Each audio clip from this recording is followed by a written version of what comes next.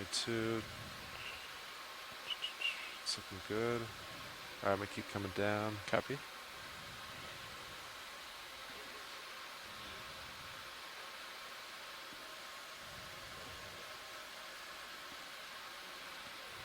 And then if you ever need to stop for tether management, just let me know. Copy that. Yeah, you just use a little bit. Pause and let it sink. I think I'm going to do that at this time. Yeah, sure. I'll maintain this. We'll just let that sink for a second. Copy that. 10 meters off bottom. I have good view in my Titan as well.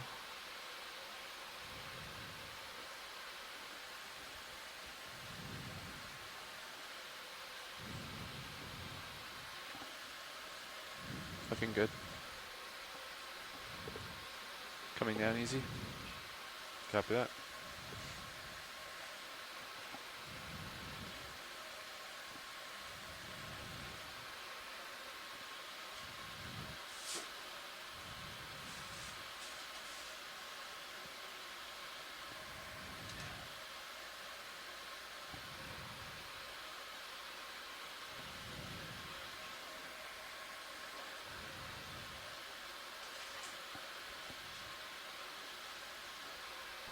That's a shark there. Here as I come back. Roger that.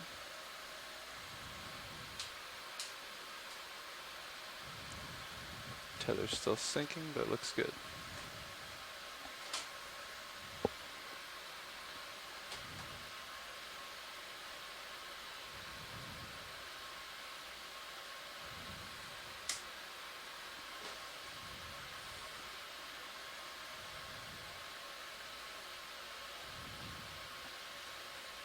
And once I get stable, I can bring out your swing arms for you.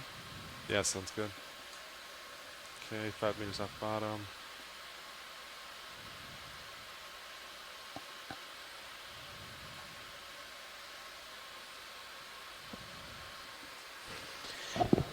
And so if you're just joining us, we are 127 kilometers north of the Azore Islands, north of the northwestern island, the island of Corvo.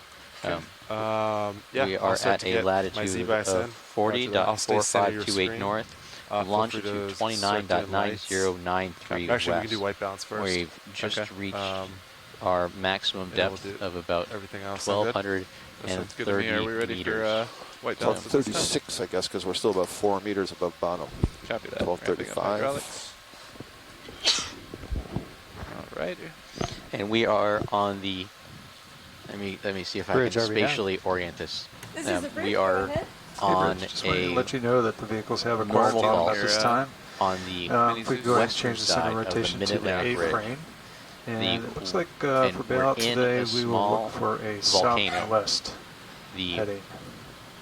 we're on the We can eastern confirm that we side have just changed of the the center western rotation facing slope A-frame, and for the of that bailout, volcano. That's we on want, the southwest western side heading.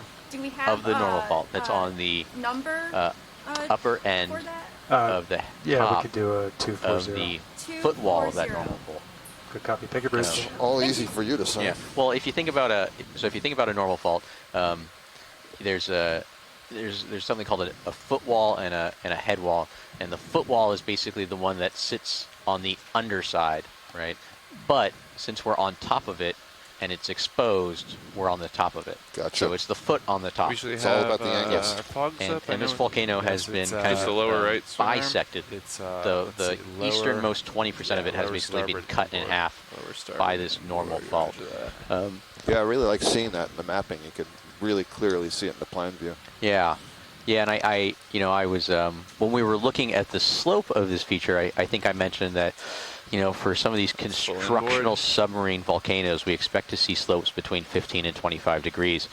And on this side that we landed on this inner side of the volcanic cone or crater, the slope was much higher. It started being 35, 40 degrees, which was different than all the other faces of this volcano, which to me makes it seem like we should expect to see lots of talus and rubble, because that talus and rubble, as it falls off that volcano, it actually makes the slope a little steeper as it starts to approach what we call the angle of repose. And so when we land here and I start to see all of this rubble, All right, let's come in a little more. I'm Boy, you called it pretty well. I'm I'll tell ya. validated in my. Validated for sure. I'm really impressed with what I see. I've already seen. And Well, video, we just saw a let me know shark if I when we need to came adjust down, at all. and I can see several sessile organisms on the rocks looking up the slope. How's So that look? that's pretty impressive. A little more up? Despite this mangled word that I just typed into the chat room, we're Camera calibrating the Copy, camera stand right by. now. Doing a white balance. You saw the color at the Cool, edge bud. there I'm gonna before. We line have up with you. So our headings, you can see. I'm looking 4 40. trained You're looking 75. videographers, Roger that. I think engineers it's about on a 10 board. degree Take offset. If great you want me care to rotate, let me know. Yeah, I in the think it's like cameras, in the lighting, a in 35 the color degree offset. balance, and this results in some of the unbelievable inside. video that we have and the Roger image that. products, many of which are available on the website. If Say again, pilot. Do you You're need me seeing to some of just... these things you really 35 like, degree and offset. Oh, right now there is? want a Wow. new Looking 40, desktop 75. Okay. for your computer, I think that We're changed like, a we're little all bit. available for Spot download. on, right? Yeah, if Yeah, you want that to is take pretty down some of the significant. James So- Webb space stuff and put Okay. up some NOAA ocean I think yours, exploration, you're looking a GFOE little to my stuff. left. Some of the So there's probably a good otherworldly 30 pillows degree that we offset saw at least, yesterday though. would be a fine backdrop, especially if they had a coral on Yeah. them. Yep.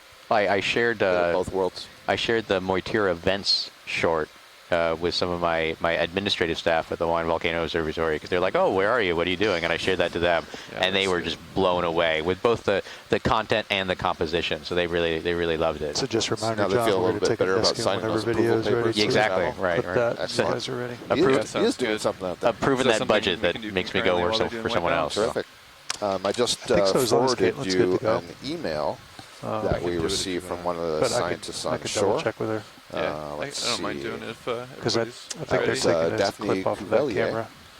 And Copy let's that. see, Daphne looks I'll like ask her to stand she's by. at the University of the Azores, Stand by. and Stand she by. put together a mosaic of one of the, let's see, which one, the bulky fumarians. Survey 2, this is So she Matt. took a It's bunch of reset the and imagery ready to and fire. sort of pasted it together, and she sent us a low-resolution version, but you can see the magnificence of this structure. Yeah, it's a beautiful chimney. Yep. So thank you for that, Daphne.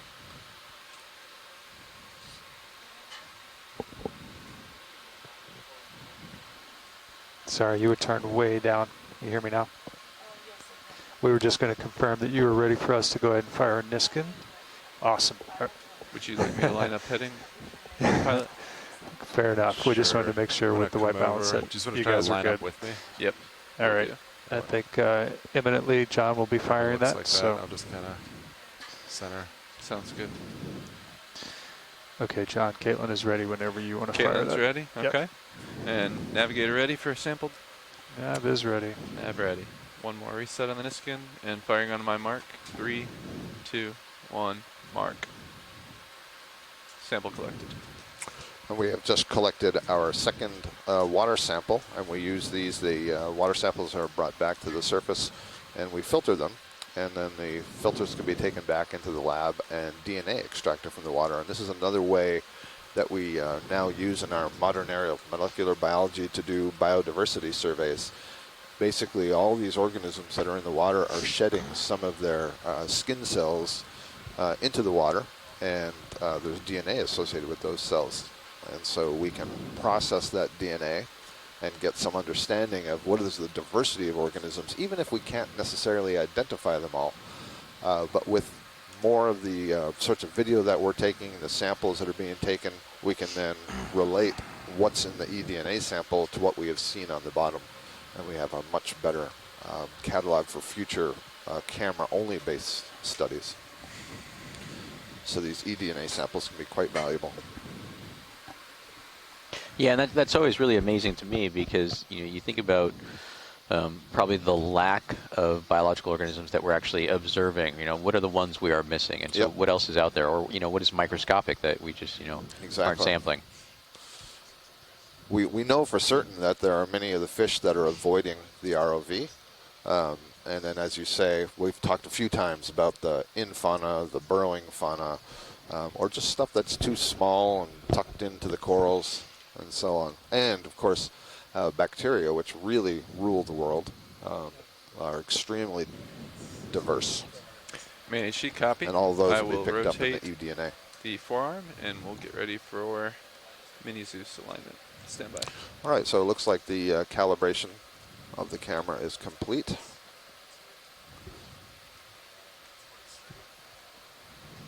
And stand by, moving Mini Zeus into position.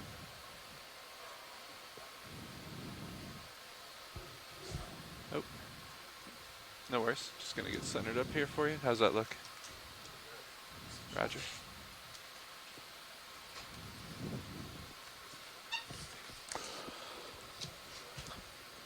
Centering. How's that look, Brian?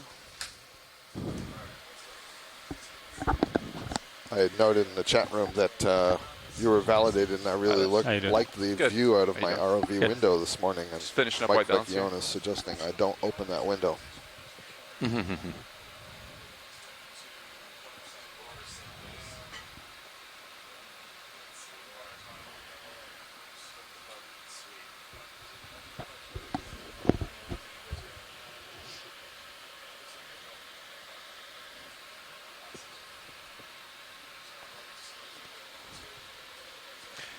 We do have 2 Niskin samples. Oh. One coming down at the deep scattering layer, 559 meters, and then one here at bottom.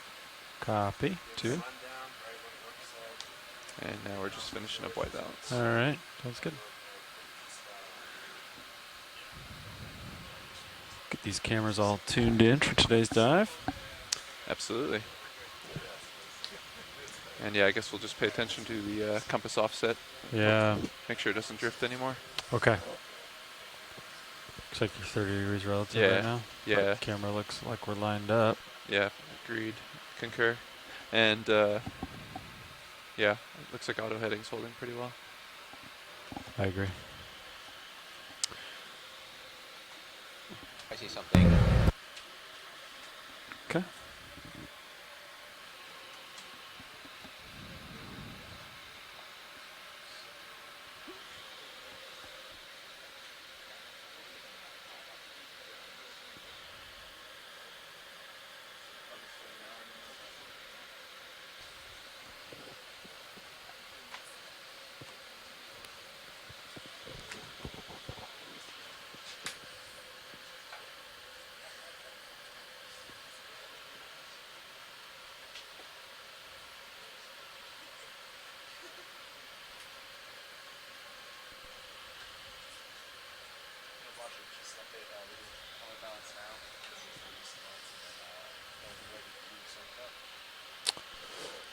Copy that, Nav. Thank you.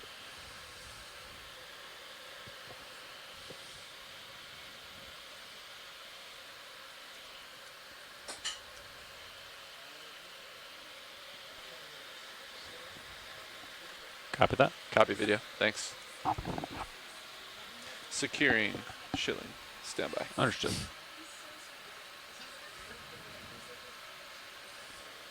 I'm going to take your Mini Zeus. That's okay. Sure thing. For navigation purposes. Of course.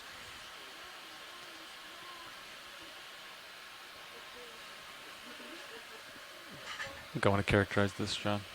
Copy that. Understood. You concur? Concur? Yeah. Yeah.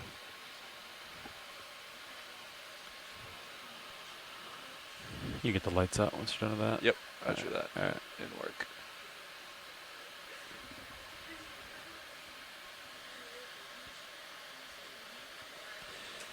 Hey, Watchley, this is Pilot. Yeah, we're just getting our lights out, but we're ready to start the dive here. Understood. So you're satisfied with the camera, and we're ready to start looking?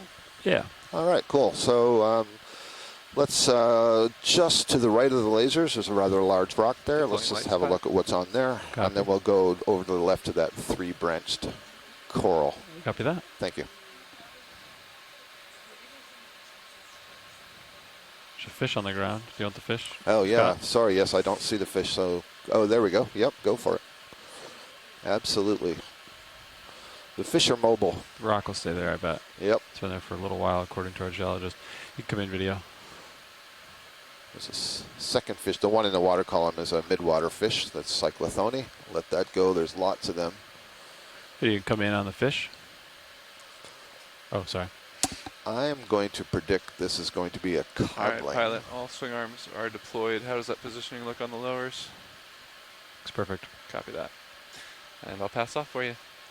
Thanks, co-pilot. No problem. Securing hydraulics. Okay. But you want me to get a small movement, get us started? Yeah. How's 60 sound? 60 degrees? Or do you want to characterize dead ahead a little more? I was thinking like, oh, 60. Yeah, 60. All Copy that. I'll put 10 meters in to start. right. Thanks.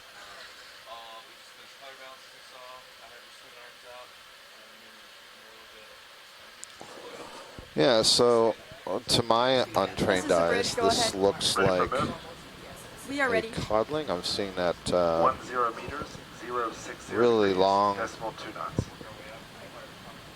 Roger, we have a range dorsal of fin there. 10 meters bearing 060 at a speed of 0.2 knots. Good copy.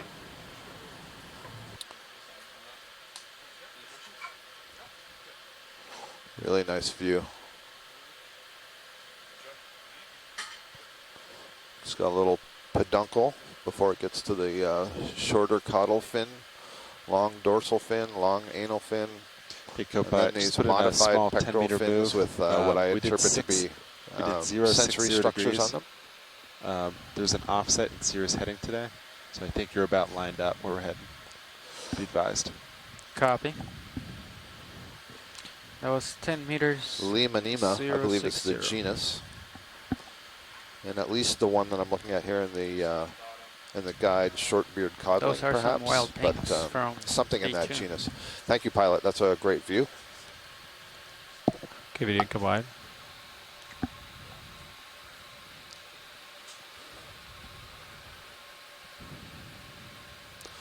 Seeing several colonies perched on some of these rocks here. We're going to have a look just to the left at the first rock we came in on. Okay.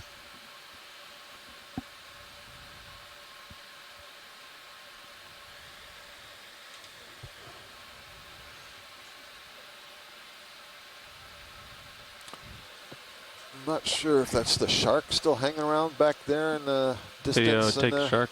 I'm not sure if that's, we saw a shark when we first got here, but let's just check to see if that's what it's, yep, still there. Just kind of hanging boom. around in the background. Boom, boom, boom, boom, boom, boom, boom, boom. There we go. Well, that's a good view.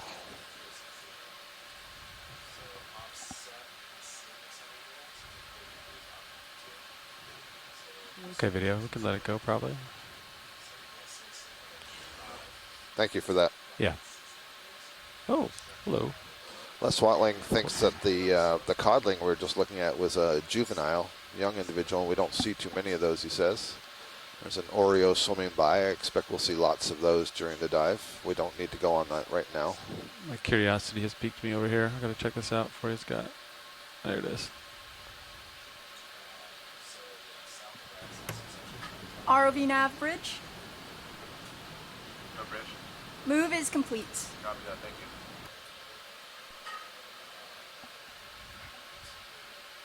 Scott, do you want a close look at this? Yeah, the sponge? Yeah. Yep, absolutely. All right. Yeah, so we first got down here. There's a number of things on the rocks. So we'll just have a quick look at several of these so we get some sense of what's down here.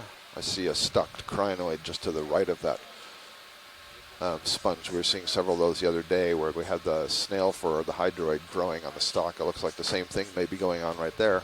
But this is kind of a large platy sponge. I suspect it's a demo sponge, yellow in color. You can see those two red dots. Our laser's 10 centimeters across. So this is probably at least half a meter from side to side. Thanks, video. I'm just curious about this.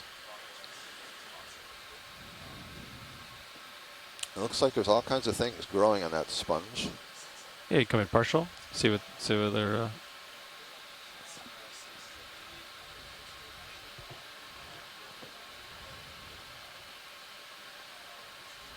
I see at least a hermit crab on the top of it. And it even looks like there's a coral either growing off of it or behind it. And I see the arms of a brittle star. And so now this is interesting. I'm seeing mostly white to this probably won't large sort spend of much plate time here. sponge, but then there are little clumps of yellow Fernando's here on and the there. right, And I don't so- know if that's the same sponge or a second sponge overgrowing it. Hold that. There's our little hermit crab using his gastropod shell. You can pull back a little more, yeah. Yeah, so there you can see some more of that yellow texture. Scott, we do have a move in, so I do need to keep moving. Understood. I think. Yep. So No figure problem. Keep making tracks here. There was a second type of sponge down below, so the ship's already moving, so we're just getting quick looks at things. And there's lots of coral up here. I see, I think, an iridogorgia on the far left. Meters in, so you shouldn't have too much Maybe swing. a black but, coral. yeah, once you're happy and feel good with another direction, let me know. Okay. We can keep moving. Understood. When you the can bearing? pilot and you go over one, try to get a look at these white thin branch things. Okay. I understand that you're moving, so it'll be quick. Okay. I have time for this one here. Okay, thank you. Just so we can get a sense Yep. of what kind of coral we're talking about. It's an octocoral, but you know there are more than 3,000 the other species of frequency for octocoral, that, so we'd like to get a good look. And I think try this to one's nail pretty it down good a little for bit more. long range. Okay. We tried it my yesterday. sense is that We did come in at on the first light I one. thought these were going to be bamboo corals. This Now one I'm will wondering if they're give going to be me the this weird, anthophylids like we collected the shadow. first day. Okay. Can take more videos. Yeah, I kind of think that's an anthothelid, family Anthothelidae. And I'm basing that on the fact that the main axis of the skeleton almost looks wiggly. The tissue is kind of thick, and you can see these little mounds, and then you see the polyps themselves have a different texture or transparency to them. You can see through them, but you can't see through the main tissue, and that's a hallmark of both the plexaurids and the anthotelids. So based on the collection that we made earlier in this expedition, I think this is Anthothelidae. Thank you, pilot. That's good. Understood. Thanks, video. Pilot's clear when you're clear, video. Okay. Waypoint 2 selected. So from D2, bearing 9-4. Yep. So we pretty much want to move roughly east. Copy, eastbound. So yeah, let me know when you're ready. Sirius is probably done swinging. So Yep. My rotator is 46, so if you want to push out, we can call another move. I don't have anything on sonar. Scott, do you want a close look up at this sponge? Sure. On Yeah. my, on my way Yeah, by. a little sponge. Do you want to thank you. keep your blue view at 40? You can pan it around wherever you want if you want to scan. I think we were seeing something like this. soft flicker on Was it yesterday or the day before? It must have been the day before Not because the we were so pulse, though, deep right? yesterday. I wouldn't expect that Okay. the species that we were seeing yesterday at below come in 3,000 on meters sponge? would be the same as the ones that we're seeing today. Yeah. Are you talking about the sponge in view right now? Yeah. I thought we did see something 10 like that meters, We saw yesterday, something except very much like it. yeah. But Like that, Sean? we I'd saw be surprised. It was Sorry, say kind of 10 smoother, meters, thicker, 090. yeah. lighter in color. Yeah. But maybe. Copy that. There's also very Sirius interesting where the rotate left laser dot is Yeah, now. like that that's encrusting 090 thing, I for think, is me. another Look over there. sponge. Right I now, peeled I think several I'm very facing small ones that were less than a centimeter off 67, of rocks yesterday. 067. It's quite amazing to me. Okay.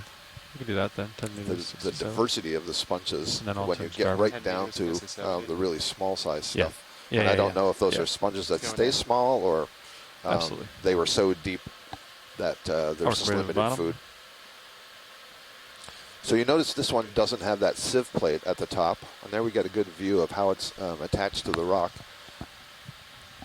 Doesn't have a fine hold fast, but I don't see a lot of thread-like silica. I forget what the name is for that sort of tangled web of silica fibers that attaches to the base what's this versus a nice gooey? clean hold fast. I think at first I said a sponge, but now I'm thinking this is a tunicate. Tunicate. Yeah. Oh, that's a really good view. And I'm saying it's a tunicate because you see within it all these white spots, which I think would be the guts, basically. So if this is a compound tunicate, and I'm pretty sure that it is. Check the, yeah, Asako Matsumoto is agreeing. So a tunicate is a chordate. It's one of the chordates, and they're filter-feeding organisms. And this is a colony. You can see several holes in the colony. And let's see, I'm not sure what kind of compound tunicate this is, but in some of them, each individual will have two openings, one for bringing water in, they filter it, they get the particles out, they digest it. The white spot would be basically where the stomach and other organs are, and then the other opening would be for X current. But in some of them, what they call compound tunicates, several different zooids will share a single X current, and they'll have arranged around it in a ring several in currents. That's cool. So that was a tunicate. Shark. There's that shark still hanging out there. Staying with us. Yep. Okay. We went ahead Kind of looks like this eastbound. gulper shark that I'm seeing. Actually, just gonna take a look This for fish guy. navigation.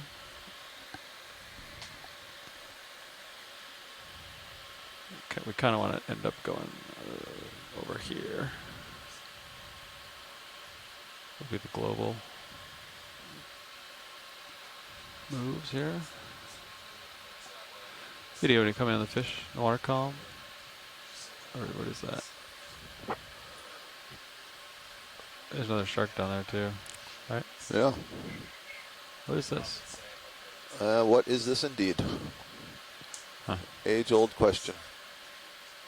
I think that might be a... Oh, wait, there's something at the base. Boy, I wonder if this is a pseudomorph or if that's a snail at the base. I'll bet it's a pseudomorph. It's one of the best examples I've seen, and I see Mike Vecchione's in the chat room, and if he agrees, then I'll explain what a pseudomorph is. What? So it looks gelatinous. Yeah.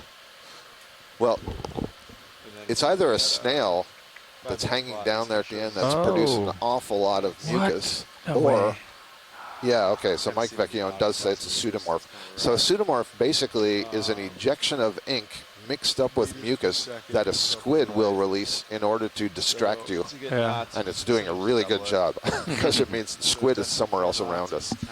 Really nice. That's a nice one because usually the ones that I see have just passed through the thruster, and so they're getting torn apart.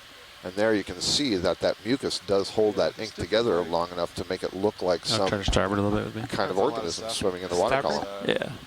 Copy. A lot of people think it like. And So Mike we don't wanna suggests go that up that white dot that's hanging down below it I haven't really is some kind of marine Kinda cut snow it that to got kinda bound follow up the in the global mucus. college, that's what Hi. they taught us. But in It'll be up, reality, it's still I've upslope never here. seen We're just that gonna cut it a little bit, I think. down. So, Copy. Just a couple degrees. All right. Getting you centered. Hey, Pat, sorry, I realized I wasn't muted. It's okay. You just feel like you're another 10 meters? Yeah.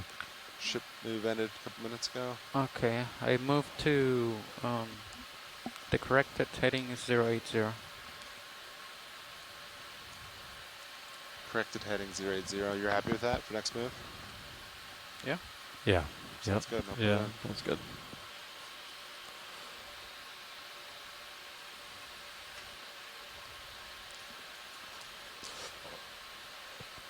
So during the morning here, as we're moving up this slope, we're going to be moving a little bit more quickly, perhaps, than we have on some of the other dives. Yeah, And that's come in this because rock, we really wait want for to get Tyler. to the top of this rim to see the community up there.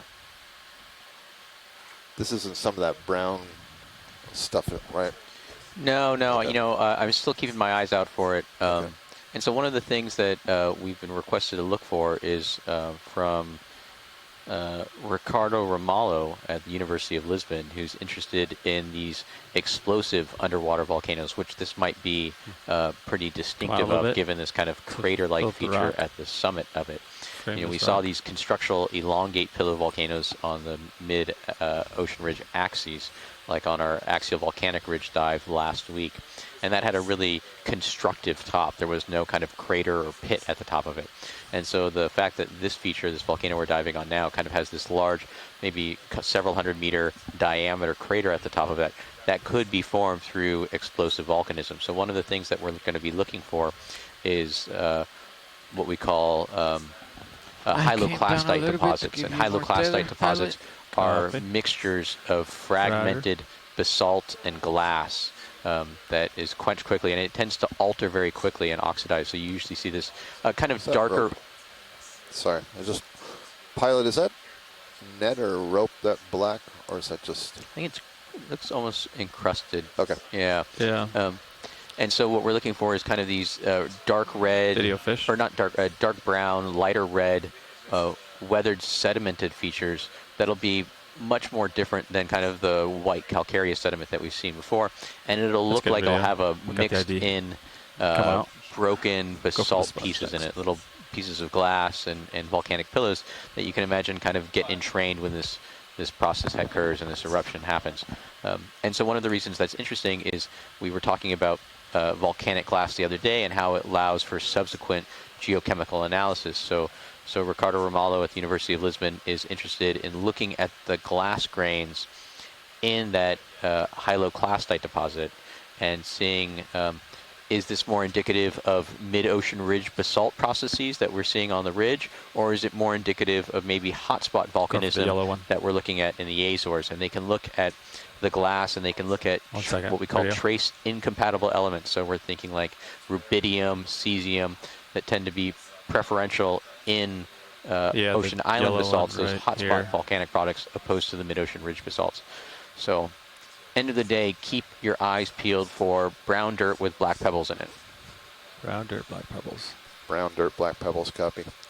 We're seeing coming on gold. On the right there is a bird's nest sponge, Pharonema carpenteri, I believe. We did collect one of those the other day. Just below it was a cup coral, and then we're zooming in here on a plexaurid coral, I believe. Oh, I'm fooled. It's a black coral. Okay. Very spiky. So, yellow colored tissue over a black skeleton. I have no idea what genus this is. It's not a morph I've seen before. So I will stand by and hopefully somebody else can provide me an identification. But the reason I know it's a black coral is because I'm looking at the polyps, and the first thing I noted is that the tentacles of those polyps don't have the little side branches that are characteristic of the octocoral. So then the next thing I look at is, well, can I get an idea of how many tentacles are associated with each mouth? And I can see that it's fewer than 8. And, you know, that's hard maybe, but I understand the way this thing is put together, so I can see that it's clearly a hexacoral. Maybe not so clearly, but it is a hexacoral. It is a black coral for sure. And that's a good view, thank you. If you could pull out, just in front of it, there was something reddish on the floor, not on the rock, to the right, I think. Red, copy. Yeah. A little bit lower than that. There it is, there it is. It's a rock pen. I knew it. Just between the lasers. The peduncle. Yes, the peduncle. So here's a sea pen that's modified, and there you can see it really well. It's modified to be more like a suction cup, and it's holding on to a little piece of dead coral. And this is a classic anthotyllum rock pen. Beautiful. And so is this the one that started on the rock, went to the sediment, and then came back to the rock? Or so octocorals in general, here you can see very nicely, 8 tentacles, that's an octocoral. So the ancestor to the octocorals was probably living on a rock, and most of the diversity of octocorals we see today live attached to rock. Sea pens are a subgroup that have that inflated base that allows them to live in a sediment, and you are right, this one clade, this one evolutionary lineage of sea pens has now returned to the rock. But what's interesting is the way they attach to the rock, the suction cup, is very different from the way all the other octocorals do it, which essentially cement themselves to a rock. Now that peduncle, that's filled with water, presumably, and can it push the water out of that peduncle, or is it is it always kind of inflated with water for this particular? It's a really good question. If you can get a quick zoom to the right of the lasers, there's another 3 branched. It's either a bubblegum or a Swiftia. That's what I want to find out. Thank you. One. Yeah, so come in. That's a really good question. I haven't observed it, but in general, yes, sea pens can release the water from the colony to adjust their size, and I think especially the ones that are able to waving at us. Hello. Withdraw into the burrow. Hello. So I think this is probably Swiftia and not a bubblegum coral. So Swiftia would be a type of plexaurid. And one of the things you can tell is the polyps alternate. So it looks like it's zigzaggy. It's like an old phone cord that you've stretched out. And right now, all the polyps have their tentacles withdrawn into that little mound. And part of the tissue is removed from the top. You see there's a yellow anemone just below that hermit crab. Well, he's turned his back on you, so I don't think he's waving anymore. And then there's a crinoid on the branch on the right. Nice video. Roger.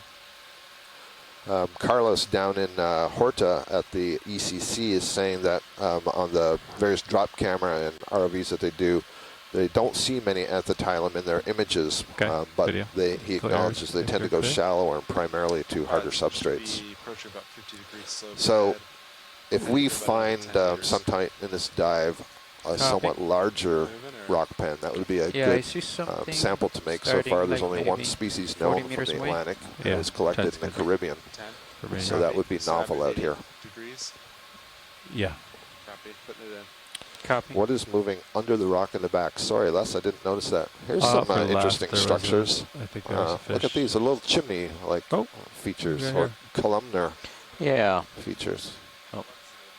More mucus. So Oreo there. They look like old tree trunks or giant charcoal briquettes. Yeah, they very well could be kind of little manganese encrusted chimney structures. Another pseudomorph just drifted by.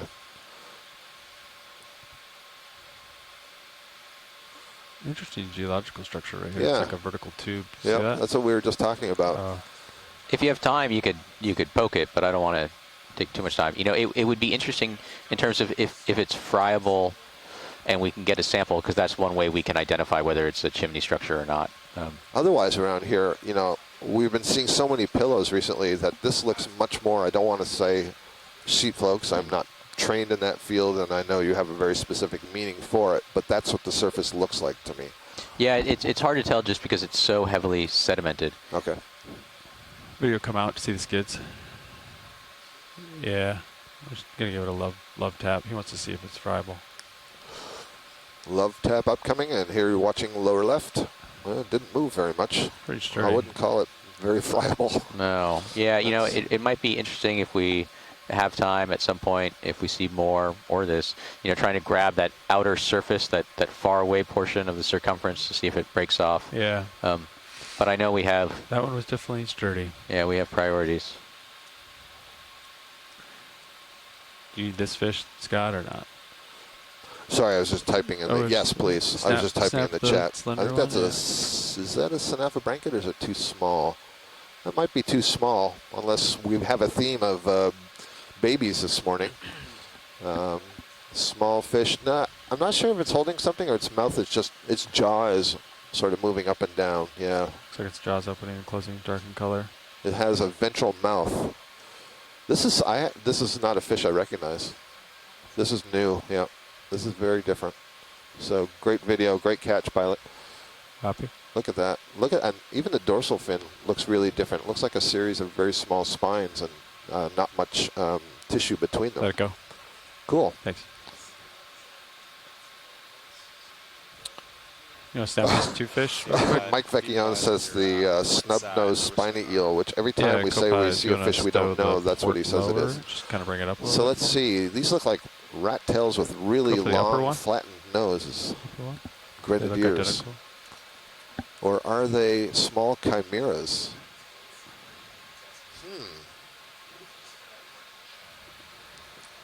You can bring Rat both, tails. Thanks, Mike. both the swing arms up just to match, you know what I mean? 50 degrees up. Well, these are also fish So that we have it's not all yet the seen way on the expedition. I mean, in we've seen the and then grenadiers, the still rat tails, right. but not these ones with the really Lower. sharp nose. Outboard. Stow. Mike Vecchione is suggesting the genus Outboard, Coelurynchus. Copy. Stow, yeah, like a partial stow, yeah. Yep.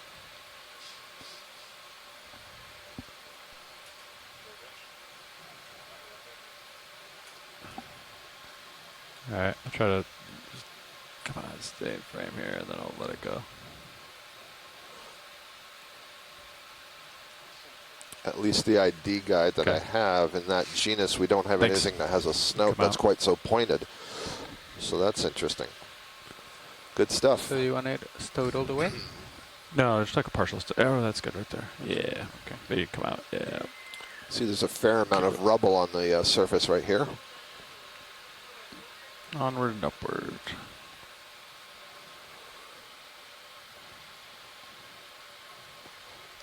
Center of the screen right now, if you could just zoom, probably Yeah. right where the lasers are, is Yeah. something very light and fuzzy. You can come in via the white polyps. That's the right.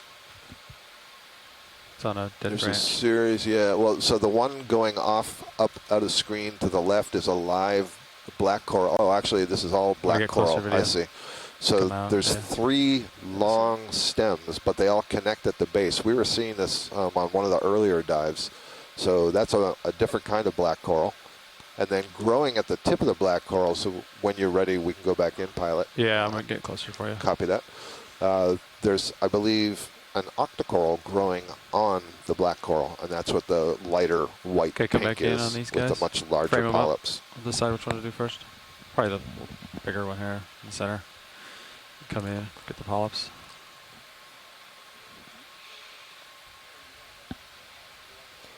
Yeah, just come in. Yep.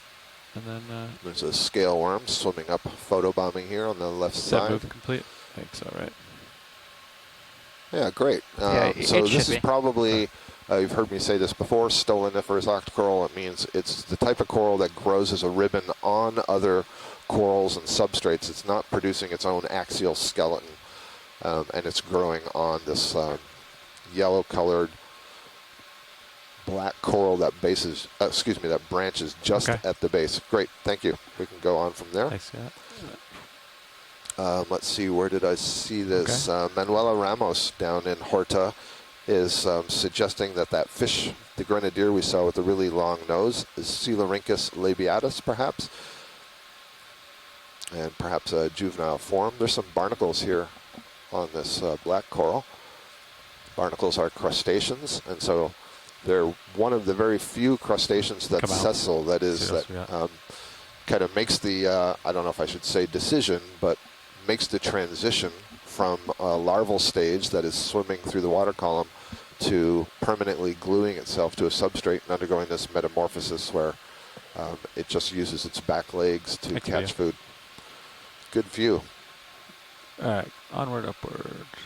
Yeah, rotator at 35. Yep, ship should be, ship stopped a while ago. Okay. So Cirrus should be about done swinging. Copy. Okay. Do you want to take a look at this and then if they want to zoom, so otherwise we Several can more just sponges call here. them clean 'em up? I didn't say it, but I forget what Yeah. it was we were zoomed in on just a short time We can ago. I move it. believe I also saw a very small stylasteran hydrocoral colony. 10 meters again. I think so, A couple yeah. of more You can come different up with me, sponges here. come One of up them with quite frilly. Copy. Yeah. Reminds me of something in the family of Fariidae.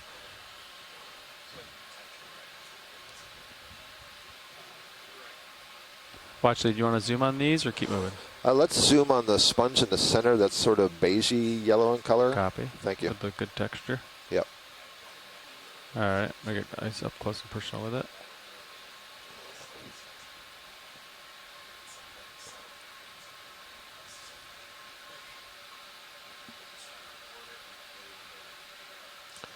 So it's interesting. This one actually looks like one I think we sampled the other day, where it looks upon Come in first partial. view as sort of frilly, but when you get closer, it seems actually a series of hardened tubes. Understood. Yeah, So I hold think this that. is a glass sponge, the one that's here on the right that we're seeing, with all these little tube-like structures that are kind of poking out from the inside, and there's actually hollow. You can kind of see at the top there's a pretty wide opening, and so you can kind of like stick your hand down on the inside of this thing. There we go, or zooming in on that.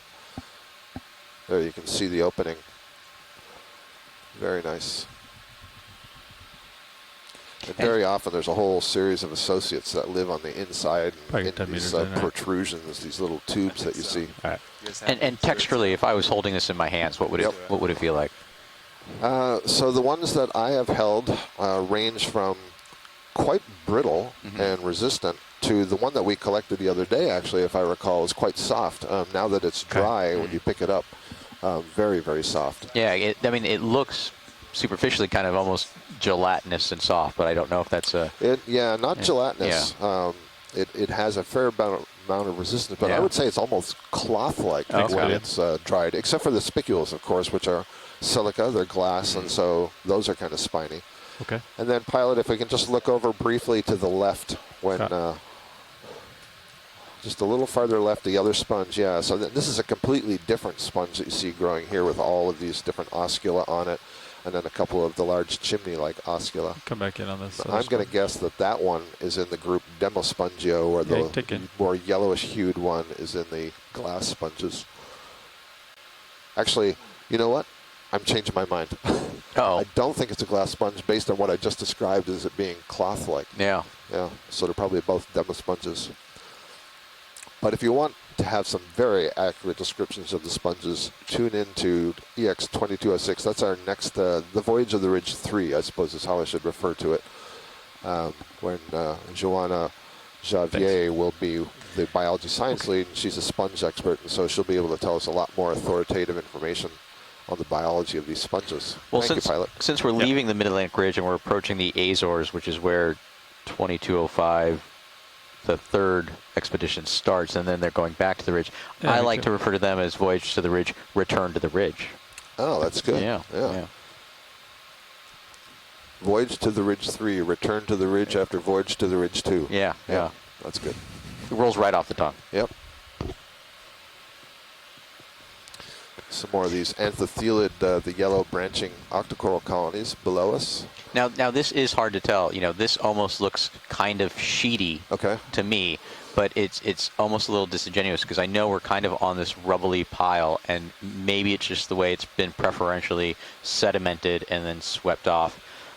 It's also hard to tell just because there's a ferromanganese incrustation on it, so there's probably a few millimeters of ferromanganese, and so, you know, one of the things I would try to look for is kind of a break in a contact where you see really nice, maybe a cross section of a pillow, and then underneath or above that you see kind of that horizontal stratification of that pillow sheet. I see. Of that sheet flow. I was going to say, you know, it looks very different from the pillows I've seen yesterday, but down actually to from the this more higher tender view, I pilot, can where kind of you're getting imagine Yeah. that some of these have this pillow-like structure, but they've been kind of buried and covered over, as you say, with incrustation.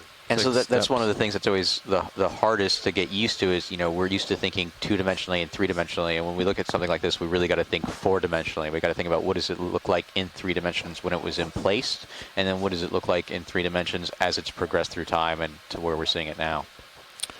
Pilot, if you are heading towards that boulder, your eye is the same as mine. I would just like to have a look at the density. It's just an interesting example of how you can get local recruitment. And the question is why? You know, why is that boulder a lot better than all these others? Why are there so That's a many way better colonies right boulder. there? Yeah. Exactly. It's a great boulder. It is a nice one. But what do they see that I'm not seeing? I really like, this is almost like a deep sea maze that's been set up here, or sort of a park with the way all these features are sticking up from the bottom, or maybe I should say the features that haven't yet been buried in the sediments. So, I mean, do you think this was a small group of colonizers that was floating through the water and all landed on the rock around the same time, or? Right, so that's exactly the question. So as I picture it, there are larvae. These are small balls of cells that have cilia that are capable of swimming or crawling. And I don't see any reason why a group of larvae would travel together. Yeah. Now, initially, maybe if they all hatch in a similar place, maybe they're entrained in some body of water. The size that they are, we have this. They're living in a world that's very Hey, come in viscous. on They these. experience water very different than we do. So maybe they are sort of held together and they all settle at the same time. The fact that they're I'll all just about the kinda hold same these size four, yeah. suggests to me that it's Like not that, that yeah. one got That's what I was here thinking. and started And see, producing offspring wait for that then interest to kinda- settled. But it could just be something about, you know, they're Yeah, I'll being go for delivered the from somewhere fluffy else where one. there's a common flow, and this is the first high spot that they get and they settle. And there's Interesting question. There's not a possibility of one of them landing there and then releasing some type of chemical that says, "Hey, everybody." Yeah, that is possible as well. I would just think that they would be a little bit closer together. Yeah.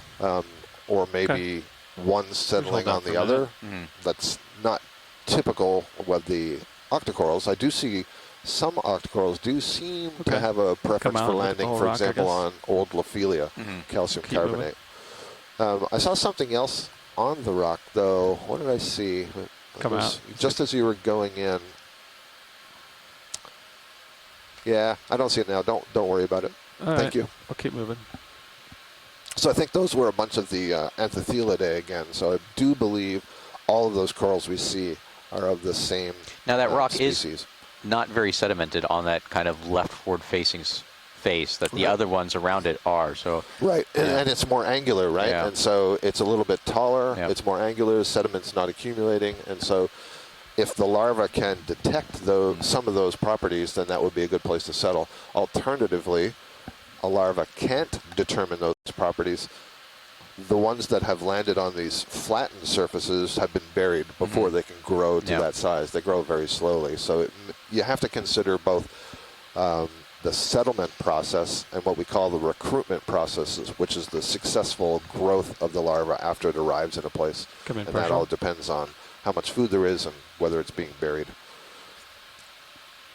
Do you need a close-up of this, Scott, or just keep moving? This is good. No, so we have maybe this other Swiftia, the coral on the right, the pink one, and then this sponge. This looks a little bit like the amphitheater sponge that we sampled the other day, just a smaller version of it.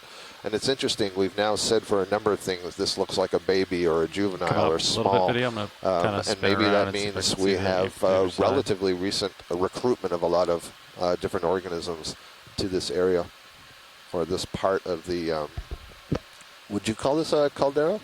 No. No? Okay. No. So a caldera is a caldera is one of the things I study during my day job. I studied the Long Valley caldera in the eastern Sierras of California, which had a really large eruption about 750,000 years ago. So Long Valley is similar to Yellowstone in terms of the size and the volcanic processes that occur. And then there was a caldera forming eruption in Hawaii on Kilauea in 2018.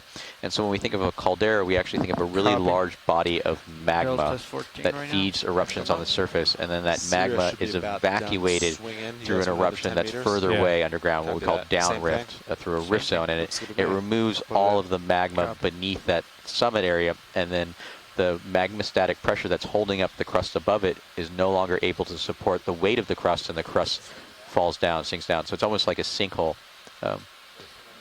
Now what this could be is it could be an explosive crater through an explosive volcanic process, or another feature we have is something called a pit crater, and that's where we have a kind of similar to a caldera, except instead of just that material sinking down because removal of magma, it's almost an active process where the magma beneath it is moving and it's slowly eroding the inside version. It's almost a bottom-up process.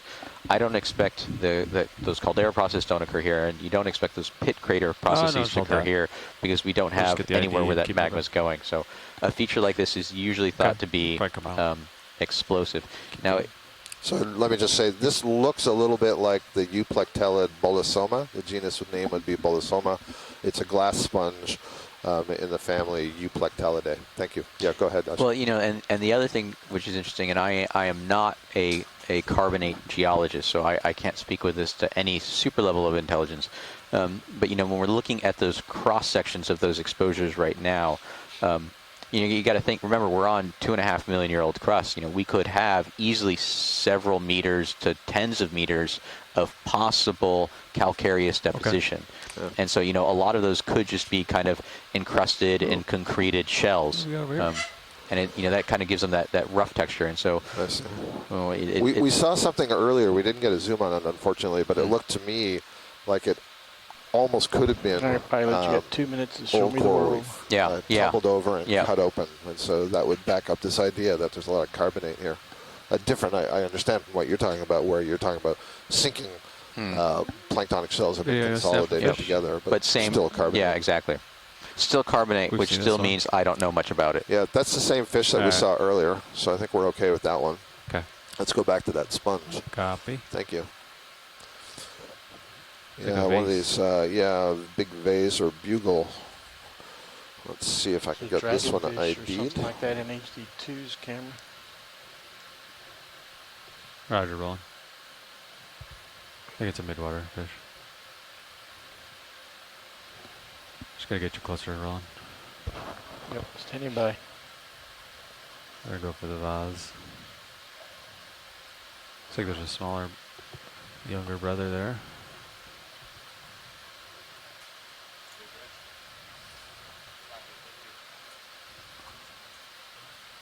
Okay, come in partial. I think we're probably done with lasers. It's pretty big. Yeah, so this looks like the one that Partial. I think has a much harder texture. It has this I'll sort hold of this shot roll. tall vase or cup or bugle shape with these protrusions from the inside. This looks to me a lot like a sponge that I remember collecting in the Aleutians. You can zoom in on the top, I guess, while we get some tether. So it'd be interesting to find out if it is soft and flexible, or if it was sort of crunchy and hard. Kind of see the little Max zoom. max zoom copy. Hertwiggia, thank you. Hertwiggia flaccifera. All right, we have an idea on this sponge. Understood. When video's happy, we're happy. Copy that. Thanks, video. Come out. We'll keep going here because I got a little bit of tether. And I believe, Manuela, maybe you can correct me on this. I believe Hertwiggia is a demo sponge. Is that correct? In which case it would be relatively soft. Can snap the There's a gelatinous. pseudomorph again. There's a squid somewhere around us. I haven't seen him yet. Yep. So this is mucus with some squid ink, and the mucus is sticky, so it binds up some of the marine snow that's floating around here.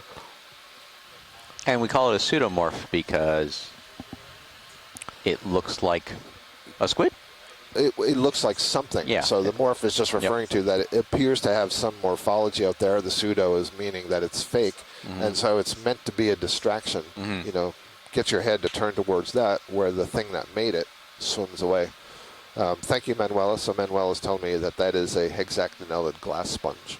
The that yellow one that we were just looking at, Hertwiggia flaccifera. I'm not sure how to pronounce the species name. I'm not sure if it's flaccifera, flaccifera. So when I want to go to lunch, I put my jacket over my chair, I put my hat on top of my jacket, and you think I'm still here because that's my pseudomorph. Exactly. Yeah. That's exactly what it is. Video, snap yellow. Let's see what's going on here. This looks like a, oh, I see. It's like a demo sponge plate that's growing sideways off of this. I don't know if you would call this a composite rock or whatever it is, but yeah, nice.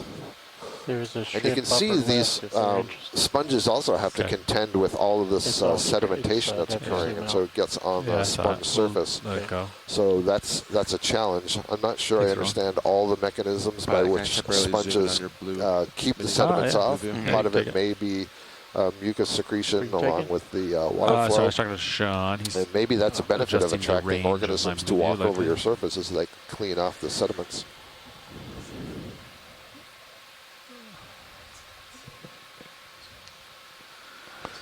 So many questions to ask, so many studies to do. My You want some- rotators back Manuela to suggests 30 that sponge degrees. may have been a That's super tiny. Desmacella, possibly near the This little guy species doing? Grimaldi. What do we got here? What is he doing? That is, He's trying really hard. And he's very small. it kind of looks like, Take it. I want to say it's an amphipod carrying a worm or an looks like a ostracod with a cumation, long tail, which is weird. A cumation? Yeah, you think? Yeah. I mean, I know cumations have the long tail, but okay. That would be cool. If Les Watling is here, he would love to see a cumation.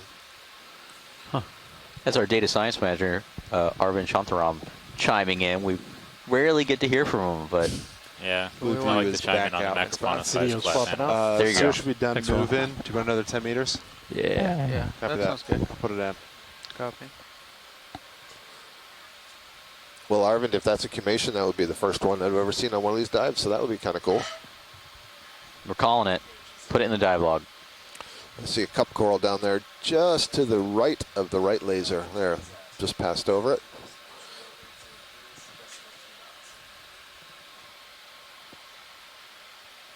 Actually, Pilot, if you could look in your lower right corner in the sediments. Oh, sedimentary pen There's, potential. Yep, it might be a peninsula. And this is a good opportunity to show the more typical sea pens that anchor themselves in the soft sediment. And Does this what you- also have a peduncle under the sand? Exactly. So this would have that inflated peduncle, but it's now anchored, so you won't Take a see it. video? You shouldn't see it. Maybe you'll just see a bit of a curvature at the top. A little anchor. But you can see these fleshy lobes that come off the primary or axial polyp that have the secondary feeding polyps. Oh, actually, you can see the inflated peduncle there, and it kind of looks like it's perched on top, but I'm pretty certain that that actually protrudes deeper into the sediment, so you're probably seeing the top half or the top third. It's pretty small. Thank you. Good view. Understood. I'll hold this shot for you for a second, I guess, video. Peduncle's a fun word. Peduncle is a fun word. I've been using peduncle at any opportunity possible. Word of the day, everyone out there. Peduncle. Peduncle. All right, video. I'm clear. When you're clear, you can take as much as you need. In fact, this whole feature we're diving on is kind of like an inverted rock pen peduncle. There you go. So we could have called it Peduncle Ridge. Yeah. We're getting a word from Asako Matsumoto, from Tina through Asako, so from Tina Sako, that the yellow branched bamboo coral that, oh, look at that. Is that a gulper eel? It's certainly gulping. Wow. Well, that's a good view. Or a Synapha eel. A gulping eel. You guys are as imaginative as geologists. Thanks. Now that's just me, right? The non-fish person. Oh, that's not his actual name. Yeah, Synapha branched, Mike Vecchione agrees. Very long and slender. I didn't see much of a dorsal fin there. Thank you. So Tina was saying that fan-like yellow black coral that I couldn't identify is in the family Aphanopathidae, she thinks. And then we're having some debate in the room about whether that was a cumation or a mysid. Delta 13.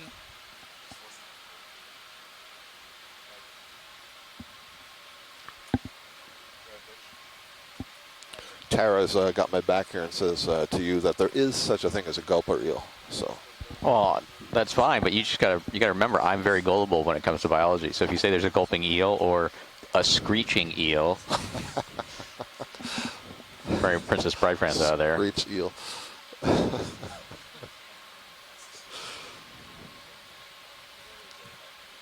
See some more cup corals, some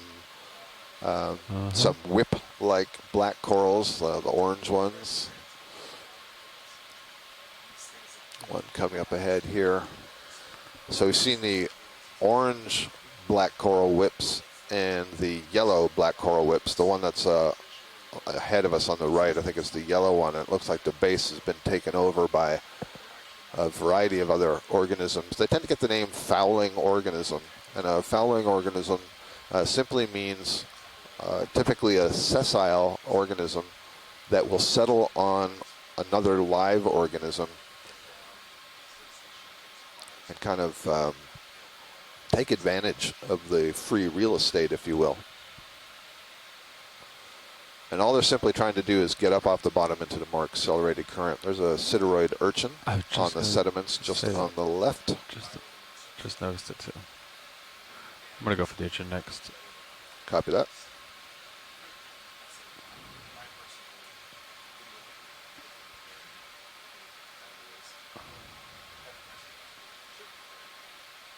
Okay, video, come in. Hold that for a second. Yeah, really large, thick spines, I think, are characteristic of this group of urchins, the sideroids. All right, come in on the test. I'll try to center it up.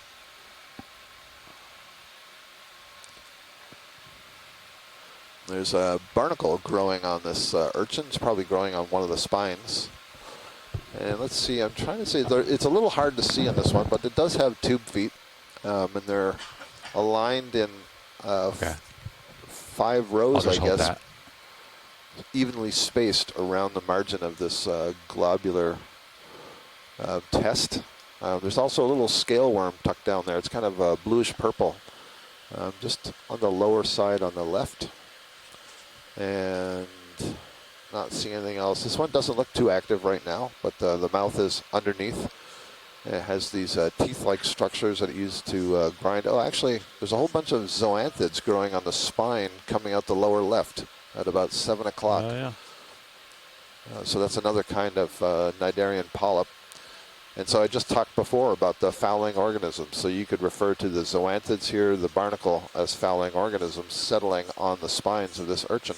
Thanks, video. Great. Thank you.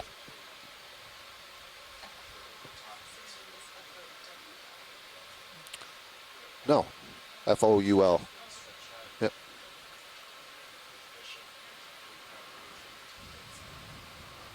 I thought I saw something stocked over here, like a. Foul in the sense Yeah. that it's, you know, messing up the surface of the animal, which would, no. Oh, here's a Metallogorgia. How cool is this? I was not expecting to see that. This is pretty shallow. Let's get a good view of this. I think this is pretty shallow. So this is probably at the upper end of the depth range for this coral. So this is an octocoral. You see it has this long stalk. And what I will call the adult phase of this colony tends to get, you know, close to 1 meter tall. Some of them, a few of them are a little bit taller than that, but they don't seem to get much taller than that. And you see there's no branches on the stalk, but when they're growing, there are branches, and they shed them, and we're not sure why. So all the branches are remaining at the top, and Yeah. inside the center of those branches, you see that sort of orangey red thing. That's a brittle star. Ophiocreus oedipus, I believe, is the name. And we've told this story many times, but it's such a fascinating thing. You only ever see that species on this species of octocoral. And so there's a very close relationship between the associate and its host that's clearly evolved together. And it raises all kinds of fascinating questions about how the larva of that brittle star finds this coral. And I think I can recall only once in all the times that we've seen this in the collections that we made have we found more than one brittle star on the colony. And that raises the question of, well, how does the brittle star reproduce? And I don't have a good answer for that. I mean, there are separate males and females. So you mean somehow the sperm of one individual has to get to the eggs of the other. And there are plenty of invertebrates that undergo what they call broadcast spawning. So they'll shed their gametes, their sperm and egg, into the water column, and the eggs will be fertilized into the water column and turn into a larva. But there has to be some reasonable distance between the individuals for those gametes to find each other in the space. So that's really interesting question there. And you can see how the arms unravel and can extend over all parts of the colony. And we think that the brittle star may have a role in keeping fouling organisms off of the colony. You notice there's nothing else sitting on this colony, even all the way down the branch, all the way down the stalk, excuse me. And probably part of that also is chemicals that are being produced by the Metallogorgia itself. There's probably something noxious in that tissue that organisms don't like to settle on it. Yeah, I think the only good here. time we ever see Come on, anything on easy. the stalk is if tissue has been stripped off the stalk, and then you see all kinds of organisms will attach. And so that's a little bit of clue, a little bit of a data that is suggesting that there's something about the tissue that is a deterrent to other organisms settling on it. So that's a really nice observation. As I say, these are more common around 1,700, 1,800, down to about 2,000 meters. Right now we're at 1,205 sonar meters. distances. Blue view is at 40 Good right stuff. now. D2 sonar 50. Sirius at 80. I'm happy with mine. It's in yours a little bit too far. Yeah, you could range mine in a little bit. Understood. I'll bump D2 sonar to 30. Then my rotator is at 50. Let me bring it up a little bit. Nice, that was a good shot. I like that one, Brian. They're very photogenic, those corals. It's like, reminds me of fireworks, kind of. A little bit. I used to call it the pink parasol. Oh, there's a large fish upper right. Oh, wow, look at that. Is that it's not a wreckfish, I don't think. No, it's definitely not. Oh, it's a roughy. Okay. That's a looks like a big old one. Orange roughy, I believe.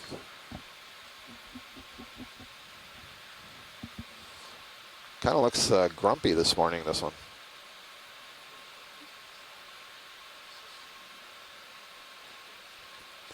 And so there have been fisheries for orange roughy in various parts of the world.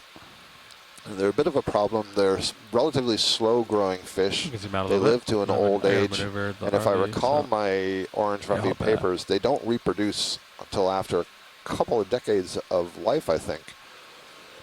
Mike Vecchione is guessing that, this could be more than 100 years old, this fish. Wow. Yeah, just amazing. And so that's problematic with a species that you'd want as a commercial fishery, because if you fish the large ones and it takes, 40 to 50 years for them to start reproducing the healthy population again, you can very quickly wipe out that population.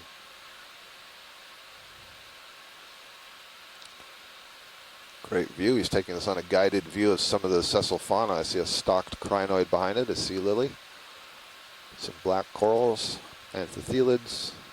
Let it go.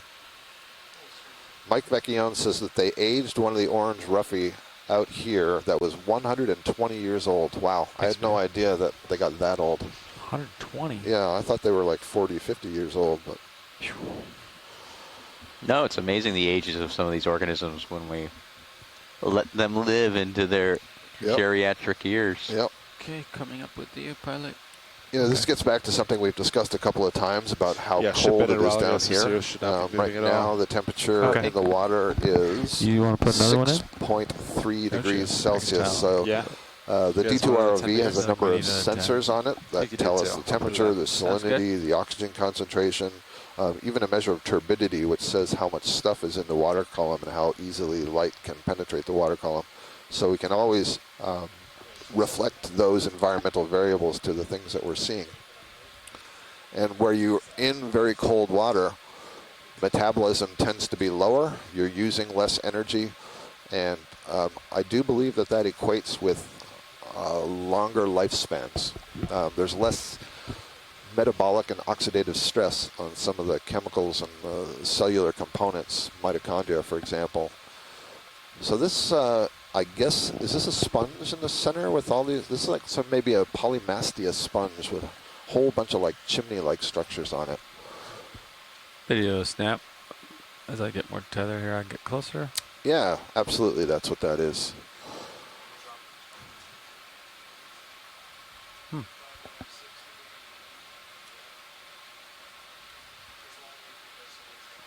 Interesting. It's got tubes in. It's got little leaf type thing. This is an interesting one. I don't recall the ones that I've seen before having quite so many Come out. I'm gonna get closer video. knobby protuberances. Those little chimneys are the X-current openings. So this is kind of a standard sponge in the sense that it's undergoing suspension feeding. It has cells on the inside that have little flagella that draw a current into the sponge basically by creating negative pressure, suction. And so that water is pushed out through the main openings.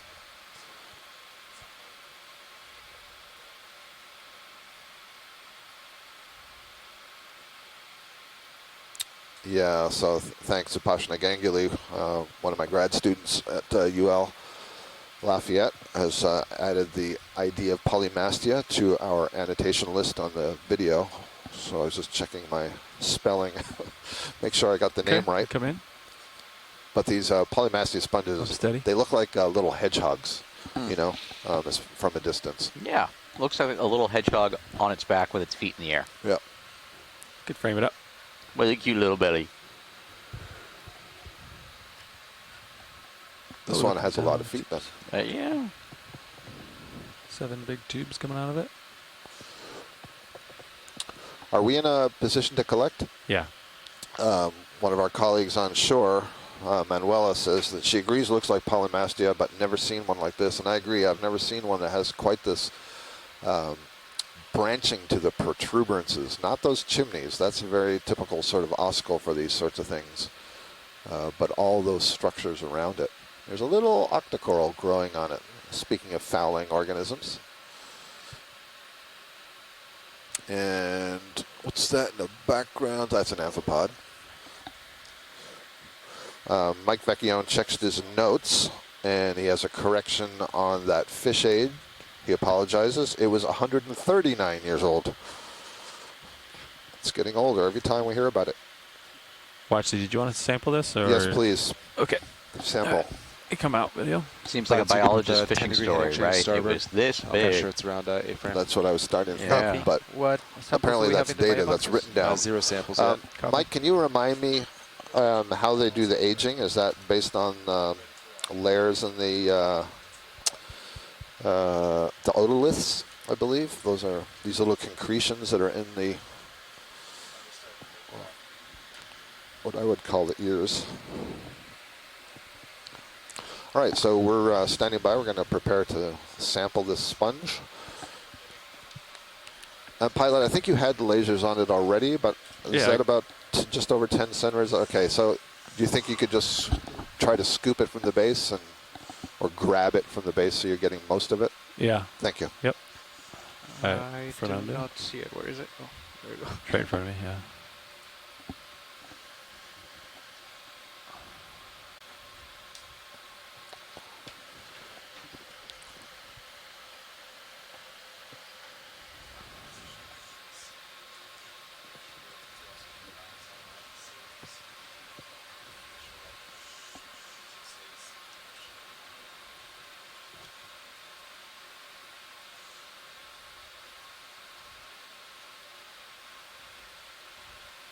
Could zoom in partial and mini Zeus in addition to Zeus if you got it.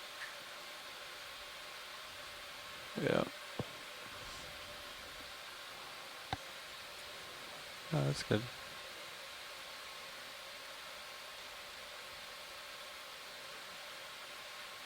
Yeah. Oh, that's a healthy sized sponge.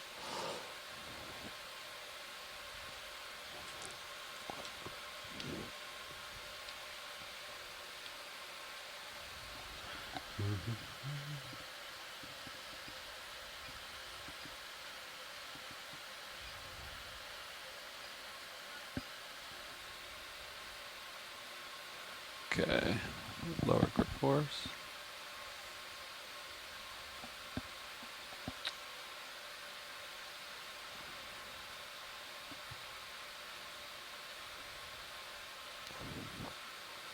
See the spongy texture of this thing.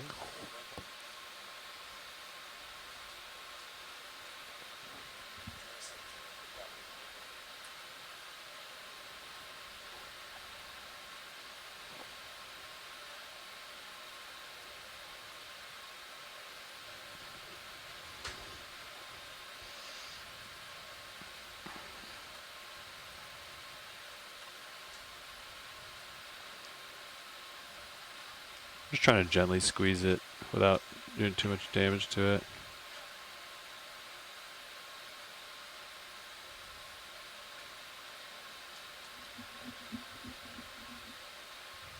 There it goes. Very nice. Very nice. Zoom out.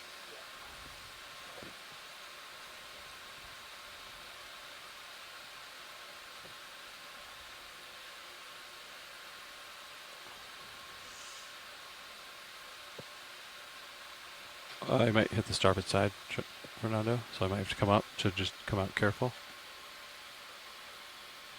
Watch that starboard wing.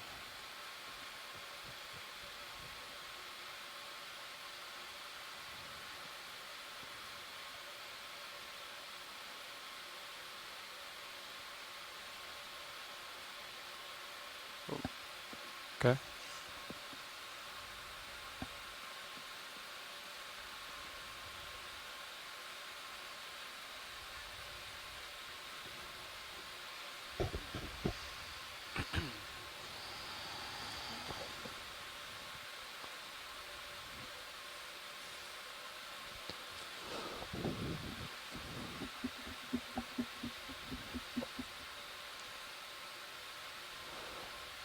And it's in the port outboard bio box. Very nice collection. That loofah was a little bit bigger than I thought it was. Yeah.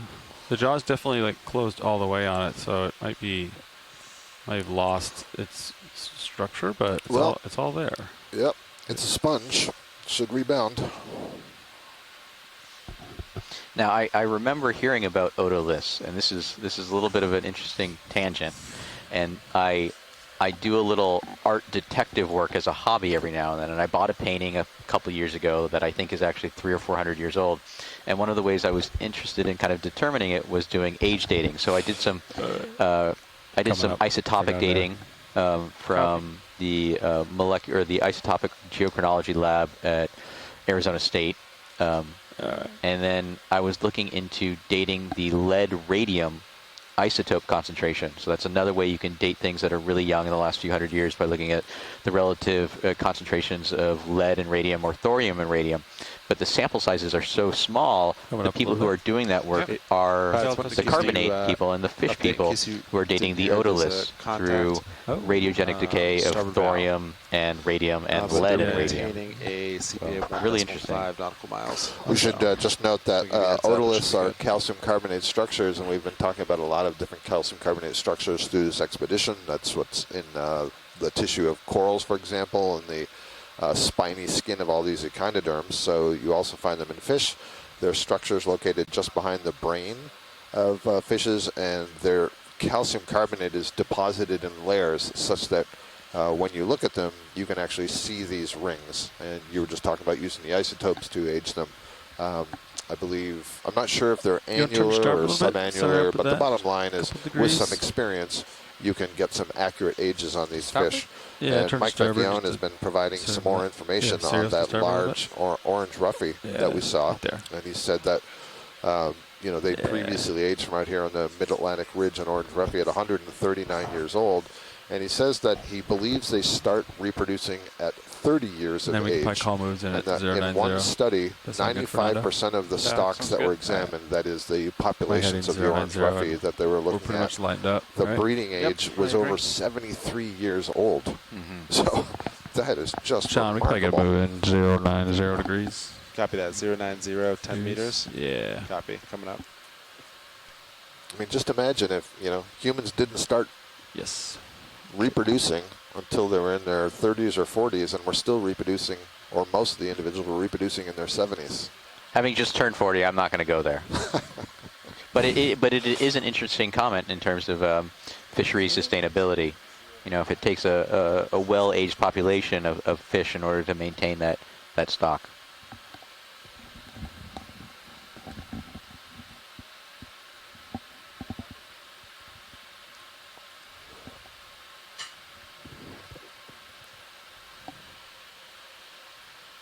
We're just going to keep going up the hill here.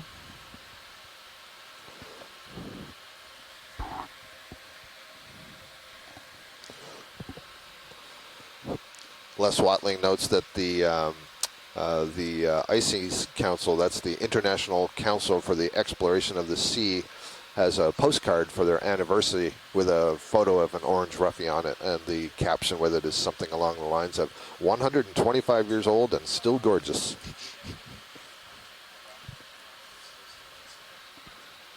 Little cup coral down there, that orange thing just next to the lasers, and one of these, I think, we'll have to find out from Tina Sacco. Yeah, can we get another view of these sticks that are in the lower right? We now have our expert having a close look. And Copy. so she Stand by. can give us an ID on this. Thank you. So again, it's interesting. These are not whips. These are colonies that are branching right at the base. And they seem to have 2 or 3 For branch. branches to it. It's definitely a black coral. I'm not sure if it's in the in the family Antipathidae or Aphanopathidae. There you can see a couple of other branches have broken off, so it looks like there's at least 4 branches, 2 that are still alive, 2 pointing towards us that are dead, and I can't tell if the one that's sort of moving off over the face of the rock to the right is part of this or not. But that's a really good view because you can see the underlying skeleton, then you can see how the tissue is draped over it. I even saw a couple of polyps that were retracting their tentacles there. Run. But as we go up, you see all the others are extended. And I'm seeing even in the tentacles, you can see these little dots. Those are the nematocyst bundles, the so-called stinging cells of this cnidarian. And this is something that you see in the hexacorals. You can very clearly usually see the nematocyst bundles in the tentacles, whereas the octocorals don't have the same kinds of cnidae. They don't seem to have as many of the nematocysts, and so you don't tend to see those clusters, those dots in the tentacles. Thank you. That's a really nice view, and hopefully, there, we already got an identification. Antipathes viminalis. So that would be in the family Antipathidae. Next video. And Ashton was asking me about this the other day, the origin of this name. The Antipatheria, which is the order that includes all of these black corals, is Latin for against disease. It goes back, I'm pretty sure, to the time of Aristotle, ancient Greeks, and their belief that the powder from the skeleton was useful in curing some diseases. There's been no scientific basis for that in studies more, in the last century. Here's Video the shark again coming through. I don't know if it's the same individual that we've been looking at. And my best guess earlier was some kind of gulper shark. Take it. Oh, he's changed his mind. He said gulper shark. I've never heard of that before. Gulper shark, gulper eel. Yep. Well, Mike Vecchione thinks it's a cat shark. Aprosturus.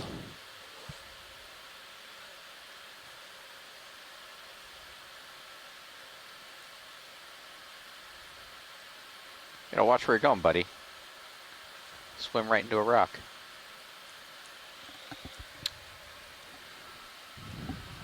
Okay. No, I know. It's almost like there's a big ROV messing with it. Might be a little bit of swing left, Sirius, but ship stopped 1-2 minutes ago. So Copy. Okay. looks like we're about Just one more halfway up comment that about slope what I for was us. saying about the How Antipatheria. far It is gets a little bit 3.2? confusing to the novice. 3.2, So we have the let's order see. Antipatheria, the family D2. Antipathidae, and the genus Antipathes.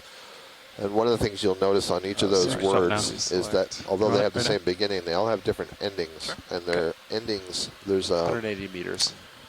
formal vocabulary in taxonomy and systematics. So it's kind of a shorthand. So if somebody says to me Antipathidae, it ends in IDAE. I know they're talking about the family level, even if I don't know the family.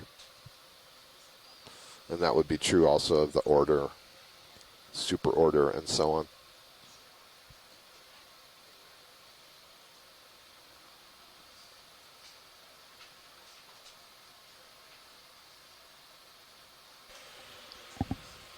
Okay.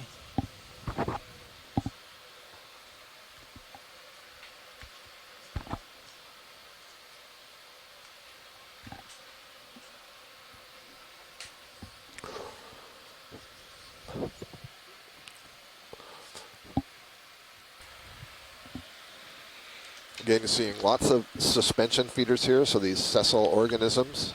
Sessile means that the animals that you're seeing, and these are all animals, not plants, have attached themselves to the seafloor in various ways, some kind of cement typically that they have secreted, and they are growing up off of these raised rocks and boulders and pillows and so on in order to get up into the water column so that they can get their feeding structures into where the current Yeah, is but we're moving the steepest part right now. a little bit more quickly to deliver more food. I'd say this is about it. If we trust high pack, we should be starting to get out of it. Okay. But yeah.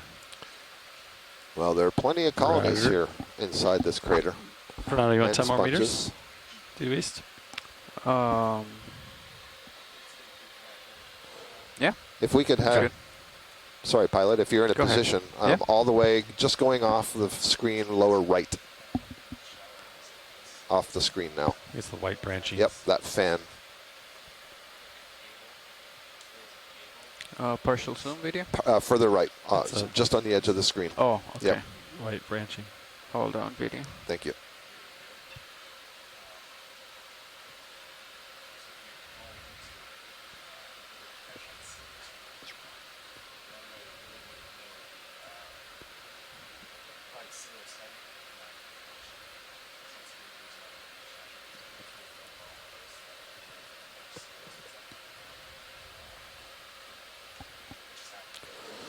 So this colony, the texture of the colony looked a little bit different to me, so I wanted to just get a look at it. It's what the lasers just passed over. It's that left side. The polyps are a lot smaller, and I'm not sure if this is just something that's overgrowing, if this is a primnoid or a hydroid. Okay, partial zoom video. Let's get the lasers on. No, it's an octocoral. All right. The laser's coming off. Then, oh. Rising. Hold on. Oh, maybe this is the dendrobrachia again. Well, that would be cool. Okay.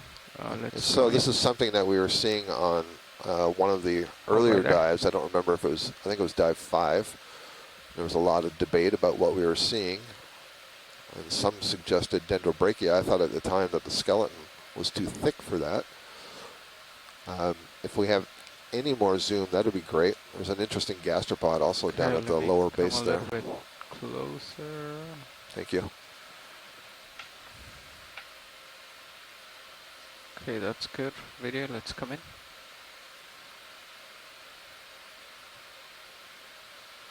Yeah, that's terrific. Great.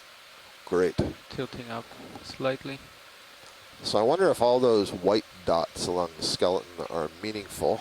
I'm seeing it both along the You main can come in axis if you have and more the zoom. side branches. And if, oh, actually, so Copy. the view that I see of the branch that's kind of sticking out towards us going to the right, and it seems to have some raised bumps, almost looks like there's some grooves. And that's a hallmark of dendrobrachia. The skeleton, instead of being smooth and round, has ridges in it. So I think I agree with everybody that who is saying this may be dendrobrachia. That's what it is. And one of the interesting things about that is, if I recall, when Okay, this video. genus was Do you first want described, to it was described rotate from the up or down, skeleton, or and it was just stay? described as Or a we're black good? coral because black corals have this sort Copy. of thorny skeleton, so the ridges were interpreted in that way, and only later was it transferred to the octocorals. Great, thank you. Great view. So these last couple of dives where we've seen it, this is the first time I've ever seen this genus in situ. Oh. Yeah, Tina's agreeing with me. She's also seeing those longitudinal grooves in the skeleton underneath the tissue. That's pretty distinctive for that genus.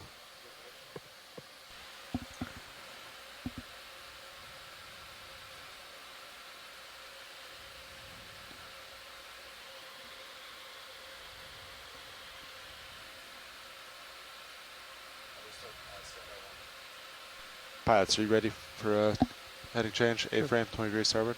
Copy.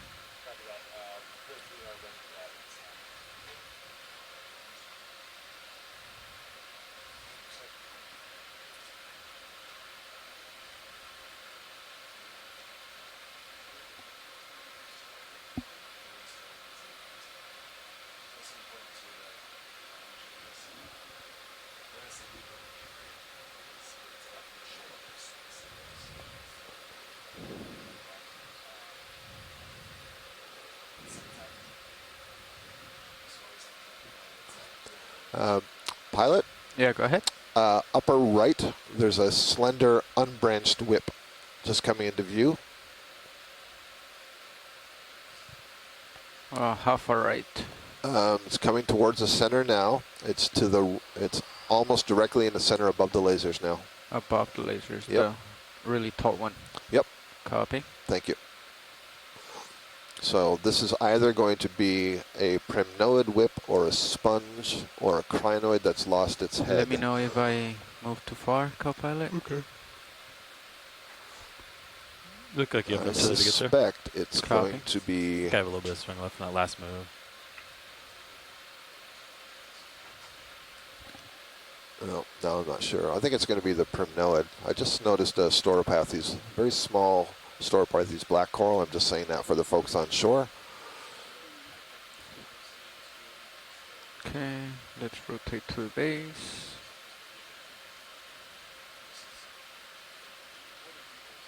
All right.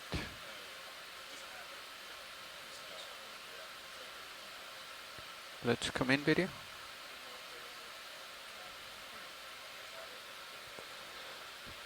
All right, good. So as we're zooming in on this, what you're going to see is that the polyps are sort of pointing down, and there's 3 or 4 of them all arising from the same general area, kind of like think of them as being oriented in a ring around that main axis. Looks like maybe it's 1, 2, 3, 4 or 5 actually in these whorls. And that's what sort of gives it from a distance this really smooth, sort of thick appearance to that whip. And so why I knew from a distance this wasn't going to be a bamboo coral. The other thing is, if you were able to see the polyps closely enough, you'd see a series of scale-like structures going up the body wall of each of those polyps. Thank you. That's a good view. It's interesting. What I think I'm seeing, and this is for the folks on shore who know the prinodes pretty well, is that the scale at the lower part of the polyp has a pronounced needle at the top of that scale. So that's kind of interesting. Yeah, good stuff. Okay, when you're good, video. Great view. Pilots, we want to get you a move in. Yeah. Yeah, we're ready. 10 meters due east, still good? Yeah. Copy. Okay, taking off. And then I'm gonna So we center continue to your move camera. up slope. We got on the bottom. Let's see. Wow, it's already been almost an hour and a half. That's amazing. Time just flies.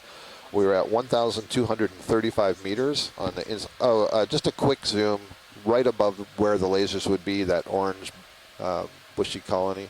This one right here? Yep, that's the one. Okay. That's going to be an Acanella. I already know what it is, but just so Partial we can zoom video. document what it is. This is a Hold right bamboo there. coral, Acanella. Was very common when we were diving at our dive 5. Not too much shallower than where we are right now. And I've heard from our Azorian colleagues that Slowly it's very approaching it. common in these depths around 1,000 meters up here. Thank you. That's terrific. Okay, So ready? yeah, we got Let's onto the come bottom up. at 1,235 meters inside this volcanic feature, and we're climbing up. up the wall towards the rim. And we are currently at 1,183 meters, and we think the top of the rim is at approximately 1,000. Actually, it was about 1104, I think. Is that right? Or 1110? 1100. 1100? Yeah, so we're about 80 meters below that rim. And it'll be very interesting to see how things change. Yeah, we'll definitely take a look at this large branching coral. Thank you. It'll be interesting to see. We're already seeing, I think, in my opinion, much more sessile organisms than we expected. But I expect the density to get even higher. So this is a pretty spectacular little rock here. This is going to be filled with different things. I see a black coral feather on the lower right at the top. I see 2 Chrysogorgia kind of bottle brush shaped colonies.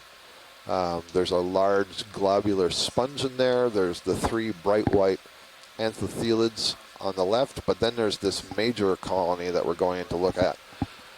And we'll find out if this is let me settle video. Plexauridae, which would be the sort of closest to the characteristic shallow water sea fans, I think, that we see down here. Or is it a bamboo coral? Probably a plexaurid. But there's also another kind of Okay, coral let's that's come in. kind of growing off towards us that's white from that mass. It's been here for a long time. Copy.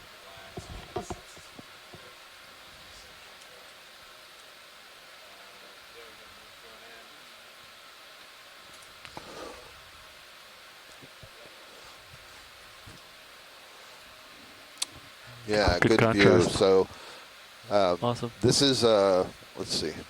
Looks good, doesn't it? Let me just hesitate a moment there and get a better view, because I was typing in the chat room, so I didn't see as we were coming in. Go ahead. I don't want to say that we're looking at one thing when it's another, because as I look at the sclerites here, I want to say this is a bamboo, but when we were coming in, I had convinced myself it was a plexaurid.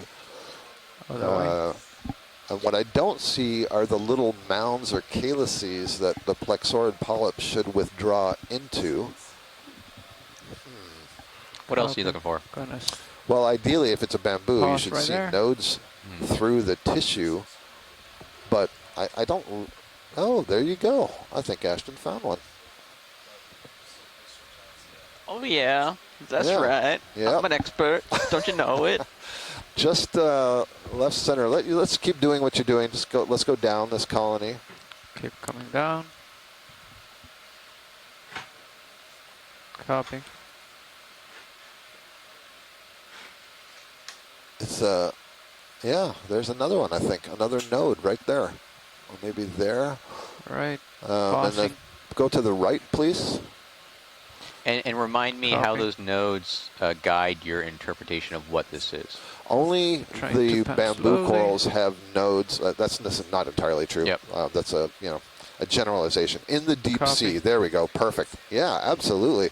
And this is a nodal brancher. I can even see these two major lower branches are coming out from these black spots. So that black line that you see there, these are protein. And those are the nodes, and the white space in between is calcium carbonate. We call those the internodes. And so only in the deep sea here, this family, the Keratoisididae, has that kind of structure. The colony behind it, the lighter white, is another kind of bamboo coral. I think it's a different species. That one I'm confident is Jason How are we Isis. doing This with that forward move, one, I'm not co-pilot? confident what it is. So that's I'm not sure. fantastic. I think we just started swinging. Maybe got a little bit Great left. It's a stuff. short move. Great stuff. Copy. We got for Wes Watson timing. says J3 clade. I think the one in the background there is absolutely J3 clade, and the one in the foreground quite possibly as well. But very prominent spines, I noticed. All of these polyps are kind of curled up and they're hiding their tentacles. And when we were looking at the ones up at the top, that's what made me hesitate. All right. Oh, very cool. There's the Chrysogorgiid. There's our sponge, our hermit crab. Oh, actually, the yellow colony down low on the left, that's an Acanthogorgia. And we have anthothelid. So right here in this one small yellow little one on rock. the left bottom? Yeah, lower Copy. left, yep. We have 1, 2, 3, 4, Copy. 5, at least 6 different octocoral species, plus the sponges and all the things living on it. And we have cup corals. Ooh. Yeah, so that yellow one back there, that's got an anemone on it. That's in the family Acanthogorgiidae, probably the genus Acanthogorgia. And so I'm thinking back to the dive. What did we call that dive? Dive 5? The one you named? Zenith. Thank you. Yeah, the one we named Zenith. We'd seen some Acanthogorgia there as well. We had some requests to get a collection. I've had a request to collect the Dendrobrachia. There's excitement about the bamboo coral. At least the bamboo coral, if we wanted it identified, it would need to be collected. We can't get all of these things. I'm just sort of relaying to you kind of the excitement and the desires of science on shore, because there's a lot of things that we see here that in order to actually put a name on, we'd have to have a collection. We can't collect them all, but I just want to share with the public the information that we're doing our best to put names on these things, and some of them we know better than others, but that's why we take the collections. And there's that Bathypathes, I think. We got the ID. Yeah, Bathypathes is probably pseudo-alternata as a species name. So that was a beautiful rock. What did you say? What? No. Oh. After that. Oh, that was a beautiful rock. Yeah. All right, I just want to... Didn't even know what I was saying. I know. I mean, you know why it was beautiful, in my opinion. It was covered in biology. Oh, okay. I was going to say that beautiful basaltic texture with that ferromanganese crust that just shouts, "Hey, look at me! I'm doing ocean chemistry and precipitating out minerals." But maybe not. Is this yeah, that's partial interesting. zone? Yeah, just like that texture. Yeah, it's weird. It almost looks transparent. Huh. I would almost want to call this a tunicate from a distance. I mean, the size of it should be a sponge, but the texture and transparency looks more like a tunicate. Sorry. Okay, right there. If you have more zoom, let me actually... There you go. So you can zoom in. Huh. Oh, I see. It is a tunicate. It's one, I think it's one very large solitary tunicate. And that would be the X-current opening that we're looking at. We're zooming on right now, upper left. You ready for a You can see there's a hole there. I think it's 10 meters. And this would be the tunic itself. And the tunic sometimes can incorporate spicules and sand grains and stuff from the environment.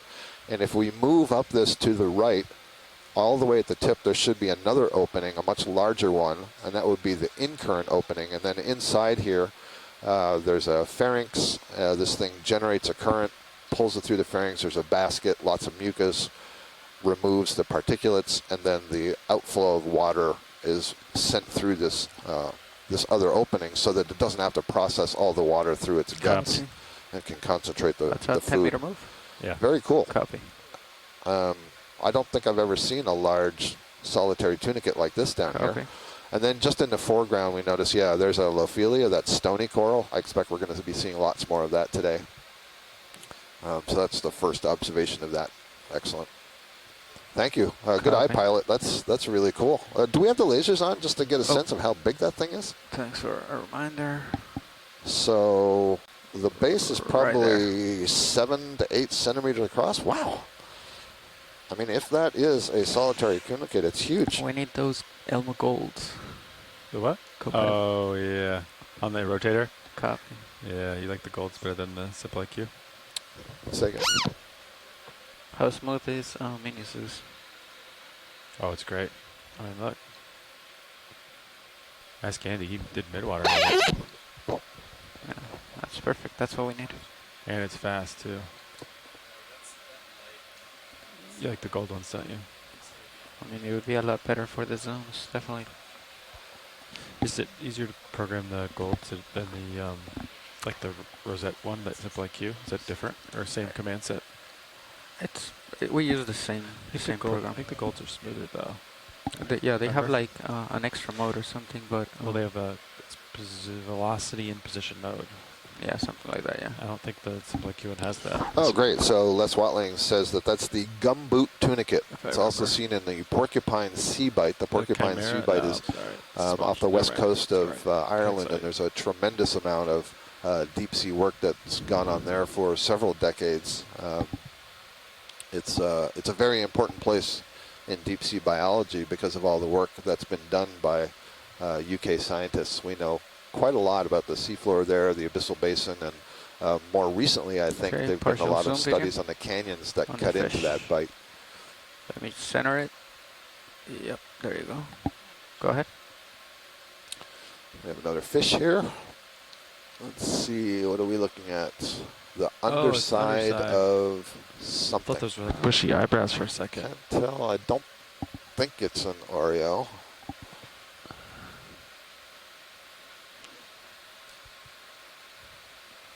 Let me know if I'm moving too much to the side. I'm just a pseudomorph. You're good, Fernando. You're right in the middle. Copy. Is this like a very pale roughy? This is like a gray roughy or a white roughy. I think it's one of the rare upside down roughies. Yep.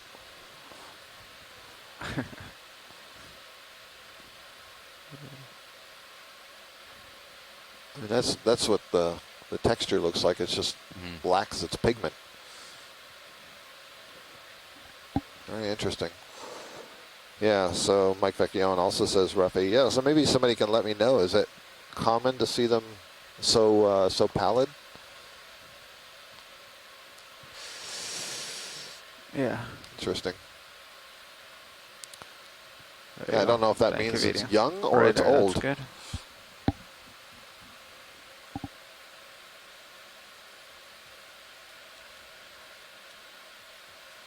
Oh.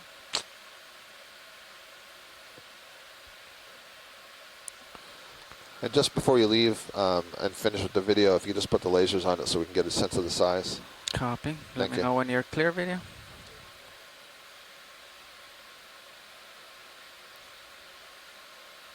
Right. Another one of these antipathies, black corals sticking out. Copy. So there's the lasers.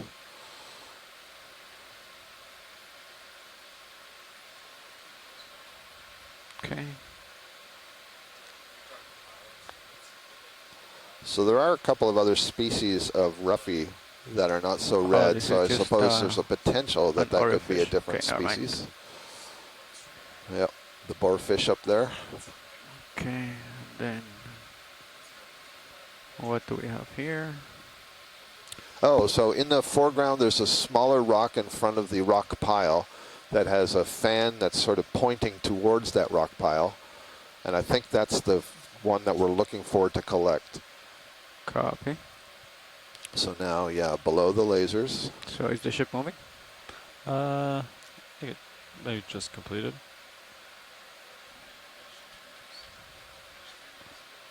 Oh, great. Perfect. Copy. All right. Perfect. All right. That's still too far out, right? Uh, Okay, so I guess from here, let's just take a look. Zoom in video. Hold on, let me just stop shaking so much. Or if this is once if it's There you go. brittle or if it's Let's go in video. rigid.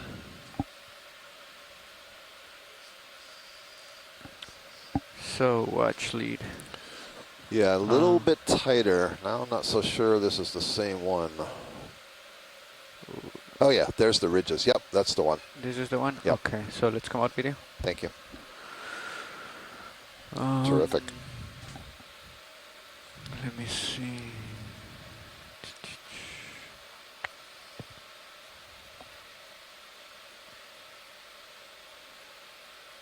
All right.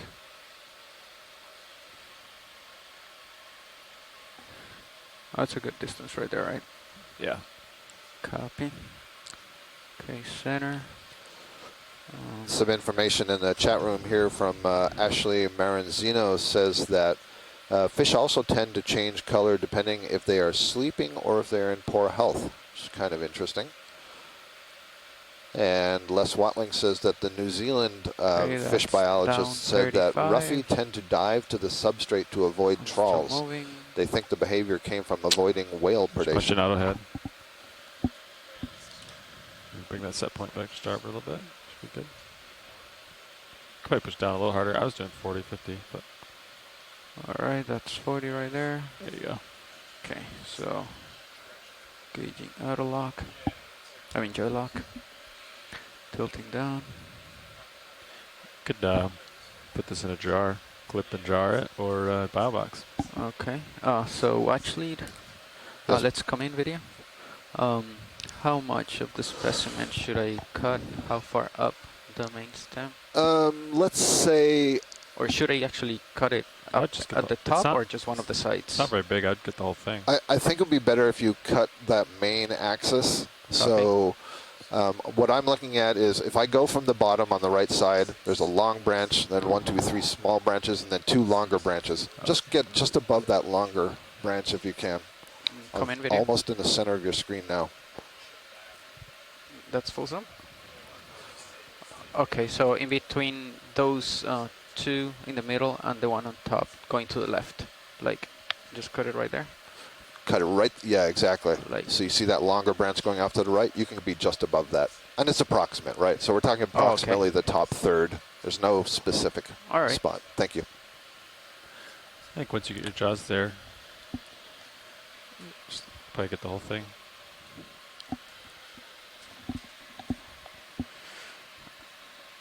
and then... Hydraulics are out. You thinking... let's try the starboard. Okay. Maybe outer. Okay. Prepared. Copy. I'm just going live. Okay.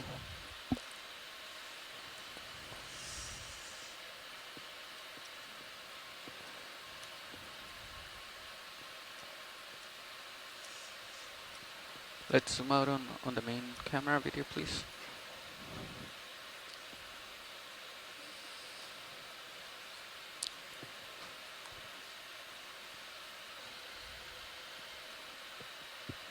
Are we zoomed out? Okay, there you go. I see the claw right there. Thank you.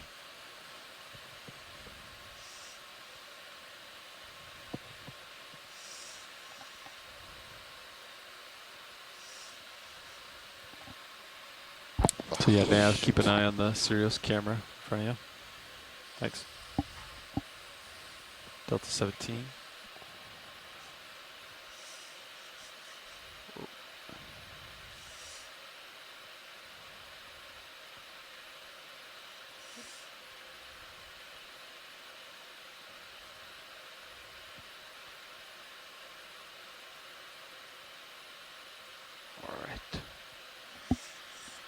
Okay, let's come in on main camera, the Zeus.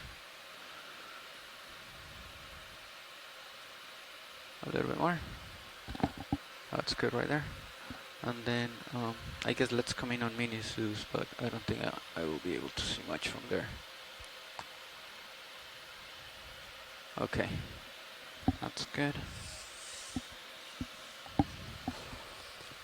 And pilot, given its size, it's okay if you go a little bit lower than what I said.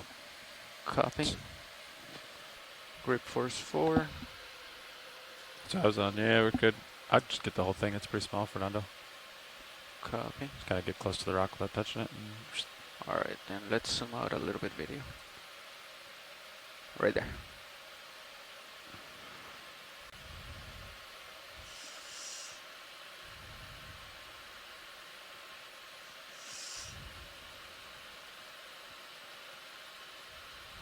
nice.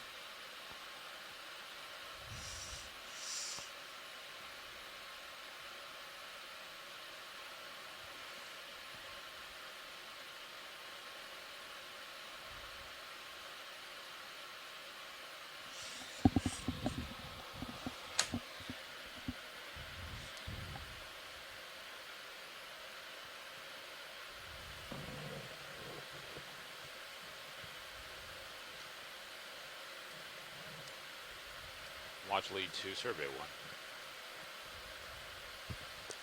Go ahead, survey 1. What are we calling this species? Dendrobrachia. Roger that.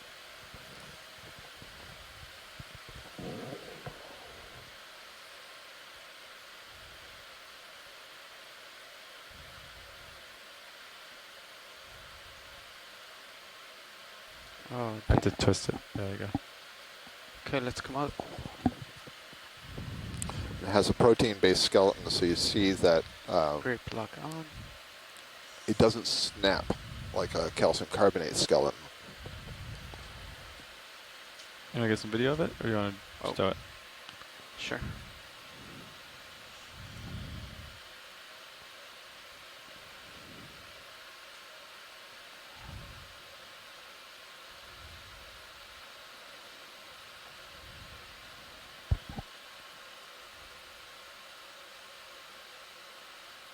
Okay, let's go.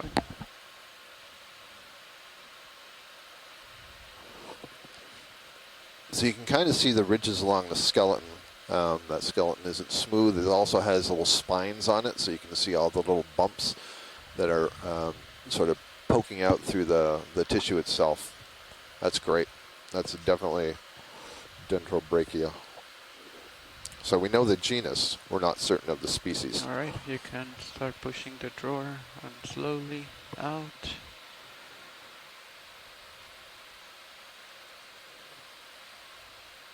Takes a little while, huh? I'm just being careful. Yep. Yeah, I don't think you're gonna touch anything. I think I'm touching. Oh, okay. Do you want me to? Yeah. Okay. Hold on 1 second.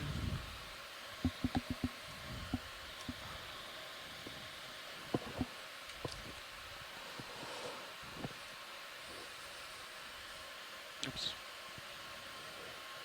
Okay. Lifting off. Roger. Okay. Have good bottom lock, solid. Gauging out of depth. Gauging out of Y. Out of heading. Oh. Oh.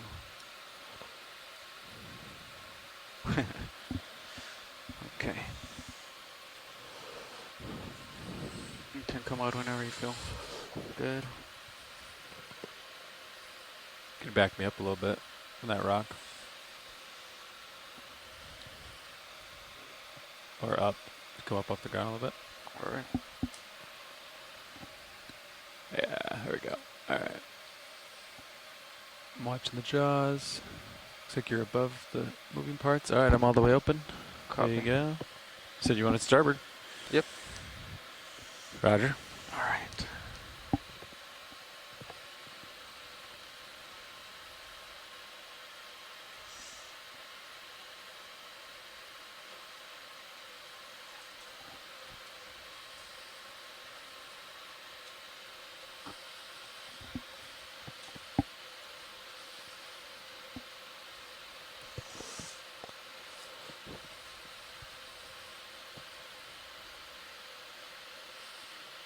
All right. Oh, let's try it right here.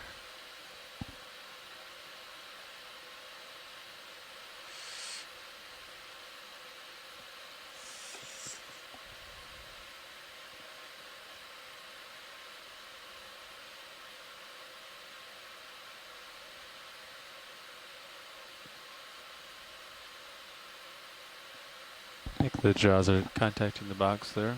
Just careful. Yep, see that?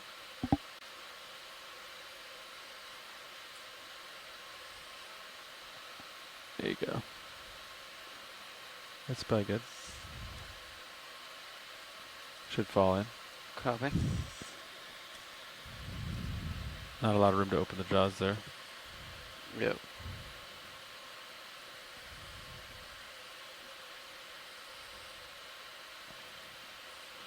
Yeah, I'd probably come out of the box a little bit and drop it in. Otherwise the jaws get hung up in there. All right. You could contact it on that side of the box. Go wrist right a little bit. There you go. And then up a little bit.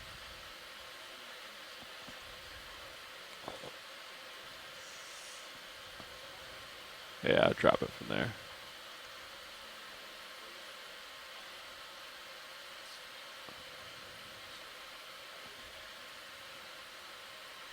How come it's not? Okay. There you go. Now it should open.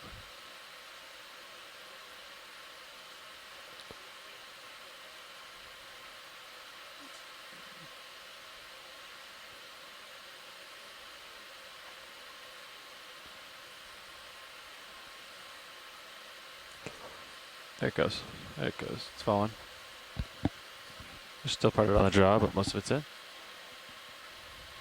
Once you get above the box further, yeah.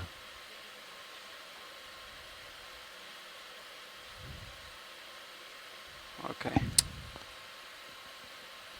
What happened?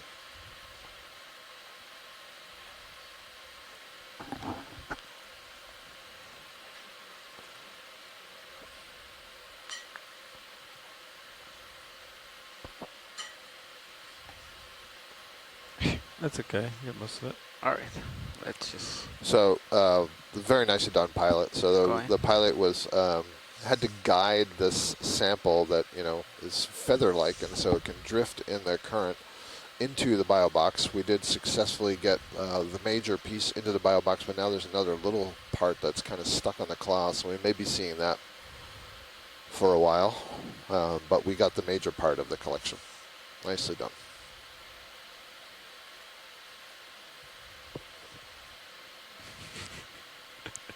Well, it's stuck there. You can swing the arm out and just open and close, maybe. Get away from everything and just.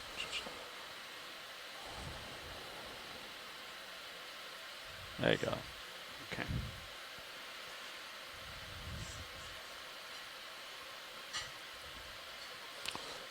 Thank you. So pilot, I'm not sure about how to do this, but right in front of that coral, I've been asked to collect the one that was sitting right in front of it. Okay. We can come back down. Okay. I wasn't sure if it would help to tell you that before you stowed the arm. And what I'm going to propose, once you look at it, is that we just take a very small piece and suction it. So clip it and then suction it off the claw. And that. Okay, so I'm gonna rotate down. Yeah, if you bring up jar camera on that monitor. And then I'm not sure exactly where I I have was. It's a little bit jar back one. where you are now. It's just under the sled, I think. It's right here. Small white branching. See it? Just a little bit It farther. was on the same rock that you just collected from, I believe. Yeah, on that rock right there. The one that just came into view, the white one. Yeah. He's thinking clip it. I got jar one prepped. Copy.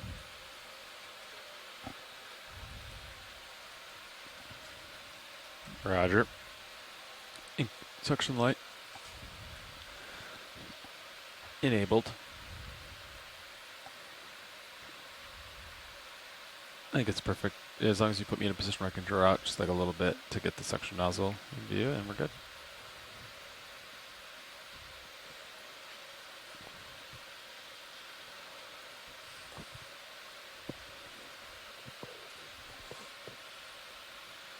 Okay. That's good right there.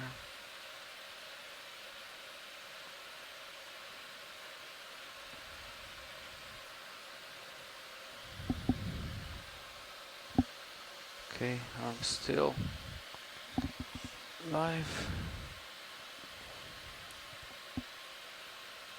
And then how far up do you want this cut? So we only need whatever, just a small piece. So whatever it is that you are able to cut and then be able to suction. Okay. It doesn't need to be large. Essentially what we're doing is to get a piece to verify, is this the same species that we see at 500 meters depth? So we don't need much. Copy.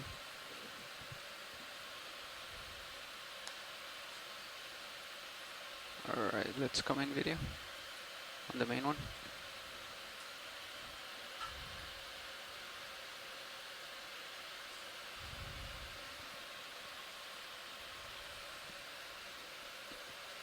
Alright, right there, that's good. No, we'll need it. Thanks. Okay, so I'm keeping an eye on it.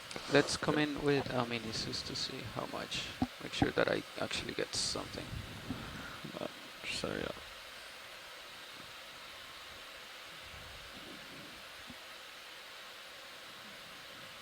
Okay, so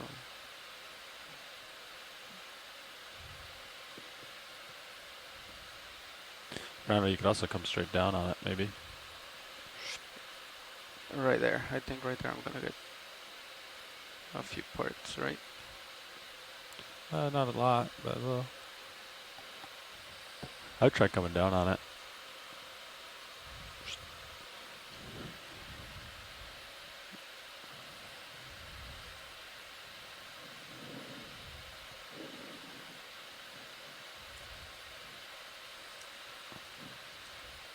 I'm just creeping the rock right there. Yep. There you go. Definitely cut some branches off. Nice. Oh, I didn't get it with the. Yeah, twist it. It might break. Or it might pull off the. You might get the whole thing. No, come on. Yeah, it's not a calcium carbonate skeleton, so twisting it is tough. There we go. Looks like it slid out. Okay, there you go. Let's come out video. Tough bugger. Alright, do you want me to Alright, so just watch take your off? elbow here. Copy. And then I think I can draw it a little bit right here. I'm just going to draw it out a little bit, okay? Alright, go ahead. Easy out.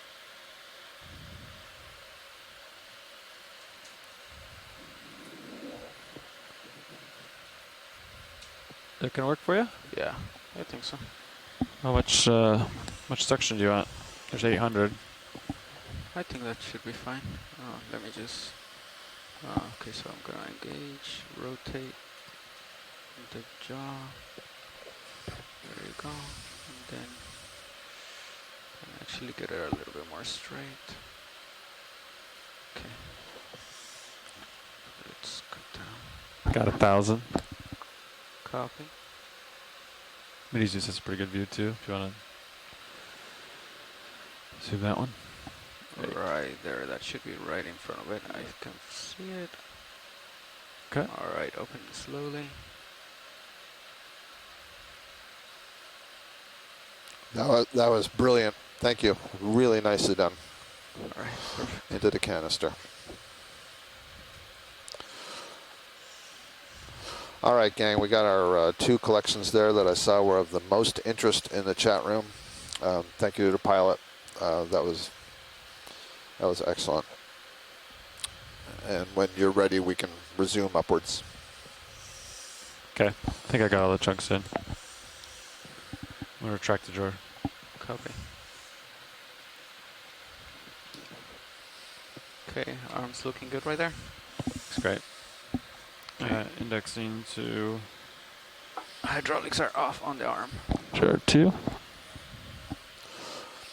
So while Pilot is getting ready to move us on again, I'm going to share with you some information that's been provided in the chat room by Ken Sulak, our fish biologist extraordinaire, recently retired from the U.S. Geological Survey. So he says that the macrurid, that rat tail or that grenadier that we saw earlier that had the long pointed snout, That's good.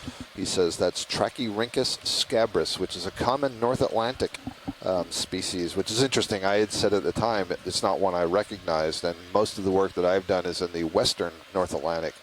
And one of the things about the whole ASPIRE program is the connectivity between the western and the eastern Atlantic. And there's a lot of suggestion that here in the mid-Atlantic ridge, we tend to see more of the eastern Atlantic fauna than the western Atlantic. So it's really interesting to hear that from Ken, that that's a species that's common in North Atlantic. But Ken had never seen that imaged underwater before. So that was really exciting that we got that. He also says that Trachyrhynchus, the genus that houses that particular fish that we saw, is the genus that gave rat tails the name grenadiers because of that long pointed snout that resembles the tall pointed hat of the British grenadier soldiers. Those are the soldiers with rifles that are able to lob grenades. So very cool. Partial zoom video. Seeing Okeanos here, the feather-like black coral that's right in the center. That's Bathypathes we identified earlier as pseudo-alternata for the species. The sideroid urchin, a couple of sponges. Ken also says that the small spiny eel that we saw earlier is Polyacanthonotus merritti, and that name merritti is named for Nigel Merritt. And it was Ken Sulak who described that fish and provided the name. And it was in recognition of Nigel's contributions to the knowledge of Northeast Atlantic deepwater fishes. It's terrific information, Ken. Thanks for sharing that. Bird's nest sponge, Pheronema carpenteri, there on the left. And I believe this looks like a bamboo coral skeleton that is partly overgrown. It's not branching. Then we have some of the antipathes, these much thinner skeletons. They're kind of yellow. They look like whips, but they're actually branched at the base. This fuzzy one that just came into view upper right, that's new. Copy. So let's have a look at that. So I wonder, this is either going to be Thuarella, which is a kind of primnoid, or it's some skeleton that's been completely overgrown by hydroids. So get a closer look here to verify. And getting these closer looks is what helps us with other tools that we use, like drop cameras, where we don't have the luxury of getting close-ups and really clear images. And so having this ROV here with this fantastic cameras and lighting allows us to do a lot of ground truthing that we can then take back to other data sources and identify things. Sure is looking like a Thuarella to me as we zoom in. Let's try to get it from here. Let me turn on the lasers. Get them down. There's the lasers. So maybe 4 to 5 centimeters across at the holdfast. Okay, video. Let me know. Deploying some of your lower string arms by that. Go ahead. That's okay. Great. Yeah, there we go. So this is definitely an octocoral. This is in the family Primnoidae, which is, I have said a couple of times, this is a very diverse common deep sea family. You see it has all these side branches with really small polyps, and you can see the polyps have this sort of rounded disc at the top. And this is in the genus Thuarella. It looks a lot to me like the species Thuarella grassify that we've sampled in canyons of the western North Atlantic. I don't know for certain that it's that species, but it's definitely that genus. And it would be interesting if it is, because I've just told you this information about how the fauna on the Mid-Atlantic Ridge resemble more the eastern Atlantic, but Thuarella grassify was originally described from the western Atlantic. Great stuff. And that's a crinoid, which is a kind of echinoderm related to the sea stars and the brittle stars that likes to clamber up on top of other organisms to get those arms, those suspension feeding arms, and its tube feed up into the water column. Copy. Very nice view.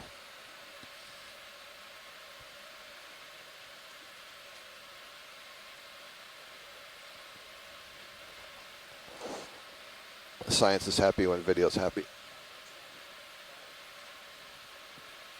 Copy.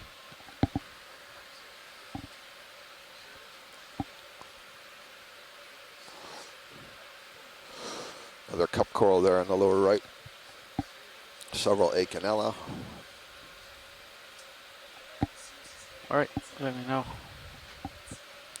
This looks like another large fan in the upper left. It's a little hard to tell because we're edge on to the colony. Thank you.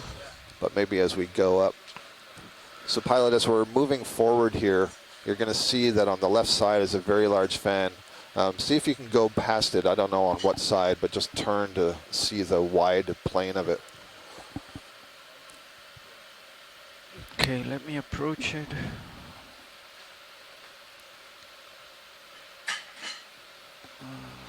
Okay, so let's get it from this side.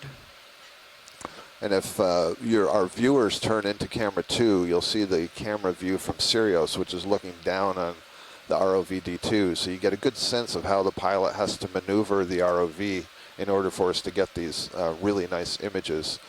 And he also has to be very cognizant of where he is within that frame and where the tether is. Okay, fine.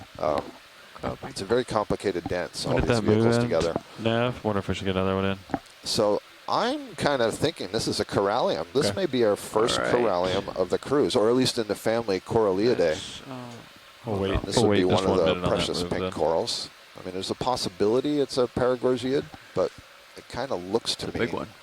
like a corallium. All right, let me settle down a little bit, video. Can you get in any closer? Yeah, but I would have to like. I'm getting confirmation from I Yeah. mean, like if I get the closer, ECC I'm gonna be in looking Horta. down even more. Manuela so Ramos that's is okay. typing that Okay. Yeah. this is probably So hemicorallium that's a little bit tricolor. closer. That's great. So this will be the first I don't example. know It's how much also light you have right there, conveniently but, has a sea I'm spider gonna on tilt it. Down. There's been a lot of talk about nightmares on the ship with All right, go ahead with the zoom. sea spiders and caterpillars. So here we have a twofer, our first precious coral, hemicorallium bicolor, and I imagine the bicolor is for the Hold right red there, hold right polyps there. against the Partial. white axis of the Over skeleton. there. And then we Over have under. this pycnogonid sea spider that's on it, and I've mentioned before that the pycnogonid sea spiders are specialist predators of polyps. And so if we're lucky, You can come in. or if the coral's unlucky, we'll see the proboscis actually in one of these polyps. And can't quite see it because it's on the far side of us, so it's hidden from some legs. This phylum, the Pycnogonida, used to be called the phylum Pantopoda, which translates as all leg. And I think you can see why it gets this name, all leg. This is probably the family Colossendidae. And of course, I come back right to a giant sea spider. Where's I its did say something proboscis? about nightmare. I hoped you'd heard me in the dry Yeah. lab Imagine and on would the not other side, come I in. don't see anything So. here. Yeah. Great view, and so we've just added to our diversity of corals. Not sure why it's vibrating so much, Roland. This is a known species, Maybe there's something caught in one of the hemicorallium, I mean.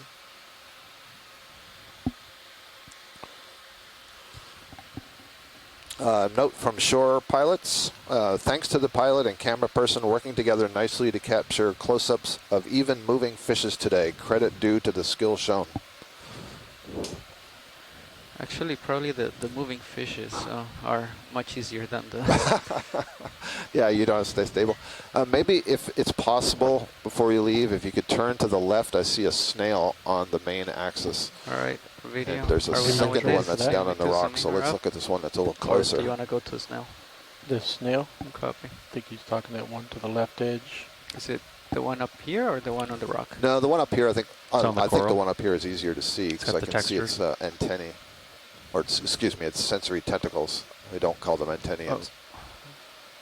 Yeah, we want to be careful not to All right, so hit this thing. top or bottom? Left. The textured one. White Yeah, the ball top one on the... Okay. on Yep. that branch. Thank Yep, you. Centered right there. Boom. All right. There we go. Okay, hold on 1 second, video. All right, there you go. Let's come in. There we go. So you can see the snail, the texture of the shell, and those two structures that are sticking out the front. Those are the sensory tentacles of this snail. I don't see a siphon on this snail. which suggests to me that perhaps it's simply grazing over the surface rather than predatory. That is not because but of auto heading, right? somebody else maybe I think it's who has avert, more like experience with the mollusca can identify that. chunks in one That's of the great, pilot. Thank you. We're done. imbalance of the prop. Copy. Go full screen. So I want to give coral. some more context to people who are tuning into our streaming lasers. video, and sort of pity the poor pilot. So Roger. I'm sitting Right, at so an tilt up, audio hold on, system. lost I my have a rotator. headset There you on, go, and there in it is. front of me is a panel that has 1, 2, 3, 4, 5, 6, 7, 8, Alright, 9, gonna 10, turn off 11, lasers. 12, 13 different switches, Tilt all this of which slightly will up. connect to somebody different, either in the control room or on the ship, who can be Let me speaking know to when me. you're clear. The pilot Video always is has to clear? be listening to Copy. the navigator and the co-pilot, but he's also listening to video, Alright. and he's listening to me, and he may have Let's the take Okeanos off. line on, so if any other scientist tunes in, we'll be listening. So there are a multitude of voices in his ear, so sometimes when he's asking for a little clarity on what to look at, it's difficult because I may be saying something different than somebody else. So it's a really challenging, as it is for the scientists in the back row here, because we're also listening to all these different voices as we also read the chat room. So it's exciting. Got a close up looking on stream 3, looking over the pilot's shoulder. Yeah, you might be able to see both all the different monitors that he has to tend with, as well as all the audio, Okay. and then of course the controls, the computer controls for this vessel. Some interest on This this. is, I'm gonna push yeah. out. Oh, you're wrong. It's a bamboo coral, and the thing is, I think I know what it is. I suspect this is going to be an internodal brancher, and Partial it's sound probably, this could be ecnomysis.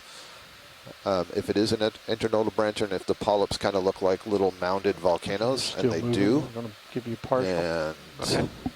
I'm just trying to let's rotate up. see. Ashton's here. He's the expert in finding the nodes. All right. Oh, look at that, streamers. Oh, it's full of the ctenophores again. Thank you, Caitlin. Right-hand So Caitlin side. I don't know why I didn't see this, but there's all these. What was that video? I'm so focused Down on right-hand the side. nodes, I All didn't the notice all streamers. these streaming tentacles. If we could focus on the background right. There we go. Beautiful.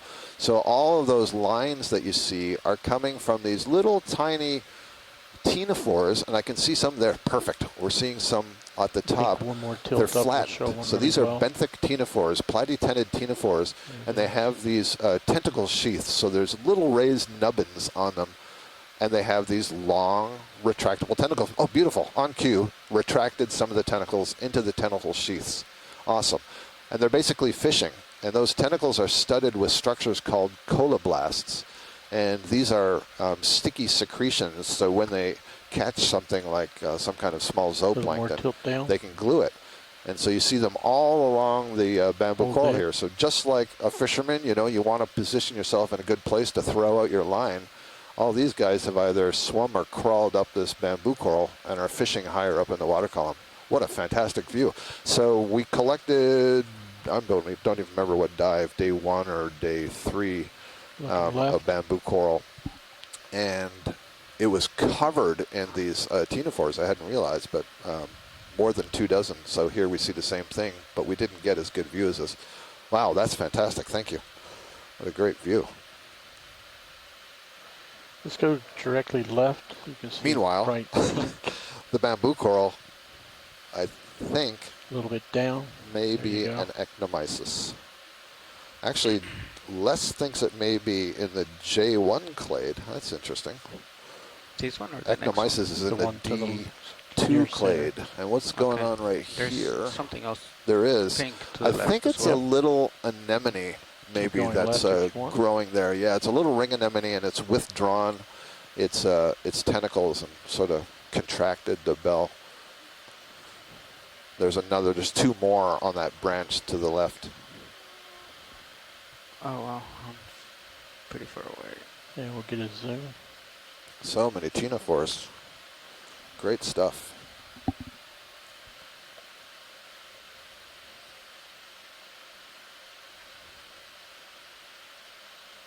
I'm wondering if this may be the same bamboo that we collected previously, because that one also had really long spines. You can see all these polyps that are kind of closed up. They look like little volcanoes, but it's like they have these very long fingernails extending from them.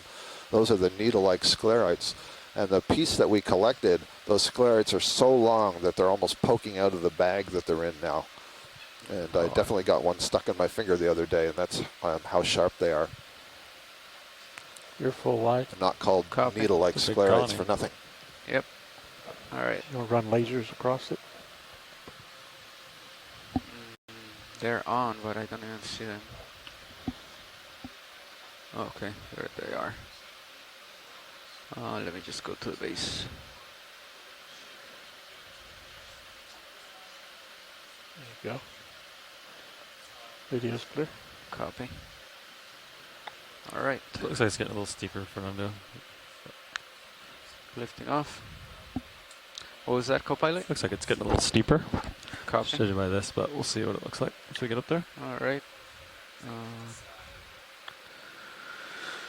So you have me at 45 degrees. That's good. Let's keep going. Roger. Rotator. It's level right now.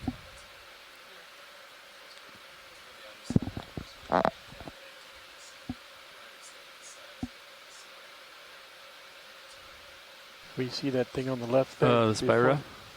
Gorge, some sort of gorgia. Spira gorgia? What are those called?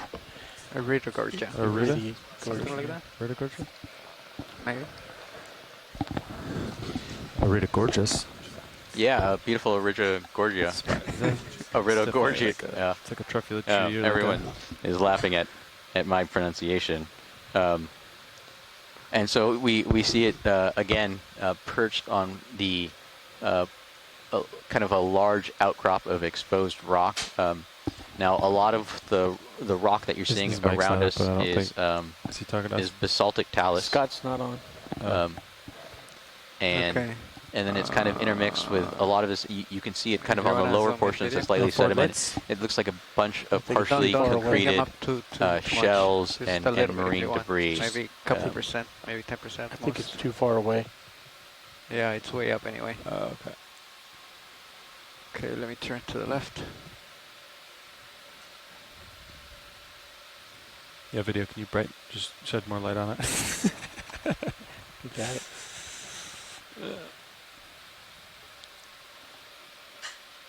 Oh, you're just looking way up at it? Yeah. That's what's going on.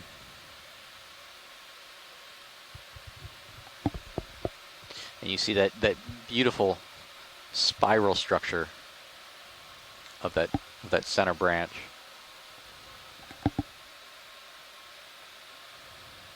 And then hanging off of that main branch are all these subsequent branches with all these individual polyps. Finally, we got an interview.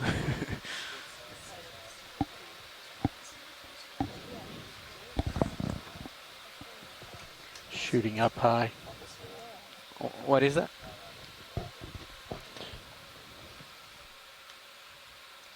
And can you zoom in on the lithopathies, please, I'm Barbie? on OKX. You are? What is that? It's Watch just lead? super soft. Oh. Oh, that's why. Got it. It's on my end. Rolling.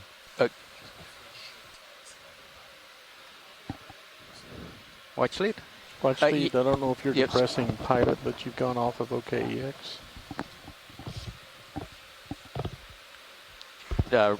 OKEX check.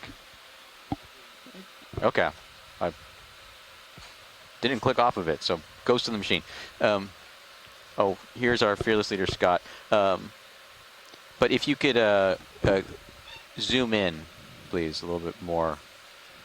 Get those polyps.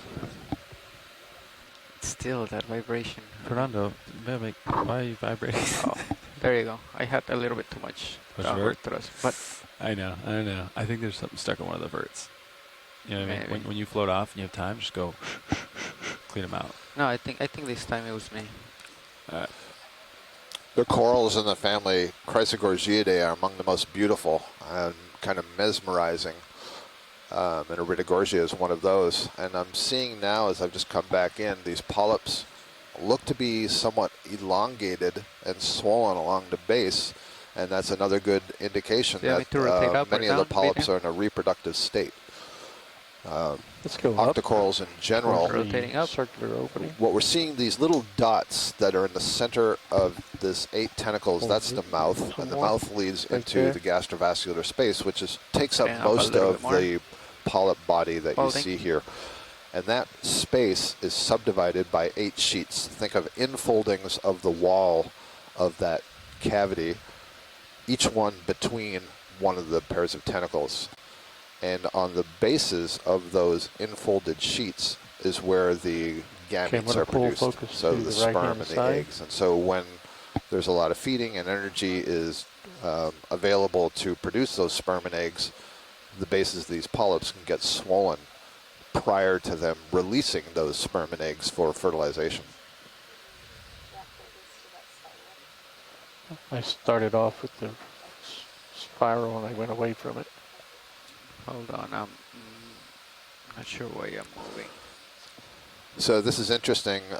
Les Watling is who's done a lot of work with chrysogorgiids in general and Iridogorgia in particular, is noting that the axis has these verrucae, so these little sort of bumps associated with Okay, it. right there, I'm very stable. And that may be a characteristic of the species Iridogorgia portolezi, and I think that may have been the original species described in this genus and is known Is there from any the special eastern extra North shots you want, Atlantic. Caitlin, while In the western North Atlantic, we this? have Iridogorgia splendens and Iridogorgia magnispiralis Yeah. at the Okay. least. And those are two That's my species that Les standard Watling repertoire. described from collections that we made on the New England seamounts. And so those seem to be more characteristic of the western Atlantic just and going to get the the full Pacific. And this is of a the top. theme that we've seen Copy. in a few Holding that species shut. where we have similarities in the biogeography and the distribution of species in the western Atlantic extending in the Pacific, and then some differentiation Yeah, from the just eastern keep Atlantic. that top headroom and sort of pan down as I zoom out till we get the base full screen. Go ahead. And when you're finished with the beautiful image here, if you get the lasers on the top of that colony, that would be helpful. Look at the lasers after the shot. Yeah, I don't think, Les, that this is a magnispiralis. The coils don't seem wide enough. The bottom is definitely too hot for the shot, but okay. If you want to tilt up the Pilot, you lasers. think you're comfortable enough to just take a snipping and suction and slurp, excuse me? Oh, this one? Yep. Just all we need is one little branch, but I mean, I hate to Zooming in for lasers. disturb it. I mean, how can I put Yeah. lasers on it? Oh, the lasers, that's tough. Yeah, it's hard to tell where they are. Yeah. All right, They're let's there, come they're out. there. There's the lasers. That's good. All right, there you go. Let's come out video. Full wide. Okay.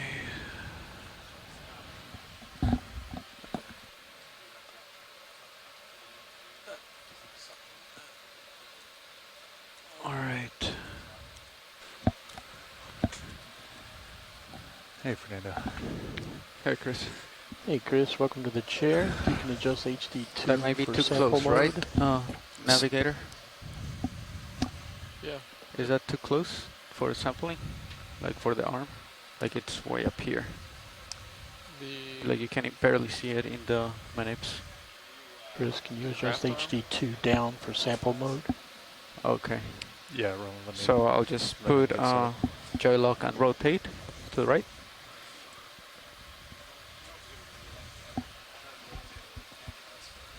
Okay. Yeah. Okay. All right. Okay, so that's a good distance. All right, sounds good.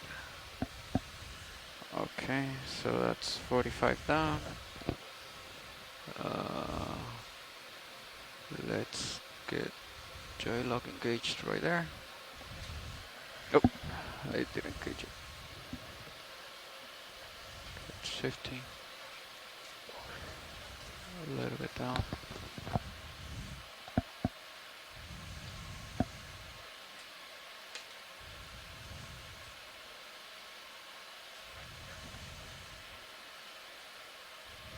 Okay. I think you'd be able to get out there pretty easily. It's not too far out in front of your toes. Yep. Pilot, so I have some updated feedback from shore. Go ahead. We actually need 1 or 2 of the coils, and so you can't slurp it. It would have to be a clip and then into the bio box. Copy. And just as a warning, this would be a floater. All right, so we'll go on port. On the port side, I think both are empty. We have... So port inner is empty. You have to go port inner or starboard outer for bio boxes. Copy. I'll try to go port inner. Yeah, I believe Snip we it, have the come sponge back and off, port outer. Fernando, back up, draw out, and then stow it. Yeah. Yeah, you probably have to do something like that. Yep. Okay. So we have hydraulics. Hydraulics are up. Copy. Arms coming live. All right. I'll follow you over.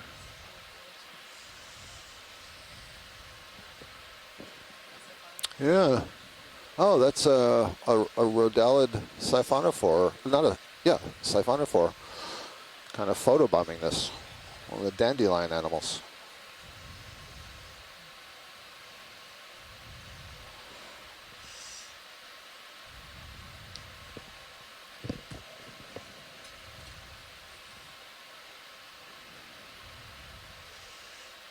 Oh, actually.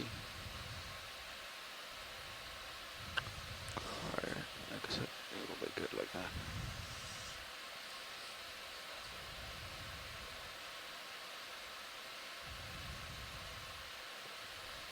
Any zooms you want for position? Couldn't hear your video, but I think you're asking me for the position. You can go ahead and zoom in right now on the main Yeah, I was camera. asking if you wanted any zooms so you can get your position. Yeah. Keep going in. That's good right there. And then mini Suze, maybe you can zoom in a little bit, but I don't think I'll get much from it. Okay. And then watch lead. The cutters are at the bottom. Yeah, I see how difficult it is to get up in there, so that's fine. So I mean, I can.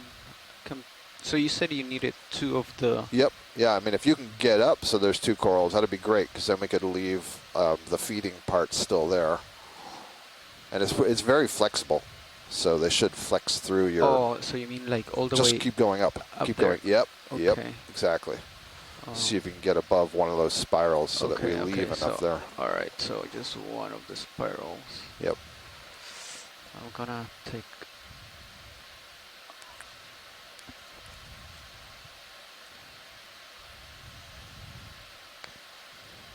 I think if you do what you did before, come down underneath and then pull up through it. All right.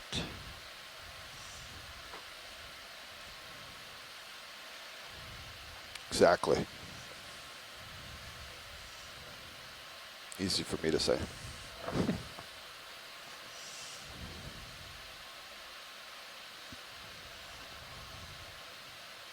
Yeah, I think that's as far as I can go with.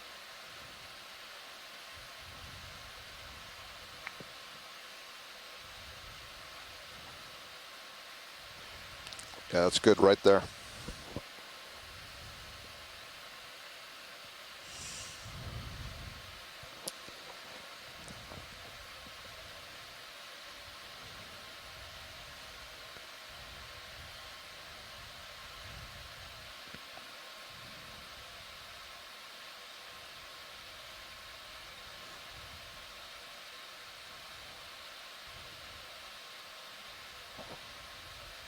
No, I don't think it's gonna cut it, right, Sean? Or you think? I think you have to go, I think it's just outside the blade. Yeah. Okay, right there, I think. Right there looks good. Yeah, right, okay. Yep. Gonna close.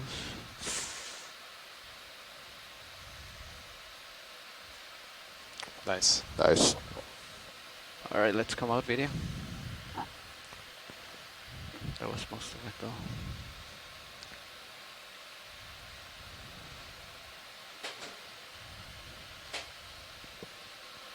Okay. So, do you want to zoom in on it, video? No, we can just put it in the box. Copy.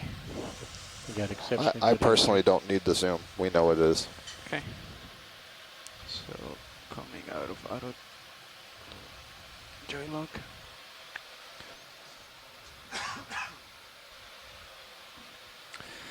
Do you want the port enter, Fernando? Yes. Understood. Okay. Rise a little bit more.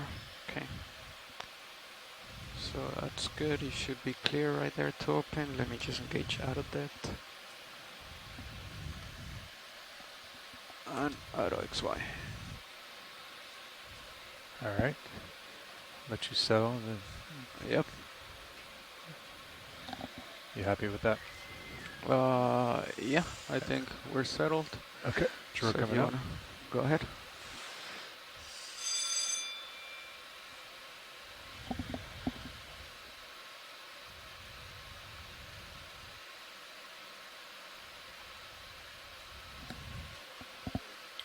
Okay.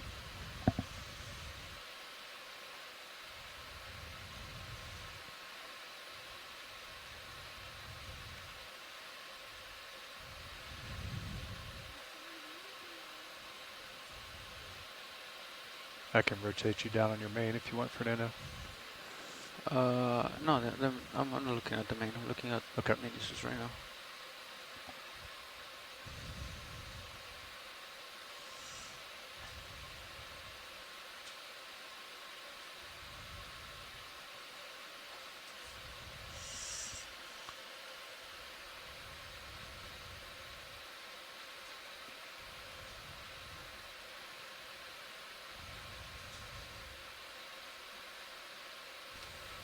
Okay, so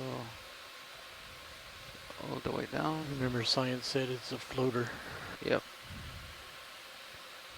Alright, so I'm gonna try to, well, it's pretty far down right now. Yeah, you're probably touching the bottom of the box, I bet. Okay, let's lift up a little bit. Then I'm gonna try to open the jaws right there. Slowly. Okay. Okay, let's go in.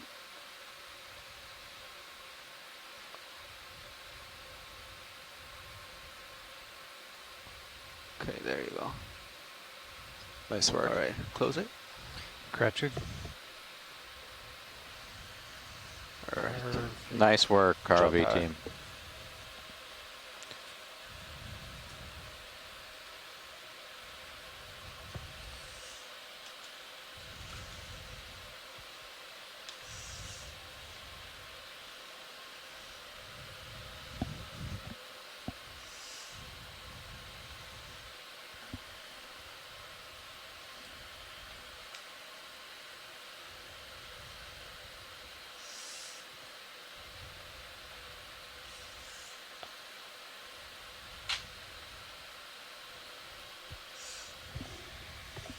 Okay, that's good for the arm. Stow position, Sean. Okay, hydraulics are off on the arm. Jog secure, valve pack secure.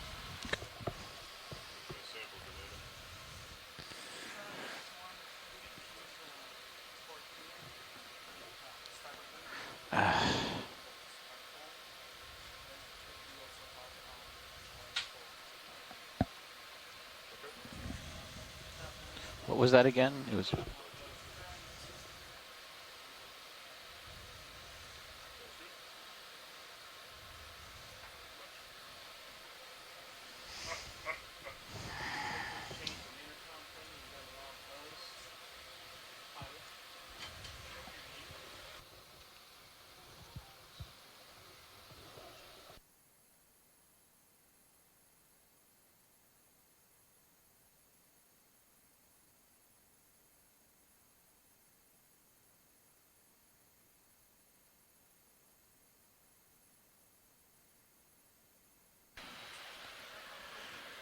Alright, out of depth, XY heading. Bars. Hey, pilot. Ship's all stopped, so you're off stationary. Good copy.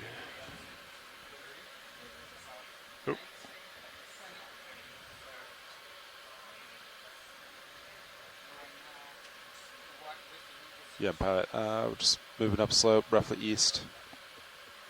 Should be through the steepest part of this ascent, but still good slope ahead. So yeah, just doing short moves.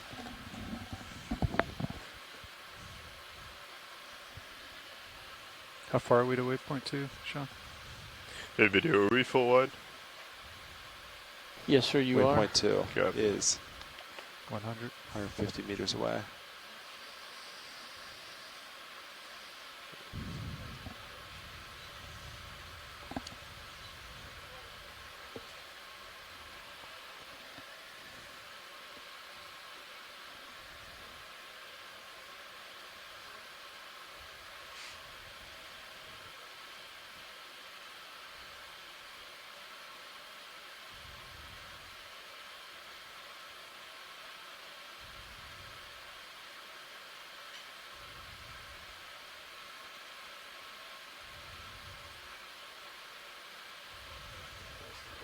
Yeah.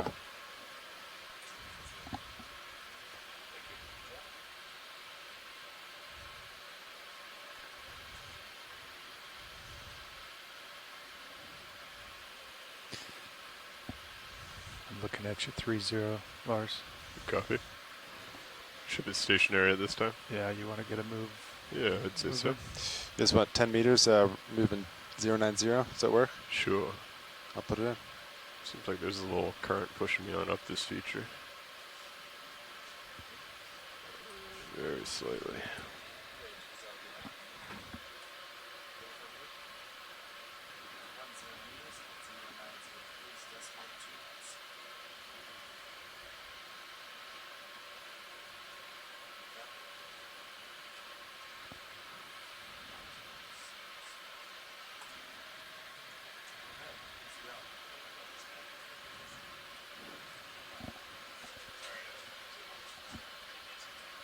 I should feel that pretty quickly, I would think. Yeah, only at 1,000 meters today. Yep. So I'm reading some of the chat from the shore-based scientists, and Les Watling is thanking us for grabbing that Iridogorgia. He said he could solve a mystery of more than 100 years. And as background, what is left of the type of the Iridogorgia is just a few polyps, and that was collected back in the 1800s, and the branches and the axes that was collected during the 1800s has all been lost. So probably a really great need for that sample.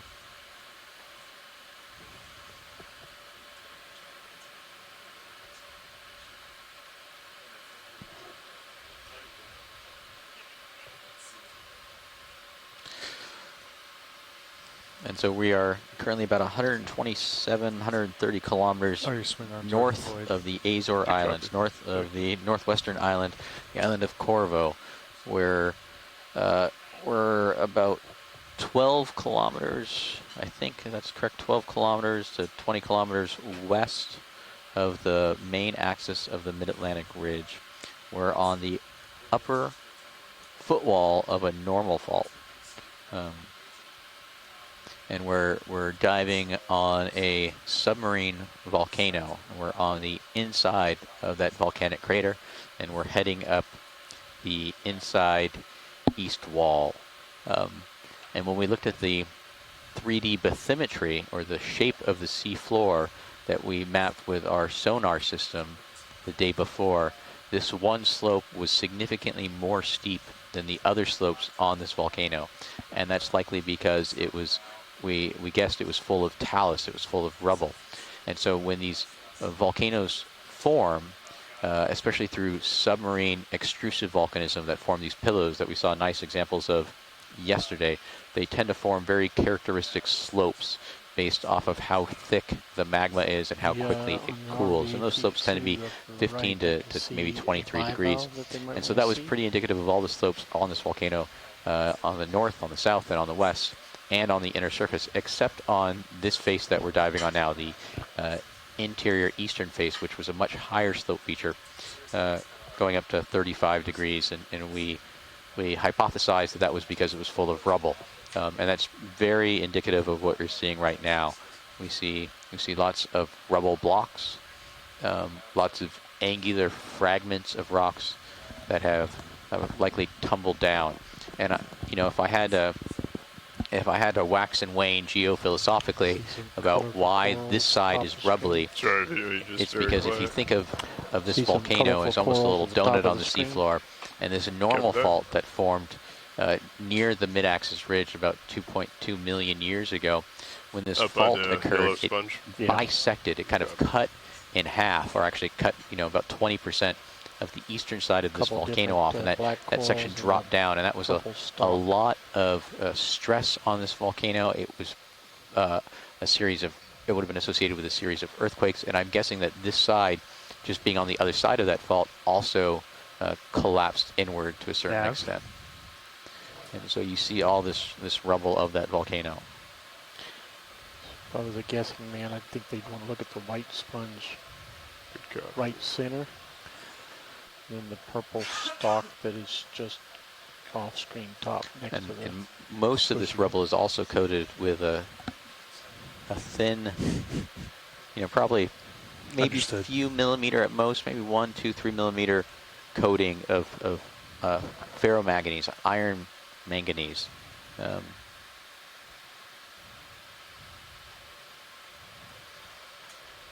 And that gives it also that dark color, but it's kind of difficult to see sometimes because the natural volcanic rock, the basalt, is also very dark in color. So color can always be a little disorienting.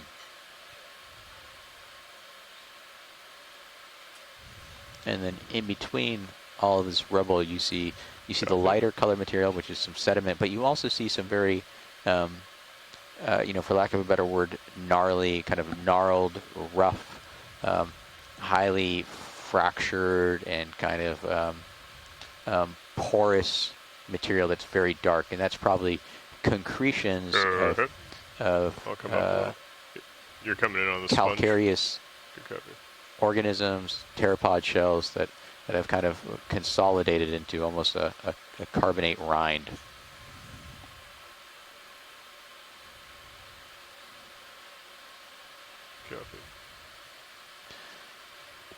And so the goal is to get to the top of this volcanic feature, coming up a little, investigating the biology, both the abundance and the diversity, and then as we get to the top,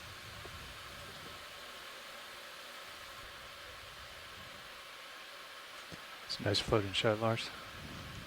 Is that pretty neutral for you? Sorry, say that again, Chris. I just asked if that was pretty neutral for you. Neutral. Z. Kind of taking a little bit. Trying to practice floating. Understood.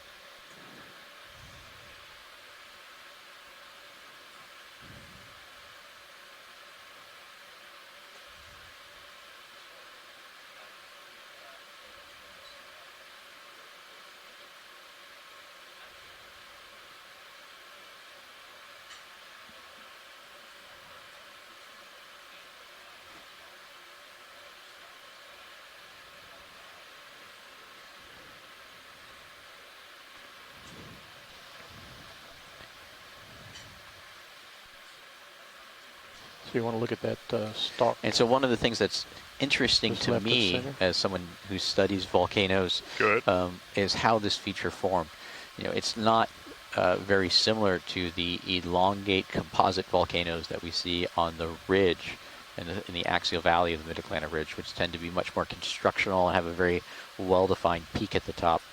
This has a clear depression in the middle, and there's a few ways that can form. One of the ways is that it was actually a constructional peak, a high point, and then there was magma beneath it in the crust that was removed, and that the upper portion then collapsed into that void space. Similarly, that magma could have been moving through beneath the volcano, and it actually actively eroded the upper crust, which it then collapsed into. And so those are two types of processes that I don't expect to occur in this type of setting. This volcano is a really isolated feature in 3 dimensions. It doesn't have what we call rift zones. It doesn't have elongate zones of magma transport that we are more associate with places like the Azores or Hawaii. This is a much more isolated, single-sourced feature. And so another way that these these depressions in the top can form is actually through explosive submarine Get a full screen of eruptions. the purple. A really large explosive submarine eruption would also form this kind of this crevice. And so one of the things that we're looking for is something called hyloclastite. And hyloclastite is really just a fancy word for a mixture of fragmented rock, fragmented basaltic glass that we looked at the other day. And it tends to weather to a reddish product because it's iron and magnesium rich. And so that oxidizes out. And then you get these little fragments of black basaltic glass in it sometimes.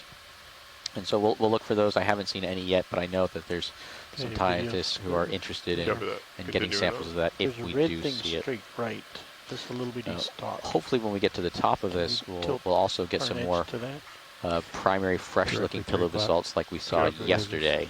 And then if we get one of those, we can get a really nice sample. And we can do the same type of glass analysis that we would do on these hyloclastites, but on these pillows. The only issue is then we don't know whether it was associated with an explosive eruption. These pillow eruptions tend to be much more sticking out there. What we call effusive, so not explosive, just kind of flowing.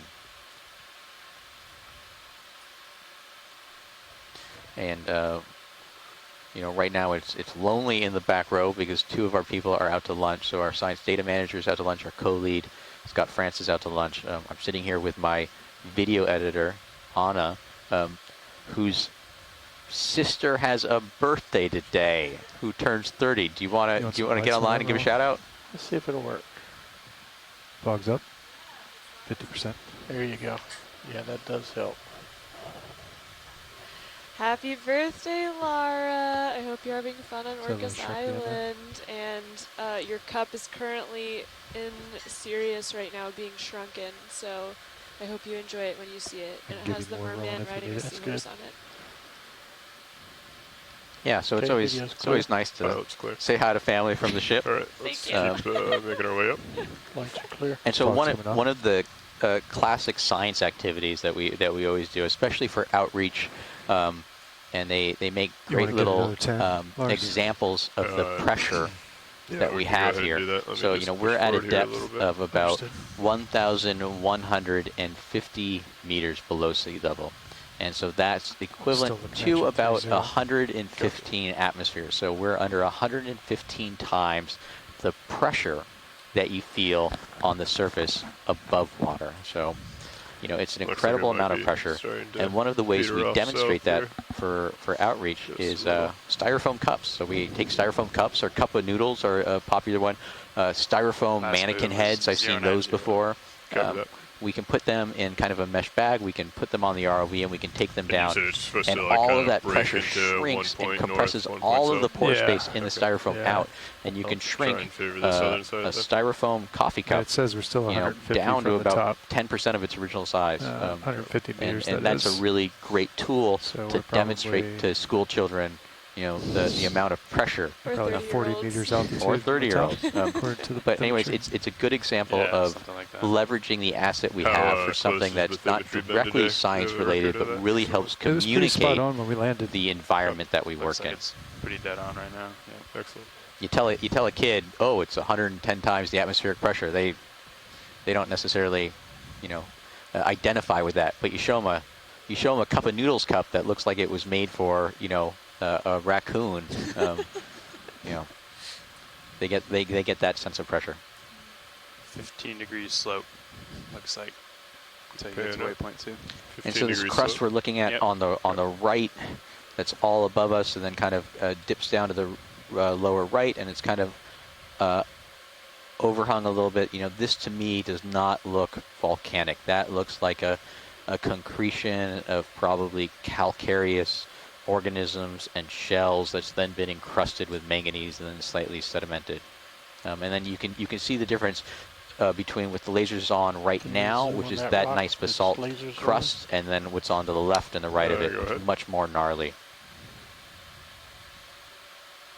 Yeah, so there's a great example. I can bring you port lower end board if you want. Let's go to the edge. Stow that a little bit. Yeah. Understood. Like you can do see that how with starboard as well. I think I might. The texture on the left almost looks like it's knobbly. It looks like maybe rough and some rounded stones to stuck the dark together.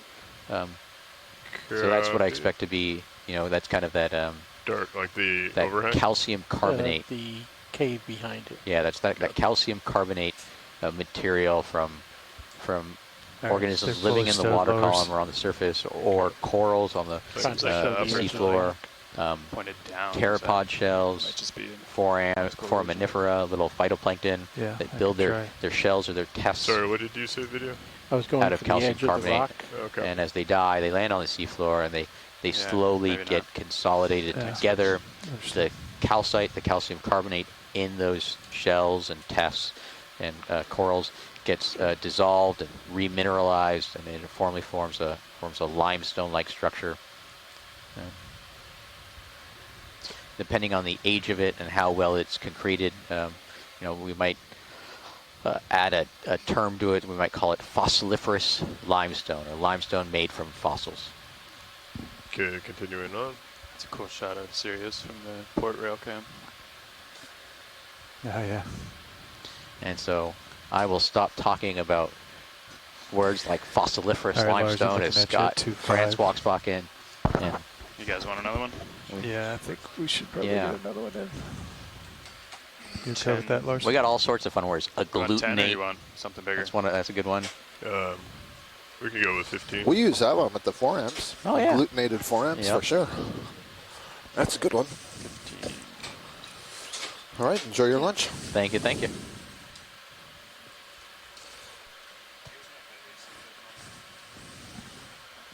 If Sean was in here, I'm assuming it would be, but I was watching it during my lunch, Roland. Oh, okay, so you- Unbranched, It was not open. whip, purple. Yep. thank you. Thanks. Yeah, I thought it was very unusual because we don't usually see them that tall and unbranched with that family. Okay, you guys ready So for that move? I 15 wonder meters? if it wasn't Ready. East. a Got it. plexoid after all. Sure looked like it, but yeah, I was eating my lunch in my room So because it's I like one of couldn't those take my lava eyes off pillows. Look at the the footage. brittle What did they spar. say here in the chat room? the Anybody rock, have any the guesses swirly to what thing? that was? Copy.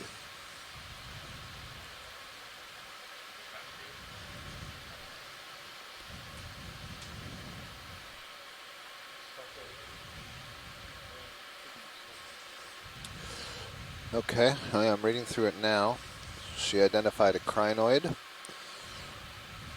Les Watling noted he didn't know of any whip plexoids either. Go ahead and start coming in. Oh, this is interesting. This looks like one of the basket stars, actually, that you would normally find on a coral, with its arms all wrapped around a coral. Maybe not. It's got quite a lot of spination, so maybe that's not what it is. The arms aren't quite as smooth. But it's a brittle star. Not exactly certain what kind it is. It's certainly not one that I've seen lying around on rocks all that much. I wonder if it's one of the fishing type, one of the ones that clamber up on corals and then hang their arms, their very long arms, off onto the water column to capture stuff that's Just getting drifting a by. couple, unexpected. Yeah, you just dove right there as soon as you creeped in. It's quite an interesting sponge to lift also.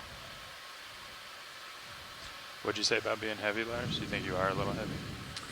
Yeah, just the Z-bias, it seems quite a lot for what we're doing. Understood.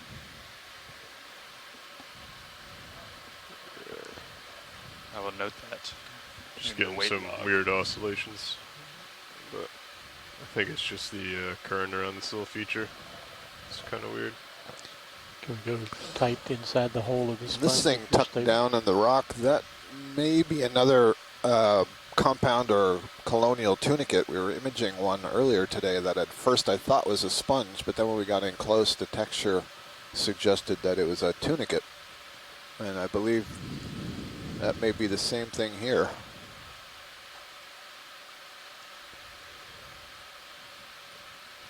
Yeah, I think I'm seeing more closely. You notice that there's a whole bunch of cases, and this is actually a very gelatinous one.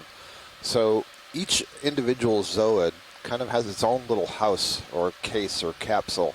and has its own filtering apparatus. And then they're all joined together in this common matrix. And tunicates can form a whole lot of different kind of matrices, but in this case, the overall one seems rather gelatinous. Coming down a little. Holding. Cool. Yeah, if you could focus on the upper side a little bit, you might be able to see more clearly the atrial openings.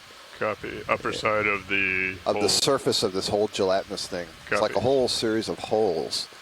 Coming up. Each of those is a zooid, and they should have a couple of different openings. One for the current to be drawn in. Actually, that's nice. If I'm looking on the left side there, you notice there's striations through it.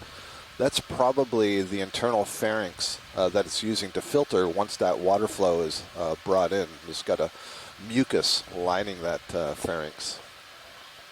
Very nice. You can see how it's kind of attached to the rock down there with its gooey strands.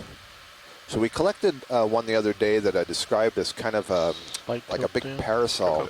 I think your sonar. And then when we got it up on deck, it did have some main stalks, but it also had a lot of other attachment points, and it could be something similar to this. It was also very gelatinous. Unless I'm just saying right over top of it. Video's clear. Yeah, I guess. Copy. Pilot's clear. Right.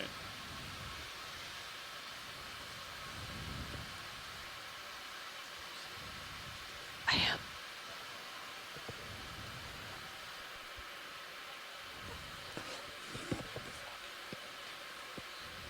It's a nice shot, Lars.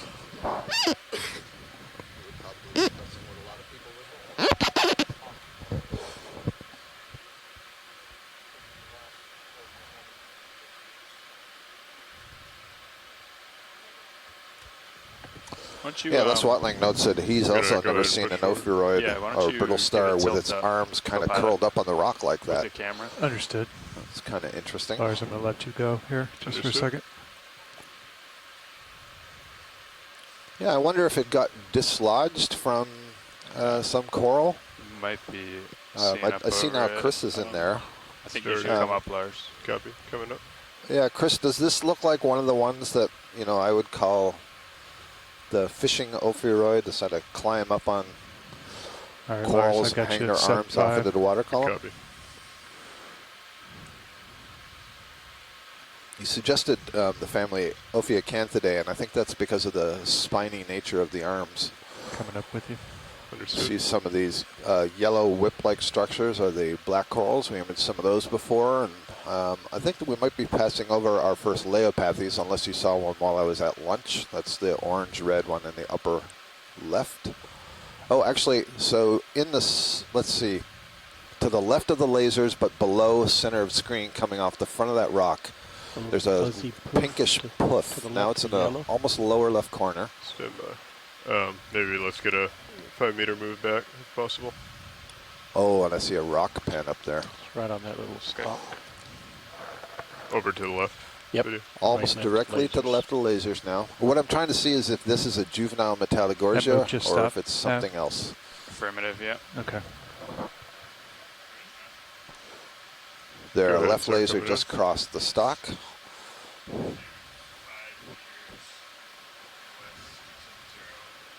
Interesting, yeah, so this is a Metallogorgia. So this is an earlier phase. It's not the adult phase.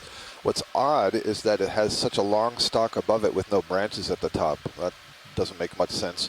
But here you see the branches in the center, and there's your ophiuroid, all curled up, your Ophiocreus oedipus, and the typical sets of branches. So our experience, anyway, with this species is that as it ages and gets taller, the branches kind of move up the stalk. I mean, these branches aren't literally moving, but new branches would grow up above, and these lower ones would be shed. What I find a bit of a mystery is why there's so much of the stalk above it and no branches up there yet. That's a little bit odd. Thank you. Keep the stalk or the poof in the bottom of the screen. So did you actually have to tweak anything? I changed frequencies. I'm not really sure. Yeah, there you go. Oh, it looks like there's maybe two polyps up there. If we can get a zoom at the very tip of that stalk. You know. Yeah, it wasn't picking anything up. That was pretty tight. There we go. So I wonder if those polyps are sort of the precursors for the branches that we would predict are going to arise So this Yeah. one's in its teenage years, I guess. To do some more Very cool. reading. Very cool. Yeah. And then just behind it, that yellow thing on the right, that's a bryozoan. That's a good catch. There's Thank a you. yellow bryozoan colony. Yeah, no. Very nice. So pilots, I noted when we were coming in here, there is a rock pen, and we finally have to collect one of these rock pens. I keep seeing them. We haven't collected one in the Central Atlantic yet. This is the farthest east that they're known. So I think it's small enough that it could just be slurped. Understood. Okay, where was that? It's on the seafloor to the right. It's just on the shell hash. I'll point it out when we see it. Copilot, I think we'll keep it at this frequency for now. Yeah. Actually, it wasn't on the. I think it was like just before that sort of stair stepping. How come I don't see it now? Yep. Maybe if you look up just a little bit more to the right.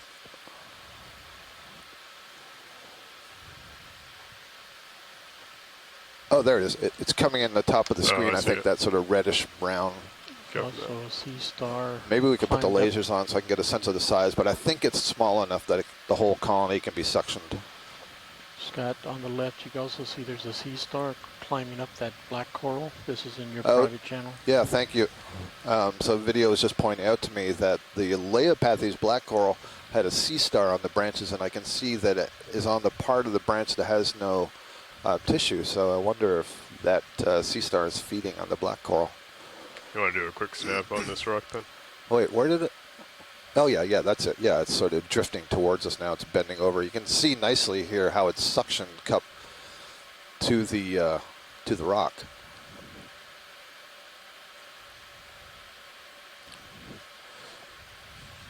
What do you think, pilot? Does it look small enough to you to just go into the hose?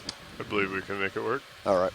It should dislodge very easily once you start to suction it. Copy that.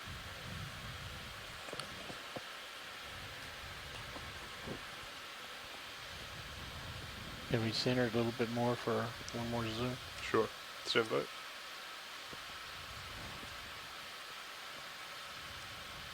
Holding. It's opening.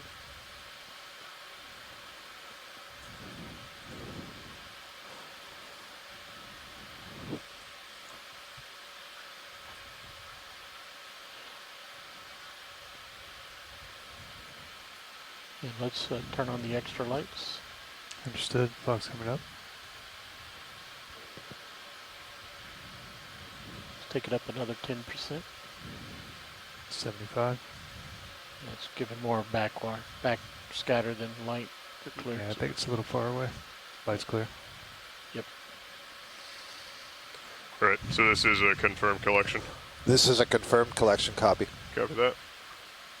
Ship is stationary. We move back 5 meters. Yeah, I think I'm stopped, so we should be good.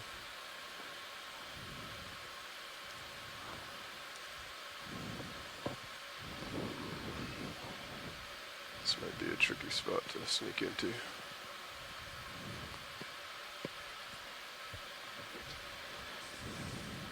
I'm gonna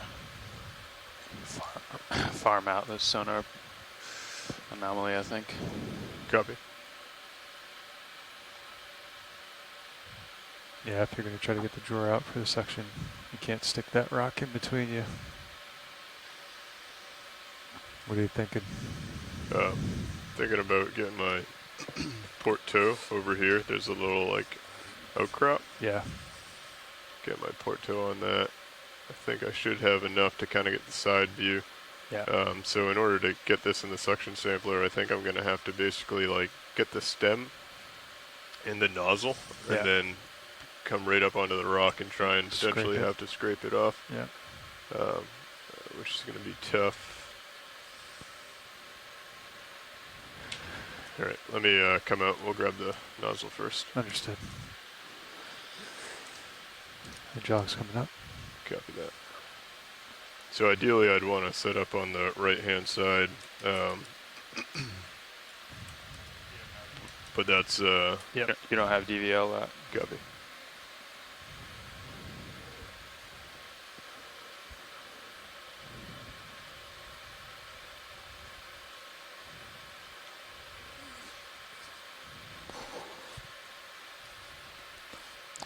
Upashnik Anguli is offering some observations in the chat room. She says that we are seeing two morphological variants of rock pen in the North Atlantic. The one we saw a few days back had a curved axis, but the one we saw earlier today in this one had a straight axis and a more rounded distribution of polyps. And I think she means that the polyps are all around that main axis instead of coming off on just one side. I'll keep an eye on you. Copy. Looks like you're still slowly drifting down.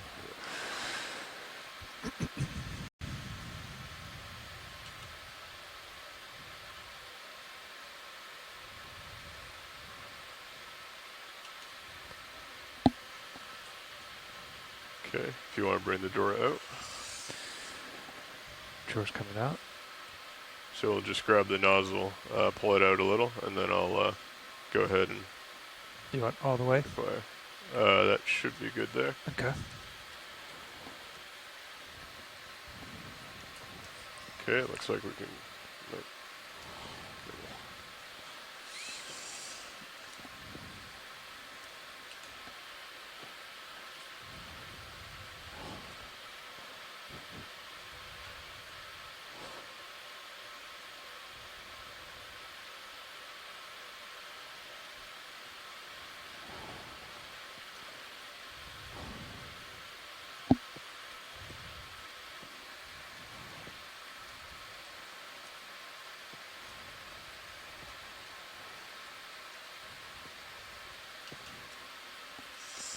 Okay, arms coming on.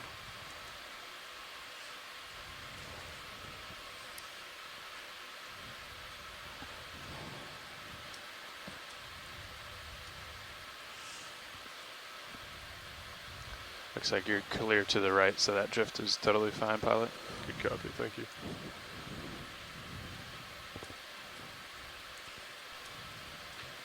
If you could come out just a little bit more. Coming out just a hair. Just tell me when. That's good. I'll stop. Yeah, it looks like you're coming in.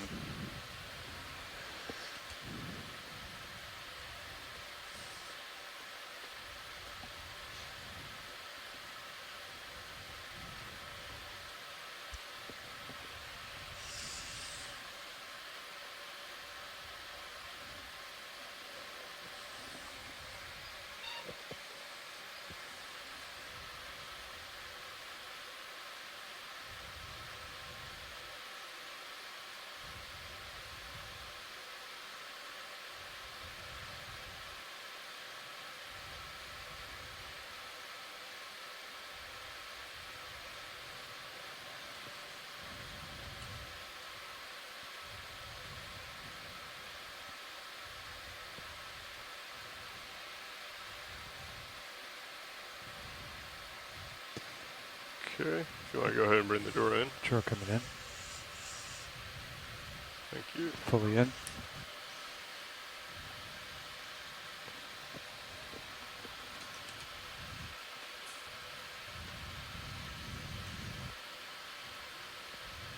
Okay. I think I drifted over to starboard a little. It's back to port, if I remember. Yeah, I think it's the upper left of the screen, just underneath that yellow filament. Copy. I can give you a better view of Mars.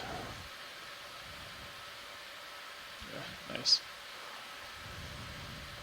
To the left of the big rock. Left of big rock. Right in front of your, yeah, just keep going left. That rock right next to your claw. It's straight left of It's that. just underneath the yellow filament to the left. Copy. Oh, I see it now.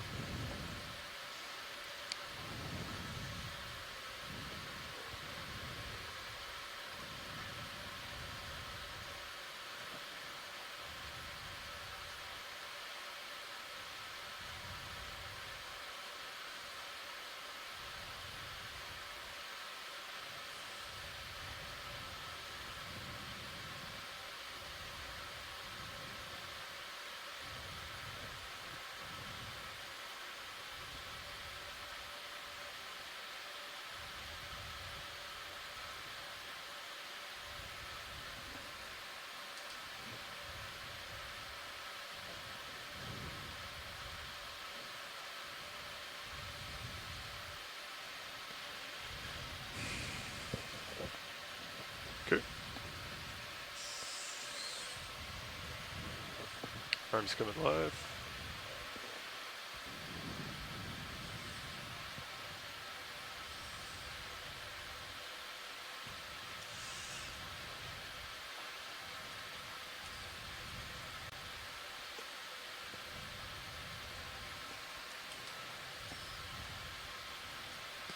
I'll check your tape. You still got room? Copy.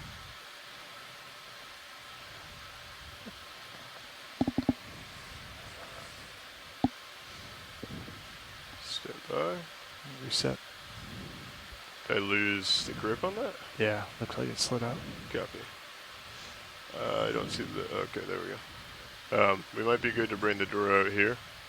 Just nice and careful, you have that one rock on the port side. I'll give it a go. Stand by. You could try to wing in too, and then extend the drawer. Understood. Yep. Help. Okay. I'm not sure why you lost. I'm not quite sure either. I grip force at 8. Yeah, when you're out that far, it's just more tension. That's the only thing I can think. Copy. Coming in slow. Understood. I was taking notes when we decided on the subject. What are you going for? There's a little rock pen out there. I see it. Okay. Yeah, I can barely see it. All right. It's that red thing. The perfect combination. Air Lars coming out with the drawer. Good copy. I think as long as you get it partially out, I think I would go for it. You know, you don't have to extend all the way. Yep.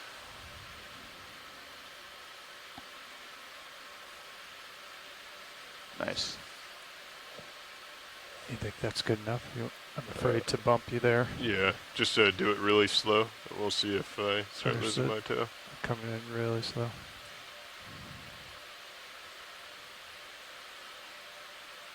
Still coming out. Yeah, I can get it there. Okay. We'll stop. Copy, thank you.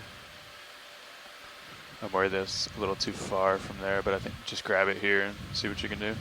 You're worried the subject is a little too far? Yeah. Copy. Actually, that's the extent of my I can come out just a hair more if you want. Just a hair if you don't mind. Yep, stand by. I'm going to bring the camera back up. Yep. All right, coming down easy.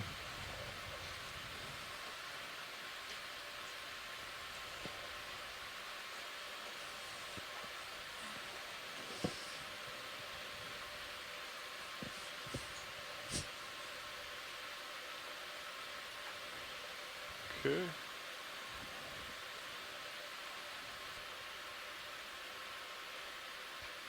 Should be good, right? All right, we'll hold that.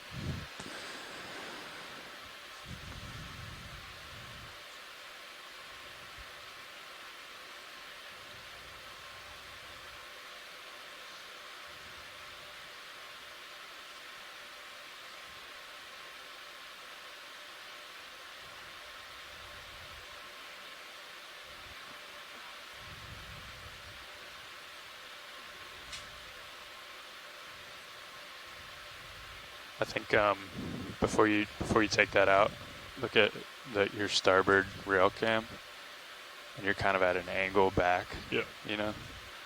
Yeah, I'm trying to get the nozzle to lean down into it. Okay. If possible. All right.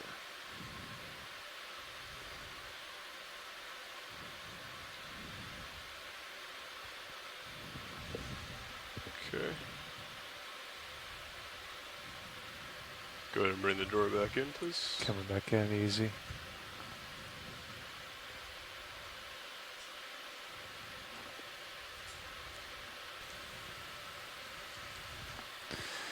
All right, you got the black tape there. Copy. Can you see the subject from Mini Zeus? See how far away it is? Yeah, stand by one. You want me to try and slide closer? That's kind of what I was thinking, but it's up to you. I can't really see. Not gonna lie, I can't see it at all. Is right there. Oh, yeah. Yeah, you could try it from there, yeah. Seems like you have the reach, I just don't. Yeah, it's out there a little ways.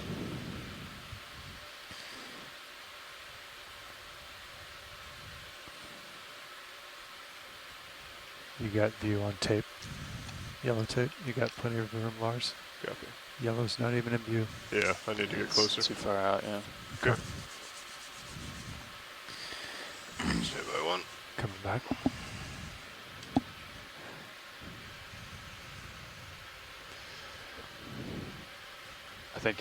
I think for things like that, you need to grab it square too, because if you grab it at that angle, it doesn't have as much teeth on it. Right. Let's come out. We'll bring the, if you want to bring that drawer, sorry, the wing all the way back out. Understood. We'll grab it again. Wing and outboard. Surprised with grip force 8. Yeah. I mean, you may as well go up to 9. Yeah. All right, go ahead and bring the drawer all the way out. Okay, drawer's coming out.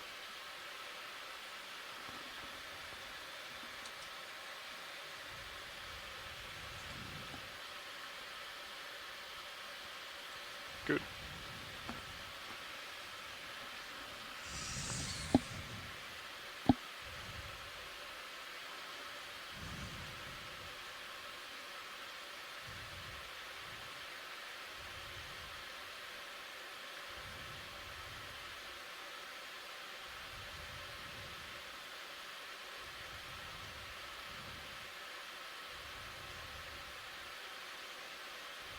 Nice and square. Looks good.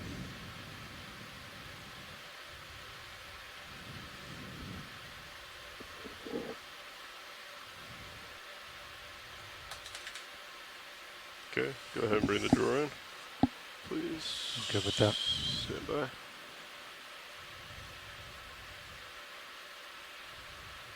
Okay, go ahead and bring it in. Drawer coming in. Alright. Let's find this again. Get this thing in and then move on.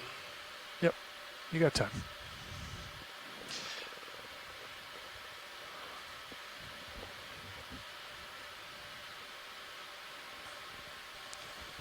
Yeah, it's a tough one. Having to do all manual pretty much. Just below you now.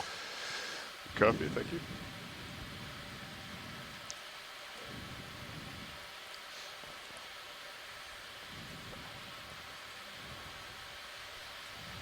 All right, I see it.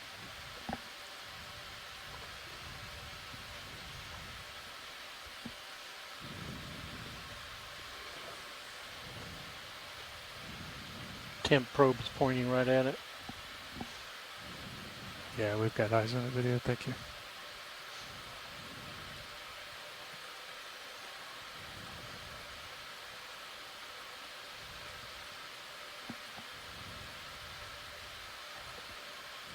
Still got auto depth, yeah. Yep. Thank you. Set point. Messing with you. Yep. There you go. Nice.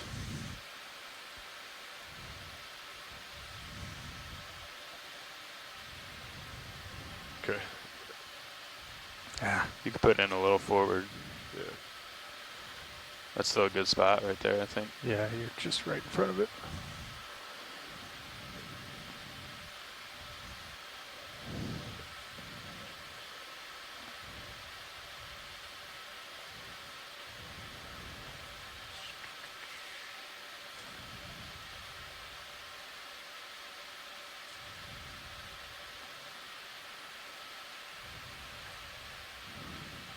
Okay.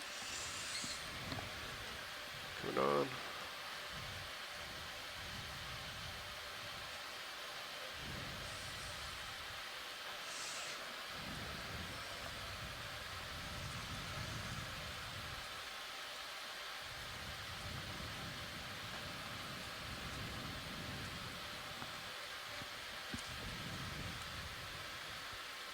You could zoom in on main HD, please. I'm going to rotate you up. You good? Yes, please. Just a little. Coming up just a hair. Thank you.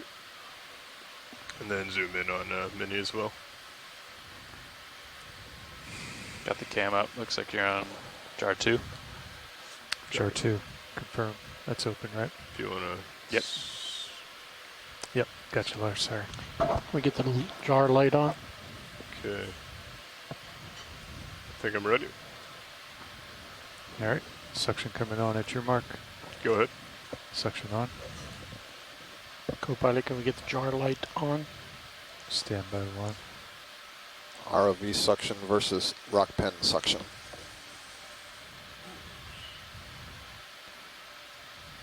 ROV suction wins. And there it is in the canister. Yeah, Looks great. suction.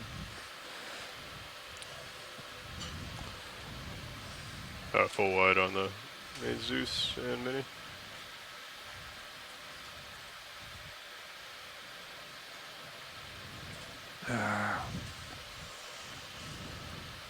We lose the home. We did. That's all right. I hit the home by accident. Okay, it's That's all right. That's fine. All right. Come out of joy, up and back. It's not a swimmer, so we'll handle that later. Yep, understood.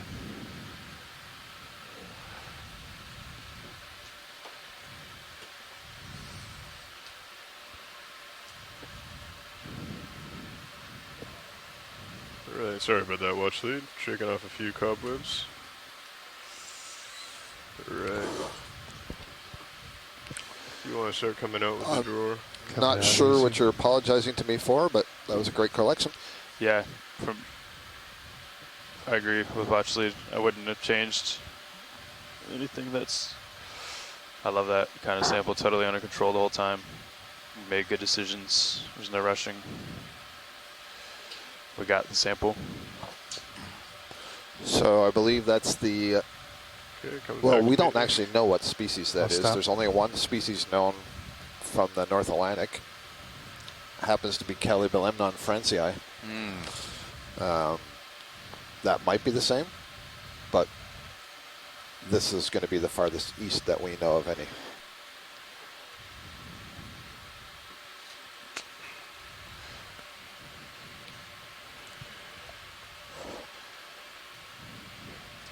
The left one was sealed the last time he brought it out. I don't know why it didn't that time. Pilot, as you stow, just for awareness, it's been made very clear to me that we would really like to look at the black coral that was over on the left, so before you make any attempt to move away from the area. Good copy. Will do. Thank you. That's right. Hydraulics are secured. Hydraulics off. Not packed off. Thanks.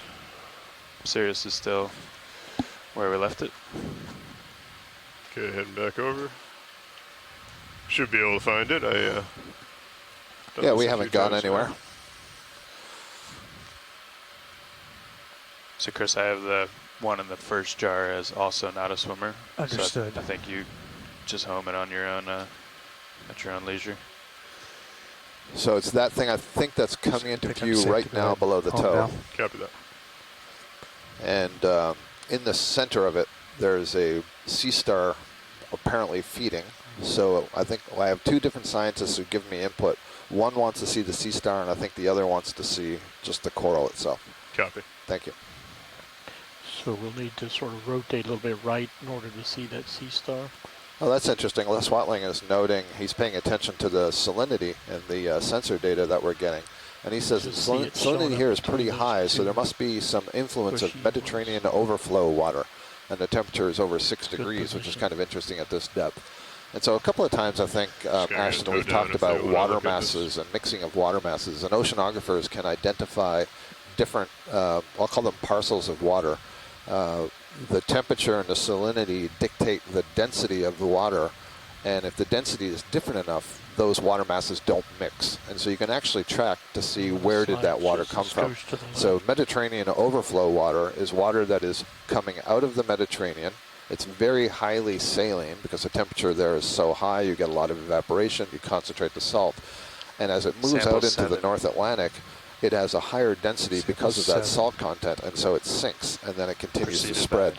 So Les is suggesting we're seeing some of the influence of that water all the way out here at the Mid-Atlantic Ridge. Confirm that's jar Thanks, one. Les. That was interesting. Oh, yep. Okay, coming to 3. Nice. Vipassana Ganguly, whose dissertation is studying rock pens, says that those were a few tense minutes. It rather felt like a penalty shootout of a good football match. But she's got a happy face on now. Oh, that's no sea star. Those are barnacles. Sorry, Chris. You can stand down. but we'll see what the interest is in the black coral itself. Still, you do see some tissue that has been removed from this section of the black coral, and that's specifically where the barnacles are growing. And so I think what's happening there is you have the skeleton exposed, and so when the barnacle larvae are swimming by, it's not deterred by whatever chemicals that the black coral is emitting through its tissue, or these guys produce a lot of mucus, so that mucus probably contains some biochemicals that are noxious. And so the bare skeleton then becomes a good settling location for the barnacles. And here you can see barnacles of many different ages based on their size. All the way on the right there on that branch, you see a very small white one. That's great. Thank you. Maybe pan left and show the coral if they need more interest in it.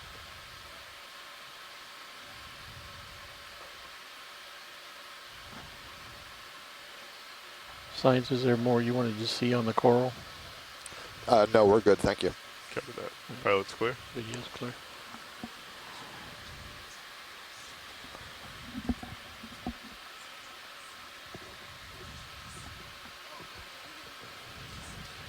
So this doesn't help us now, but I just realized I think if we use the Titan, it's out so much farther that would have helped us like see if that port box would have hit that rock a little better. Yep. But super helpful now for me to tell you after we did it. It's good to know for next time. I'll just put it right there for next time. We'll be ready to go. I think we kind of, me included, obviously, forget about that camera. It's nice for that kind of thing, you know. So it only helps if we go to port. I'll remember.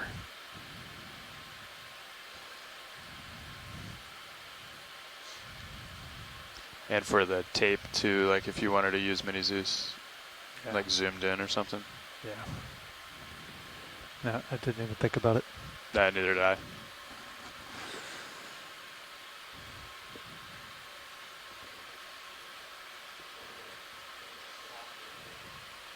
I think the colony over there on the left is Dendrobrachia. We collected one of those earlier in the dive. Kind of excited about that. Now we've been seeing a number of them. So that'll be interesting from the perspective of we have a collection of something that we can consider a dominant member of the fauna, as well as ascertaining exactly what species it is.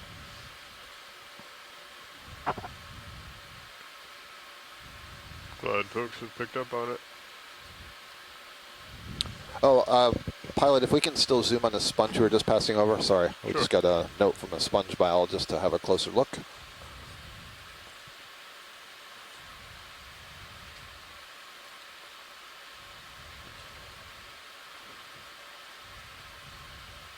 Go ahead and start coming in video.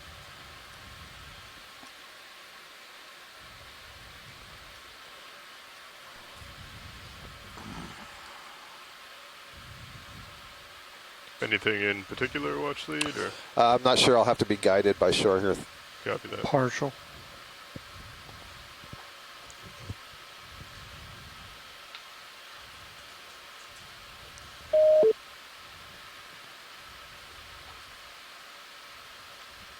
Some bivalves in the center of it. Top. Copy.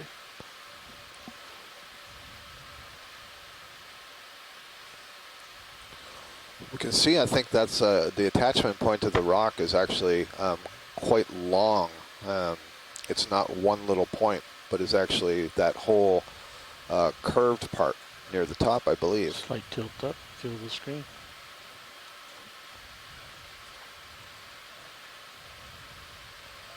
Yeah, this is Joanna Xavier in the chat room. She'll be your biology lead on the next expedition. She says she's a bit baffled Chris, by the when sponge. you take over, just be mindful as you come into the feature. Yep. A little bit closer, you get a If pretty it's okay with significant folks, I'd like to try to move up Yeah. the slope a little bit. We really would like to get up to the rim here. Yep. And let's see, we're still at least Just 40 noses you down. meters yeah, below the lip Full of that wide. rim. good copy.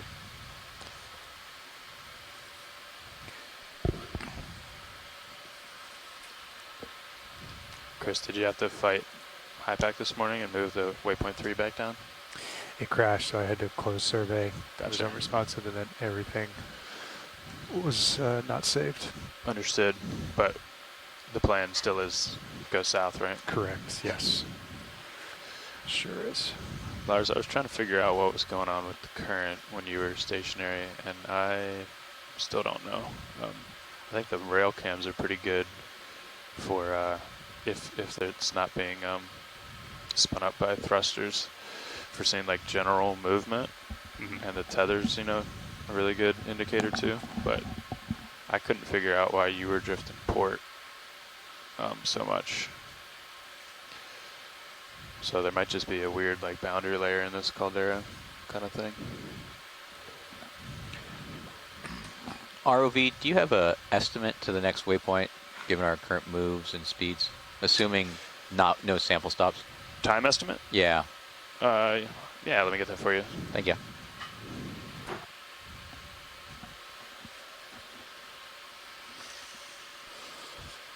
Looked like a colony of the Ecnomysis bamboo coral there that just went off the left side of the screen. I see some fish, sponges, black corals, whip-like black corals, the Stichopathes. I think I see a Parantipathes, a sort of bottle brush one. That's at the top right of the screen. Oh, and I don't think that jar Maybe can. the first one I've noticed when I today. fire it up, I don't think that brightness goes anywhere. So there's where it is all the way Joanna up. says that big white There's sponge where it we is all the passed way over up. is probably the genus Calyx, C-A-L-Y-X. It gives it color when you kick Well, the actually, we lights have on. 25 minutes if we do a 0.2 move consistently, which I don't think has happened yet in 8 dives. Yep. And how many moves is it? I'm sorry? How many moves? Are you guys clipping that camera? Well, it depends, but we would probably do moves of 15 or 20 meters. So 7 maybe. Okay. 8. Okay. So if we do 8 consistent moves, we got about a half hour. 8 consistent Correct. high-speed moves is what I heard, faster than we Yeah. normally go. Well, not This would faster be- than the normal bear, just faster than the observant bear. Sure. This would be mode push. This is a fantastic scene that we're coming up to here, so we certainly don't want to go at Yeah. 0.2 right this moment. Okay. I don't necessarily want to zoom in on everything. I just want to get set the stage Is that a for branch or anything? some of the abundance at the top think of it's this just the feature that we're rock. seeing. It's quite nice. Like a shell. 2 tubes, llama tubes, I Interesting. guess. We'll snap and see it as you go by. Yeah, sure, if you want. Blue view looks pretty cool right now. Oh, I got you. Yeah.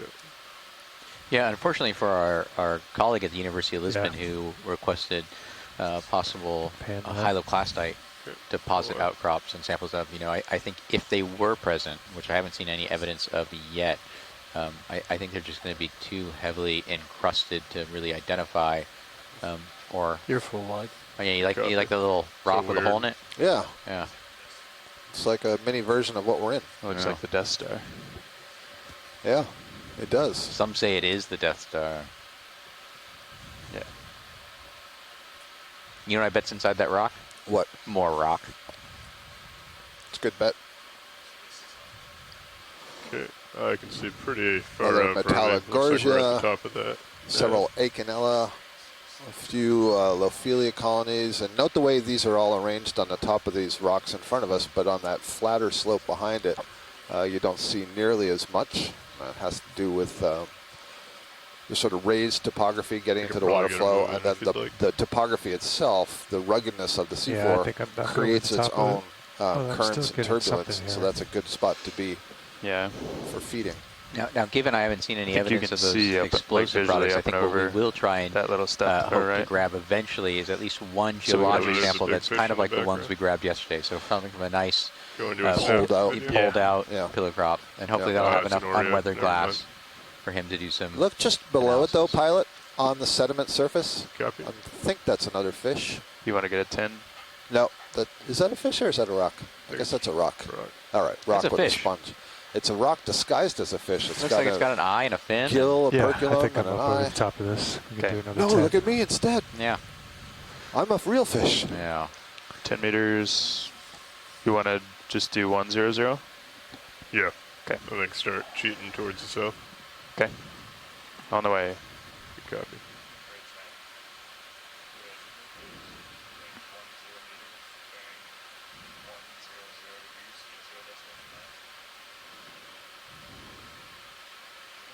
I'm going to come around just a little bit to starboard, Lars. My heading.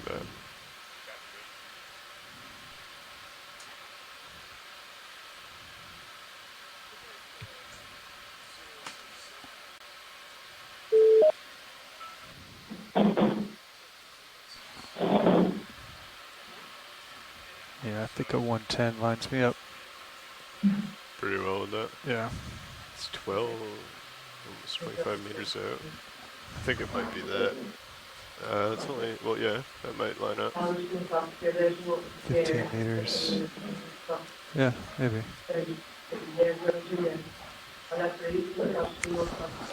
Just a reminder on shore, whoever it is that just dialed You in wanna get your is lowers not back muted out? on the phone. Yeah, if you Thank don't mind, that'd be great. Thank you.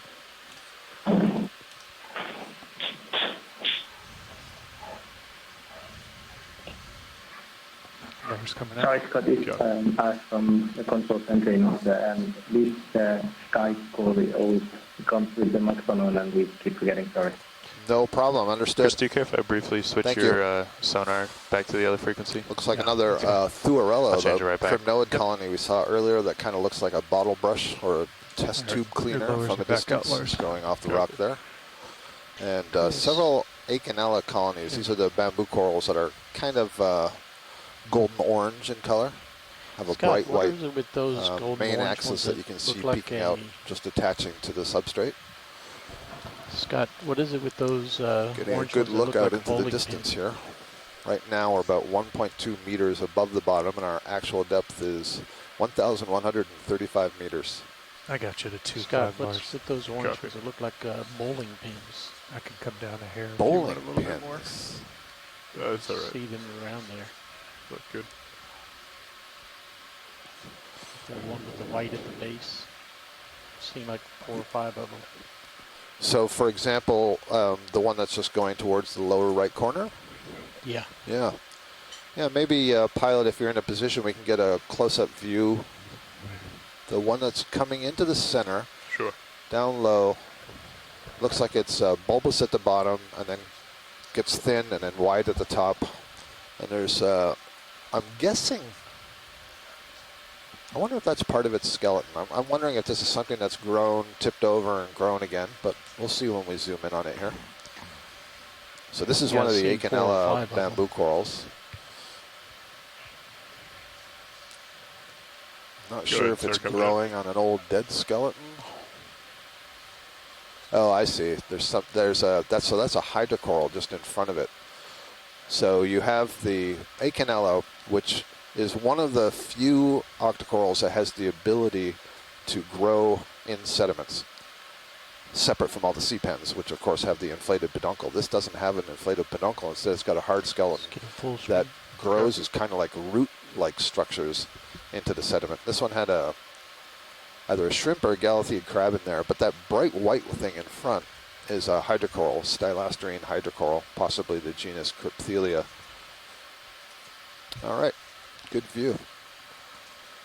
And I think for the Crypthelia, it has to be on something hard. So there must be, that's either a thin veneer of sediment right there, or there's some rocks or pebbles or cobbles just below the sediment that the larvae attach to. We could probably get another 10-meter move in if we'd like. 10 meters, you guys seeing some flat bottom there? Quite a bit. I guess that would make sense on the average since we kind of came up that cliff. Joanna has said something interesting here about Foraminima. So that's the bird's nest sponge, and there's one of them coming into view. The top center of the screen, you see that it's quite white, and if you look at its base, you see that it's kind of grayish in color, and it's growing on the sediment. And she notes that it's interesting to see them here on both soft and hard substrate. For a long time, this kind of sponge was thought to occur only on on soft substrate. Excuse me. It was thought to occur only on soft substrate. So it's interesting to see it on both hard substrate and soft substrate. And that gives it the ability to live in more habitats. Well. Chris, it's coming from port to starboard. Understood. Pilot, as you're passing by, the two stick-like corals in the center, either one of them. They seem to have a little branch coming off of them. Copy that. Just want to get a close look at that. So the question that we have to face, note that one that's on the right that has a whole lot of branches. So the question is, are the two that are in the center, are these just younger versions of that much larger one? And you could go further back in time and imagine that, well, it probably grew as a whip for a very long period of time. And so it's very challenging for us to identify whips from a distance because they can take on a lot of different morphologies if they only start to branch later in life. And I'm not sure if my student Mary Durie is watching this, but she's doing her master's thesis on a coral that looks a lot like that one on the right and trying to understand exactly this process. How do you differentiate in all of the video that we're taking something that has a growth form like that when it's at an earlier stage of its growth? Go ahead and start coming in. Good view of that bird's nest sponge growing on this rock. And that's what Joanna was pointing out. They used to be thought to be just on the soft sediments. So one clue that we can use is what's the density of the sclerites, what's the density of the polyps, what is the general texture of the polyps, what do the sclerites look like? Here, this is very convenient. The tentacles are curled over the mouth, and so you can see these intertentacular needles are very long. And I'm trying to see what's going on the body wall, and I'm having a little bit of problem, and I can't see through the tissue as well. So that's telling me that there's probably lots of minute scale-like sclerites that are reflecting the light and not making it transparent. So that's a good view. Let's just pan over to the one on the left. It's a little further behind. And see if the sclerites look basically the same. To me, from a distance, they look thinner and taller. Okay, you need to get a little closer for more light. And on that one, it's a bit more transparent. We might actually be able to see if the branch is coming out from a node or an internode. Good copy. And it looks to be coming out from an internode. I don't actually see any nodes. There's got to be nodes in there somewhere. Les Watling thinks they have the look of the F1 clade. And Les, is that one that has the very long internodes? Okay, go ahead, start coming in. Oh, and Asako's pointing out that there's also in the background an Iridogorgia, probably similar to the one we collected before. Max, Are we in anywhere we can take a quick, easy sample? Rock sample?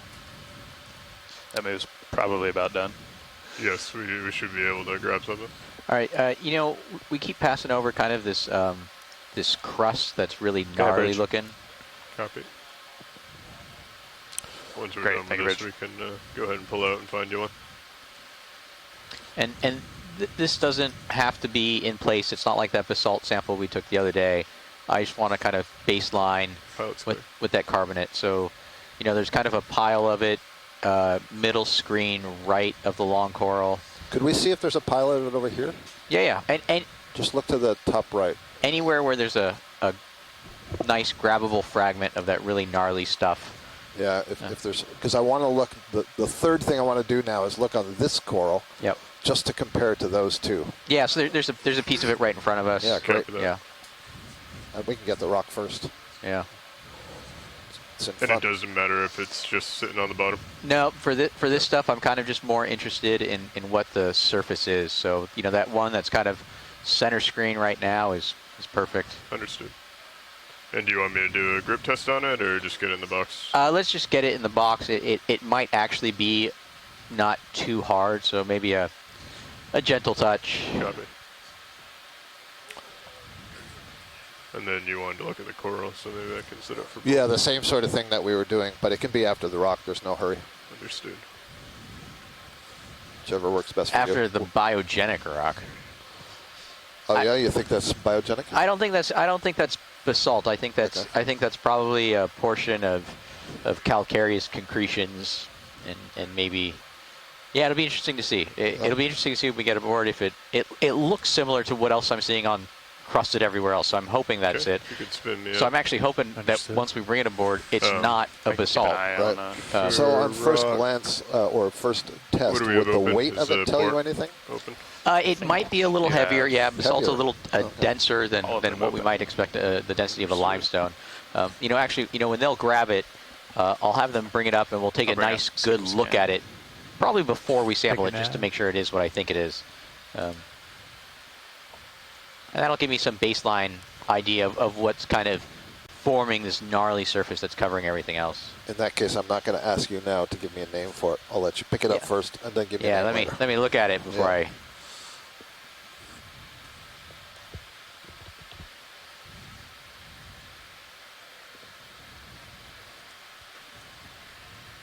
Okay, if you could bring in the port rock box, please, or port wing. Understood. Arms coming on, arms coming out.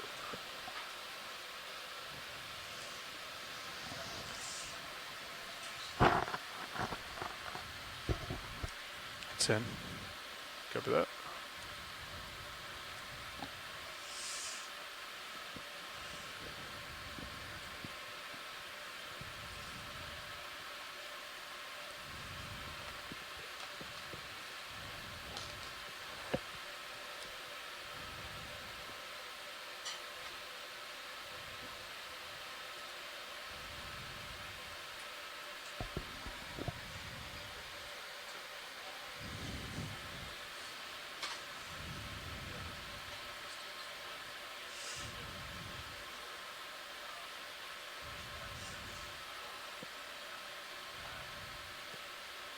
Site is all off today.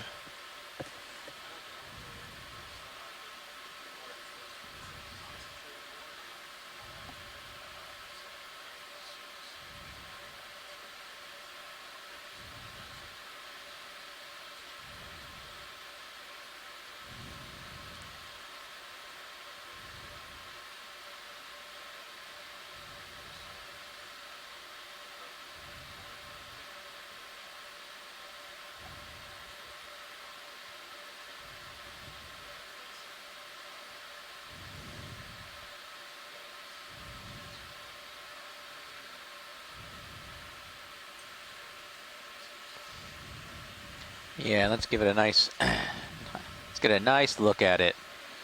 See if we can see what any of that surface texture is. Copy that. Turn on the lights. Yeah, please. Fog's at 50. Yeah, that's a good level. I see some texture I like. Yeah, can we zoom in a little bit? Try and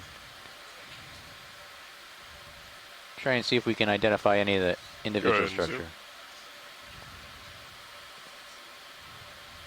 Yeah, that's good. Okay, yeah, that is perfect. That's exactly what I'm looking for. Copy that. All right, let's. So is that, you think that? Let's bag it and tag it. Pyroclastic sort of thing, or do you think No, that's the I think consolidated? I'm going to call that coated carbonate concretion. I'm going to call that sponge garden. There you go. At least 4 sponges on there. Well, yeah, I wanted you. Unless that's a tunicate, it's got that interesting margin. I'll bet that's the tunicate. Do you see that really hairy thing on the left that just rotated out of view? That was a sponge. Can we just knock that off? I'll knock it off in the lab. There you go. Well, I didn't think you'd be busy enough, so I figured I'd grab the rock with the most stuff on it. Zoom on the ball on the bottom. Very nice. No, and this is not something I would go after because I'm interested in kind of igneous volcanic products. But I'll be honest. My understanding or my knowledge base of kind of deep sea sedimentary processes is kind of weak. So to me, superficially, this looks like a bunch of conglomerated and partially remineralized carbonate material. So one really cool thing about this view we're getting of the sponge right now, I think it's just attached by just a little bit of a stalk, which is kind of cool. Look at those little dots. Yeah, I don't know what those are. Those little red eggs. Yeah. Yeah, that's perfect. We'll box it, and there's a little pteropod shell, right? Yep. And so that's what I think it is. I think it's a lot of pteropod shells that have been kind of remineralized and concreted together. Yep. And then coated in ferromanganese.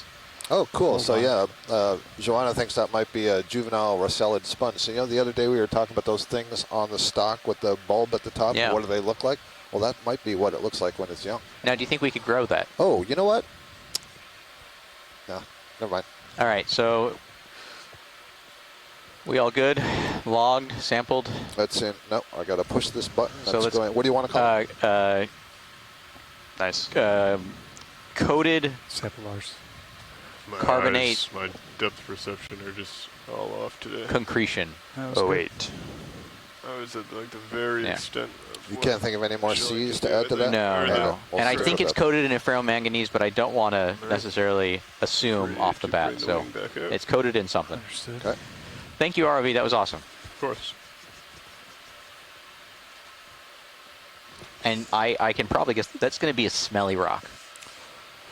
Because of the biology or because of the concretiousness? I think a little bit of both. Okay. Yeah. It's got some great sponges, and I really think that was a tunicate on there as well.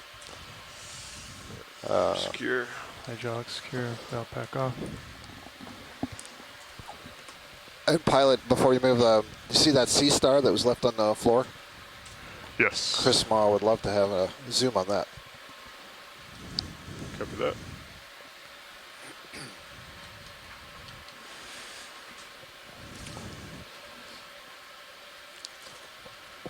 So I'll give you your $20 later for collecting that rock. Oh, you're welcome.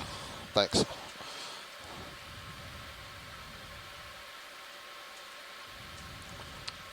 I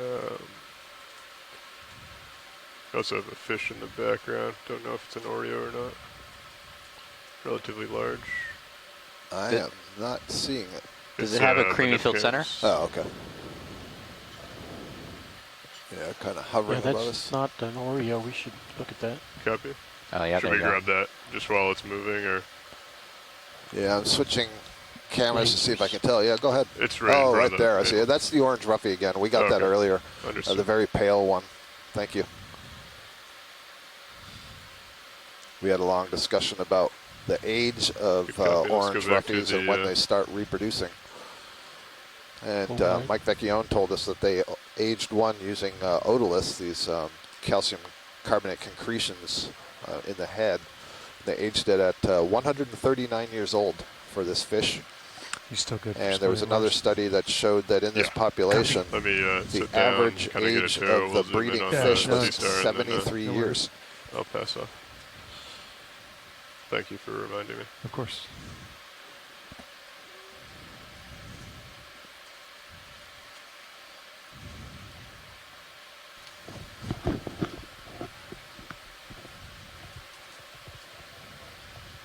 Okay, video if you want to come in.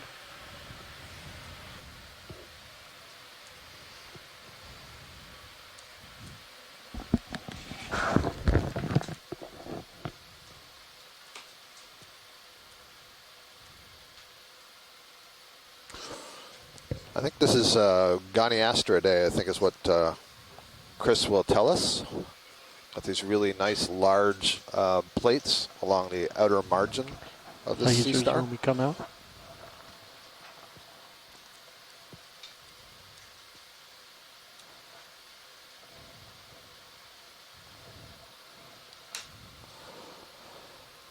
Chris Ma, guess what?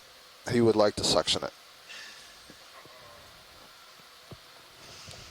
Let's see, I'm looking around the room and I see absolutely no surprised faces at that request. No, I just have this mental image of a sea star like holding on for dear life to the front of the suction device as it's trying to be sucked in. Ship is stationary. Its little feet. I'll bring up the jar cam. Tara Luke seconds that request.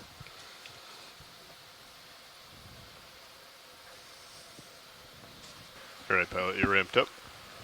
Stand by. And just a reminder, 7 moves to get to the top. That's right.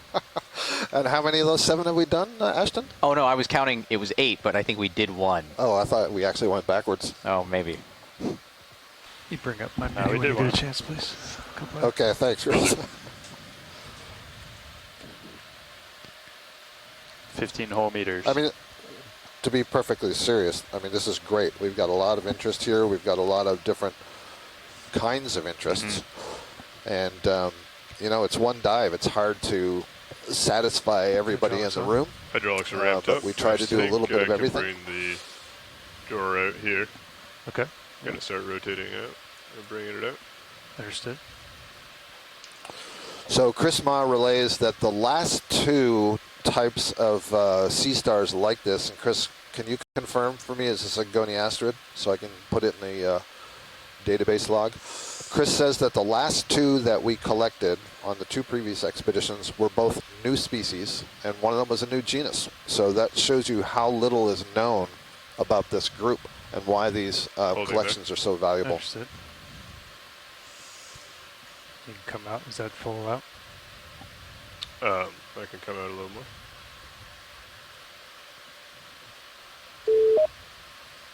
Hey, Scott. Hey, Chris. Thanks Thank you. so much. Yeah, of course. And thank you, of course, to GFOE, without whose expertise none of these collections would be possible. Goniasterids are among the most diverse of the sea stars that are alive today, and even in the fossil record, there's quite a few of them. And I honestly thought that in the Atlantic we weren't going to see that much diversity, but I am astonished how many of these things we're seeing that I just don't go in the book. And so, you know, and at this depth, especially, every time we see something like this that doesn't quite fit into one of the known groups, I'm quite surprised. So, I mean, I have no idea what it's doing, but I also thank Ashton for collecting that rock, because if he hadn't collected that rock, we wouldn't have seen this. And well, I only collected that rock because I knew that star was behind it. Well, I attribute all of this good fortune to my geology training as a scientist, and all that time I had to spend hanging out with hard rock geologists. And for your gracious rock collection, I offer you this joke, and you'll probably get it, but where do you put a peridotite clock? I don't know. Where do you put a peridotite clock? On the mantle. Get it? Oh, boy, we're pulling out the nerd jokes I now. get it, and I'm going to have to explain everyone. All right, so when we think of the top of the oceanic crust, we think of these pillow basalts, and underneath these pillow basalts, we have these basaltic dikes that are feeding those pillow basalts, and beneath those basaltic dikes, we have the lower crust, which is gabbro, and then beneath that gabbro, we have the upper mantle. So the upper mantle is primarily made of a mineral called peridotite. So where do you put a peridotite clock? On the mantle. Well, now that joke is much funnier. Thank you. Even though you had to explain it, yes. Oh, because he had to. Some of us were already laughing. There you go. Chris. You're pushing on the ground. Understood. Queued up. Thank you, Roland. Well, I must credit my colleagues at the University of Illinois I do not have any section on in the geology department for providing me with that jewel, which I really don't think I would have come up with on right now your wrist is kind of bent I'll make sure I pull that one out later on a later dive chat. Yeah. Be able to bring your forearm down. Do you know what I mean? Please spread it around like wildfire. No, right? Yeah, you could still scrape, but what that would do is bring your arm out of the way a little bit. Might help you see it better. Will the star actually go into the suction sampler? Yeah, I think so. Yep. And then we're just playing with that kind of move your jaw standard problem of 3D, 2D, a 3D space with a 2D screen, and just understanding how far it is. Right to left. It's small enough. Well, it's actually kind of 3D, 2D, 2D, right? Because the starfish is kind of 2D, right? It's on a 2D surface. It's not really prone above the ground. So. It depends how much you're willing to average out that third plane. Yeah. That third dimension. Oh, a fair bit. Suction is on. Okay, it'll fit. Sorry, that's... One of the interesting things about the general physics of the body on these is you notice how all of the arms, all of the sides, the plates on the peripheral side of the arms, how they kind of join over the middle, and they kind of create an almost flat triangular surface on each arm. And so it's almost like a snowshoe. It spreads out the surface area of the animal. It's never been sort of, it's all kind of intuitive hypothesizing based on body shape, but it's thought that this is how these animals sort of adapt to the soft You can also sediment try here. some like up and down. Okay, and then that allows them to kind of stay on think- top of the sediment opposed to I think it's sinking probably in. just stuck in the turn, so the more you bring the hose in, like and there's other there's many genera of goniastrids that practice this, or is thought to practice this Keep an same eye on the strategy. jar if you don't mind. I mean, it's never been like shown coming down empirically, with a mini. but it does seem to jive with a lot of the habitat. So I don't know, Chris, if you animals still have the have delay that bodies you had that earlier, but we very much. sucked Yeah, up the star, and it seems to be in the tube somewhere. And so we're kind of doing a waggle of the tube and varying the suction to see if we can force it down the throat of the tube. It's in there. We just it's just somewhere. Yeah. Well, I think I'm at the museum, so I'm seeing the low latency stream, and I saw the collection. Okay. But as you say, I don't think we know if have we seen it go into the collector? No. Yeah, I can't see. Okay, holding. Understood. Now maybe this is the time you suck up a small rock. It's not going anywhere. It'll be fine. Yeah. What's that? I said maybe this is the time you suck up a small rock and kind of we're at full Yeah. suction. Clear the pipe. I can only apologize on behalf of my request for the collection, but No, I think it's yeah. There you go. We'll see There it is. Yep, perfect. It's in there now. It's in there Is it now. in there? Yep. Bonus. Okay. RPM. Well, thank you. Was it Lars doing the collection? There you go. Who's up there? I think I can't tell if it's Chris. Chris Wright Nice work, Chris. was pilot Yeah, for Chris Ma. Chris Wright. Okay. Chris Wright is, I think, at pilot, right? Yep. that. Yeah, sorry, Chris. We have Chris has okay. nav, Chris has science on shore, and Chris There it is is. pilot at the moment. So a lot of Chris's. There's a lot of Chris's. A lot of Chris's. Chris Yep. Ma, thanks you. Dream team. Very Yeah, much appreciated. We just had a for rotation of collecting the dive. canisters, Chris, and verified that it is in there, so it's in good shape. Oh, lovely. Okay. Yes. Well, I see that Bring in the my door as naming well. of Latana Caster GFOEI is well warranted. So There you thank go. you. I'll talk to you guys later. Appreciate it. See you, Chris. Thanks for calling in. Bye.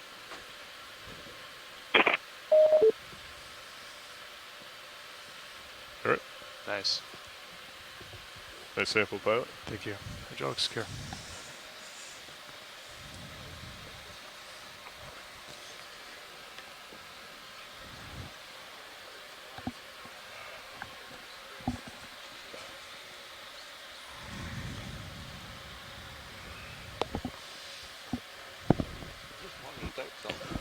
Little back deck check.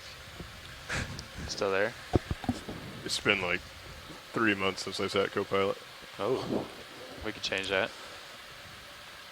So, pilot, the final component here was to look at that coral that's in the very upper right of the screen right now. Understood. This big one here. The big one. And if we get when you're ready, get a close-up, we want to look at the polyps and at least a couple of branch points, please.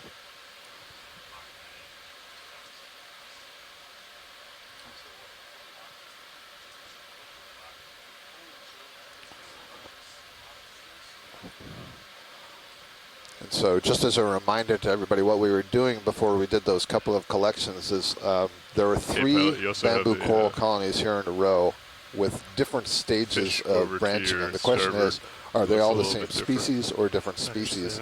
And it's really hard to tell from a distance because there's a lot of variability in how and when during their life they can grow these branches. And actually, I should be careful there. There may not be as much flexibility as we think for some of these species in when they branch. And so the hypothesis with this sort of thing is that it grows for a long time unbranched, which it must because it's only growing from the tip. And you can see here looks like perhaps close to a meter. Oh, there's a squat lobster kind of swimming up onto the coral. Maybe he's going to grab on. Oh, kept going.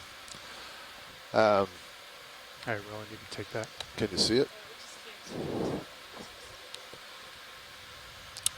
Yeah, so we're looking for other clues to see, well, what else can we look at to see that if it's unbranched, how do we separate them? So here, there's something a little odd going on at this node. It's like there's a double node with a very short internode between it. That's very interesting. And there must be some ctenophores on the colony to the left, because I see these 2 or 3 strings wafting through the screen. Those would be the fishing strings that are being extended from a ctenophore. Each ctenophore has 2 of these tentacles. Find a branching. Yeah. So if we could just keep going left a little bit more. Actually, a lot of these nodes look kind of wide. Center screen. It's a good view. Still pretty milky. You can't see the skeleton inside there all that clearly. Is this one as spiny as the last one? Right there might be a good place to zoom in if you go back down a little, because one polyp was closed. And video just came off my toe there. Right there in that bend. Wide. And then I promise we can move on. Yeah, Les Watling thinks this one is quite different, and I tend to agree. All right, well, I could come back in on that. The tissue's a little bit more transparent, and the prominent sclerates I don't think are there. Yeah, you see that one polyp in the center? It looks like it's kind of closed up on the upper side of that middle branch. That's what I'm looking at. Tilt up. Coming up.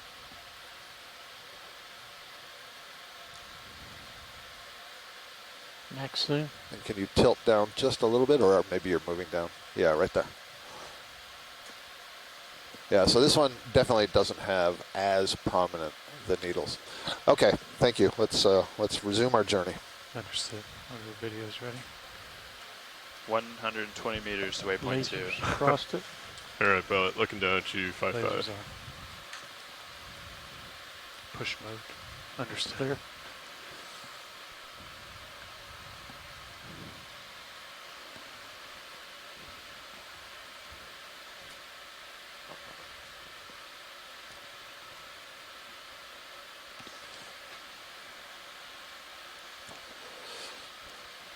Nav, watch lead 2. Hey, watch lead 2. Hey, can I confirm that we have on the order of about 2 hours of bottom time remaining? Yeah, let me double check. Thank you. What do you got me at, Lars? 5-5. 5-5. Did that fish off ROV right go away? Yes. Okay. Yep. Looks like another small hemicorallium down here on the right side. Okay, following you up, pilot. Right there is 4-5. Understood. Pilot, feel free to zoom in on this fan-like colony on the right side of the screen to the left of that barrel sponge. Take a partial of the video. Still creeping in on. This is kind of looking to me like a Candidella primnoid. It's most certainly in the family Primnoidae. And what I'm looking for right now is swellings in the branches. That's the characteristic I use, because that species, Candidella, I'm forgetting the species name right now, houses polychaete worms. And you can often see where they are because of swellings in the branches. And I do think I see some of those swellings. There's a couple of amphipods there.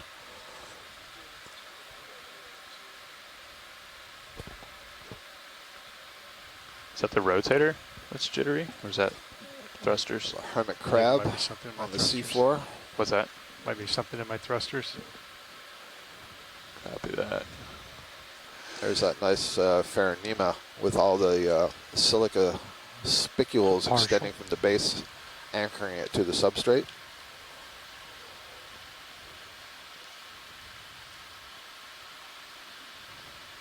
All right, come full wide. Yeah, I'm not sure. A couple of rotator, and it was still Acanella, jittery. actually 4 of the It's interesting Acanella here. bamboo corals growing in the Your sediment, starboard or vert is shallow drawing, like, sediment. double the Maybe it's amperage of rooted your to the port rock. There's a lot of rock for the poking same through. RPM. Well, imbricata, thank you, Manuela. Candidella imbricata, that's what I was trying to remember. Okay. So I'm pretty sure that's what that colony was. Yeah. Yeah. Yes. Okay, should be all good, pilot. Thank you. Yeah, I was saying the gender. Then we get on this flatter area, there's a lot fewer colonies. There's a Chrysogorgia that doesn't seem to mind growing here, and there's lots of Acanella. They seem to be quite happy on this flatter surface. And it looks like the Chrysogorgia colonies are on the rocks that are just poking above, or perhaps they're just slightly buried. Copy bio. But we've lost a lot of the other suspension feeders. All right, I think we can go ahead and get another move if you're ready, pilot. I agree with that. Still feel good at 100? Sorry, 110? Yeah, 110's good for me. Good copy. 110, you want a 20 meter? What do you guys want? It's like pretty flat. Yeah, we can do 20. Let's do it. Les Watling thinks that may have been a Narella. Make some tracks.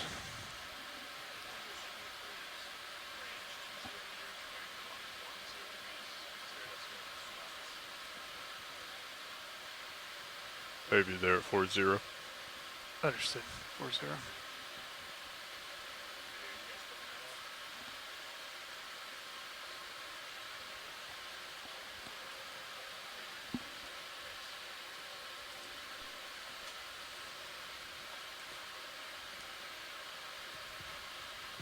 I haven't seen any squid. No. Neither have I.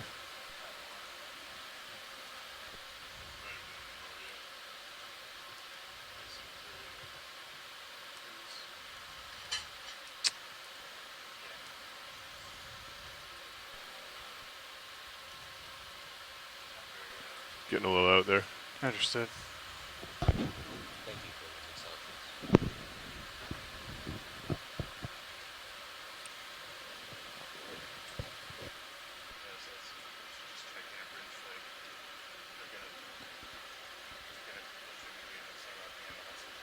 Yeah.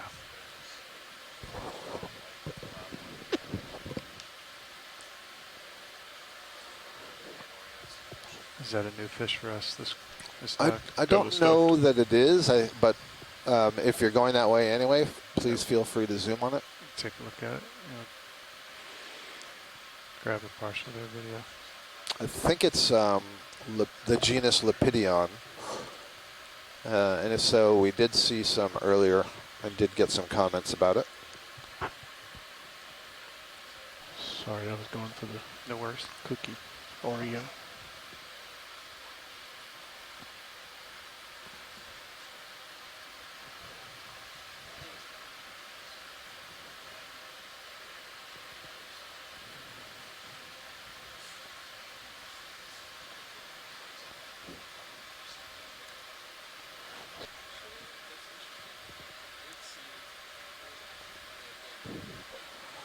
Very nice view of this. Yeah, Mike Vecchione agrees. Yeah, Lepidion. So we've seen this at least a few times today.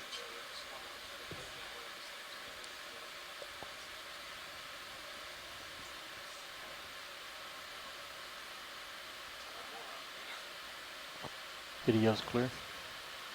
All right, let him go. Come Nice. Ken Sulak said earlier that those long pelvic feelers and the long chin barbel in this species are both sensory. It's better to raise a vehicle and up the long barbel suggests that this would be Lepidion guntheri. The tall black first dorsal ray is possibly not sensory, but it is used as a species recognition character. That was really good. But thank you. Keep that in mind, where if you think you know where it's going, try and use the thrusters. Oh, what he's saying is it might be used as a character for one fish to recognize the other as being in the same species. So he says, well, if there's no sun at this depth, then why would you have a visual species recognition character? So in this case, the species range is well above that critical light extinction depth, meaning this species of fish that we're seeing probably can be found shallower where there is sufficient light, that the coloration and size of that fin would make a difference in attracting mates. Very interesting. Thank you, Ken.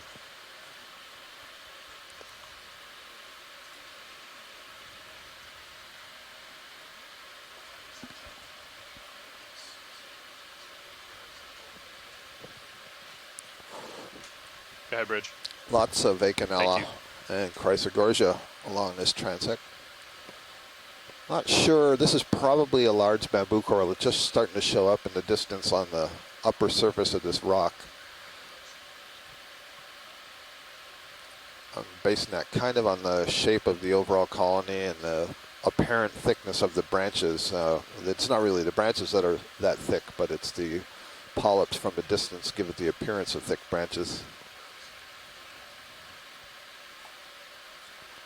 There's a nice Leopathes black coral growing off both sides of this rock as well on the lower sides of the slope. And there may be another hemicorallium, the pink precious octocoral just in front of this much larger colony on the rock face. The bird's nest sponge. And I think there's also a colony of Acanthogorgia. If we hadn't made so many collections already, I might want it, but right now I'm more interested in getting to the rim.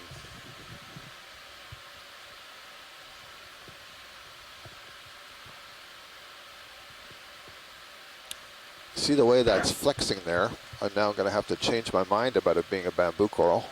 I believe this is probably a prinoid, maybe a plexaurid. Be advised, you're right at the corner.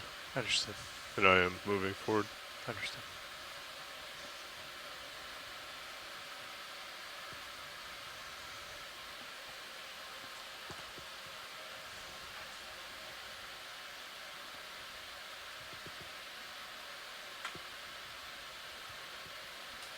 You're over here, Lars.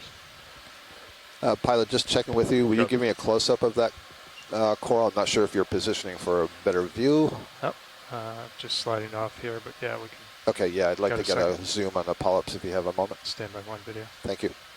Standing by. Do you want me to swing my head? Yeah, if you can come over, just keep me in view. Get that.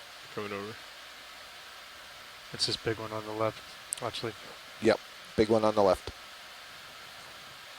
All right, rolling. Came over 20 degrees. Understood.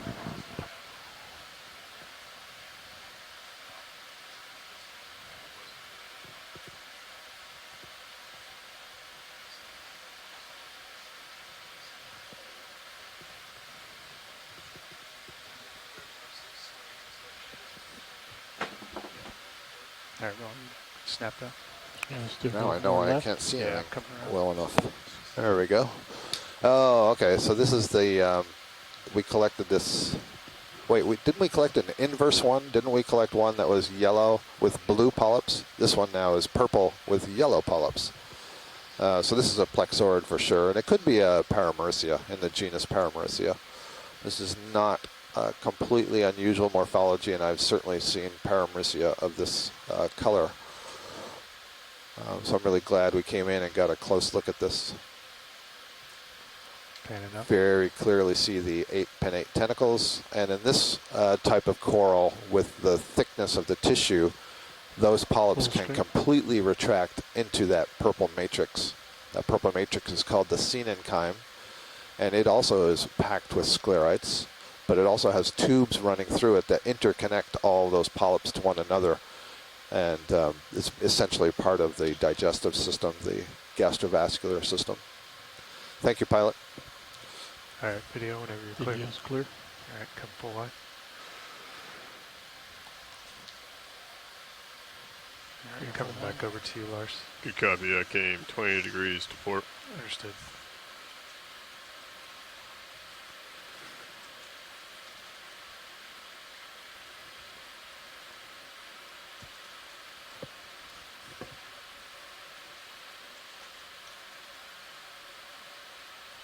Some wire corals. That's the black corals that grows these very thin whips. Do a lot of coiling. Just as a tip, Silurate kind of urchin. saddling uphill right now. Yeah, I'm turning my A lot head. more Copy. platey steps here. If you Ashton. kind of come back as you turn Yeah, your and I was head, kind of it'll help interested a little. on that feature that coral was on. It was just an odd shape, for lack of a better word. You know, it almost looked like a garlic clove. Like if you imagine a really large garlic clove, it had kind of a bulbous base, and then it kind of tapered off towards the top. It didn't look like, you know, a large piece of basaltic rubble that had come down. Okay, I'm gonna start bringing my head back. And again, you know, these something sort of. I Yeah. don't know if that's a breakage plane, an erosion plane? No, that looks like a little fracture plane. Cool. Take partial there. That's nice. But these overlapping benches of concretions are kind of odd. Part of that could just be because as we saw in some of the areas, maybe on our first or second dive, we saw that the bottom currents kind of made these almost large wave-like patterns in the pteropod shells, right? And so this could be kind of a larger scale version of that, where the prevailing bottom currents kind of make the marine detritus and pteropod shells or whatever's forming this calcium concretion into preferential little waving standing patterns, and then those get lithified in that kind of form, and then they just get reinforced. But I'm not 100% sure because Sure. Yeah. That's so interesting to think about, because it, again, makes you think about the immensity of time that's created some of these structures for all of those shells that we've seen deposited on the seafloor to become aggregated and cemented together. Really nice view, side-on view of lots of these tubular sort of they're tubular bushes. Those are Chrysogorgia are the paler ones, and the brighter orange ones are the bamboo coral Okeanos. Totally tubular. Tubular. This is all I see now. Roland, our video engineer, said this before, and I don't know why I was so dim to catch it, but he was referring to them looking like bowling pins, and that's absolutely the case. You can see that really nicely on that one on the far right. That's kind of orange. So that's the Okeanos, that's the bamboo coral. So if you have a bunch of those Okeanos lined up, you just grab one of those, I don't know, a geodia sponge or something to use as the bowling ball. Can we zoom to the right of the lasers? There's a little fan there, red in color, and I'm wondering if that's a Swiftia.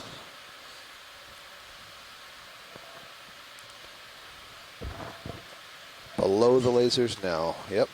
That's the one. And I think the stark white colonies, just the lasers on one of them right now, and there's several others here. I think those are also hydrocorals, although the one in the far distance on the right, that may be an Analopsamia. Yeah, take partial there. Okay.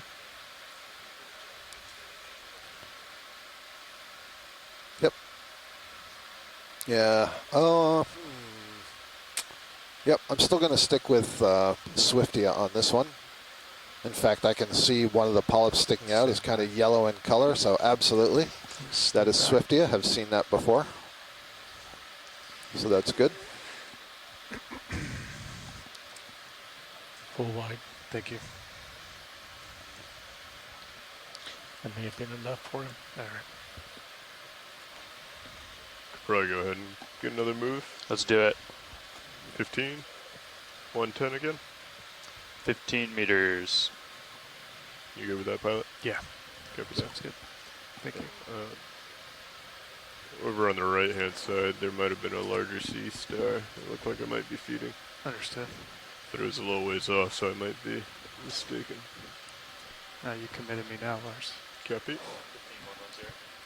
We're getting close to lunchtime on the East Coast, so why don't we give a summary of what's going on here. If you're just turning on the internet streaming video here, you're watching live streaming video from the deep ocean in the middle of the Atlantic Ocean. That's yellow is what I saw. This is the Voyage to the Ridge exploration team on board the NOAA ship Okeanos Explorer. Move us in. It also may have been employed to My name is Scott France. I'm a deep sea biologist from the University of Louisiana at Lafayette. And I'm the biology lead here, and I'm joined by Dr. Ashton Flinders, who's with USGS geologist. He's busy.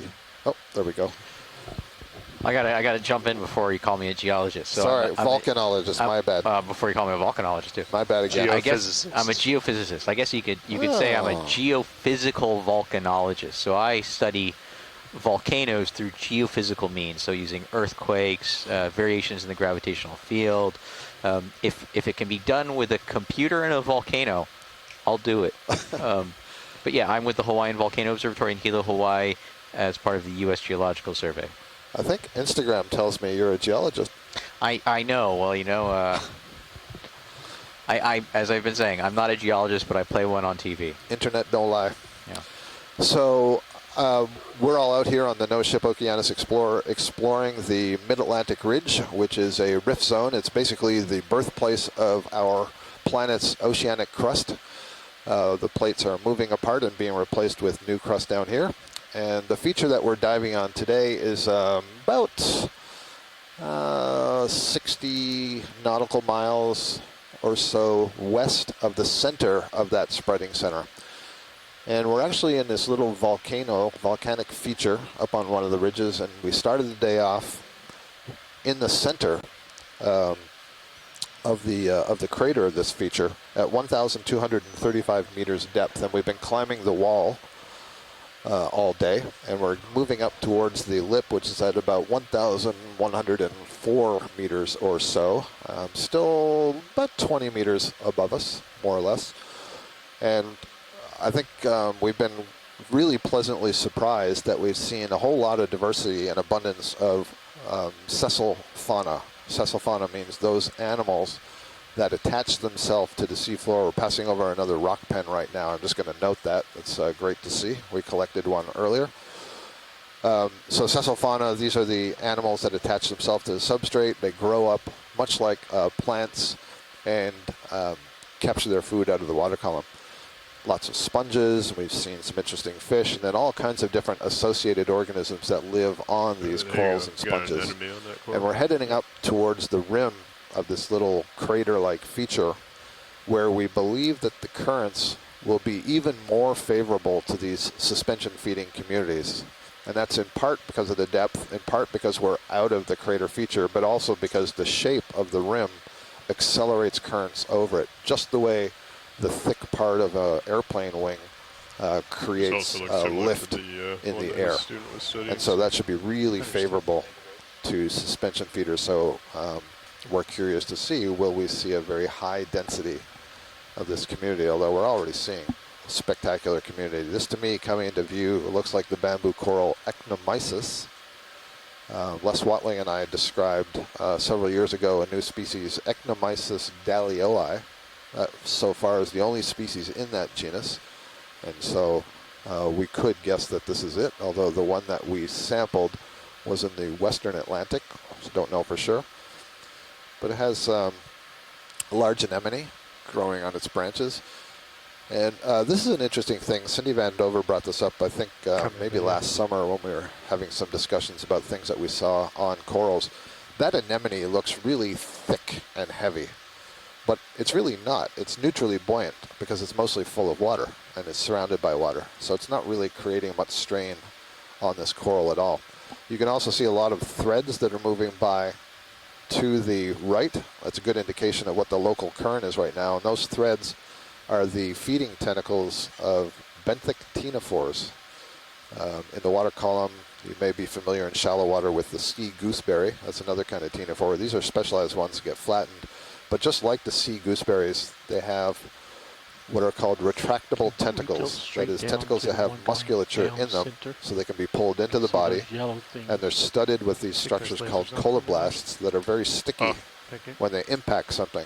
And so they're used to fish for zooplankton. And if something comes in contact with that tentacle, it can get stuck to it, and then they'll use the muscle to pull it back and get it into the mouth. And there, actually, you can see some on the branch there. They're kind of yellowy orange in color. Just on the back side, this curly branch in the front got in the way. But I could see a few individuals. Oh, thank you. Manuela Ramos, who's down at the Exploration Command Center down in Horta, said that that anemone is Actinocyphia aurelia. One on the right with those strands. And that name aurelia refers to its sort of golden yellow color. There we go. We're getting a little bit of a look at these ctenophores that are on the coral. The coral itself is kind of more pink in color, has a white internal skeleton.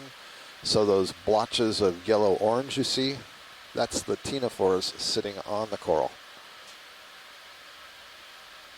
Very cool. And we've seen now lots of these, so they're obviously pretty common in this area. Okay. And we were able to get a sample of them, so hopefully we can get a name applied to those so that in the future we'll be able to say something about the number, the abundance of that particular species.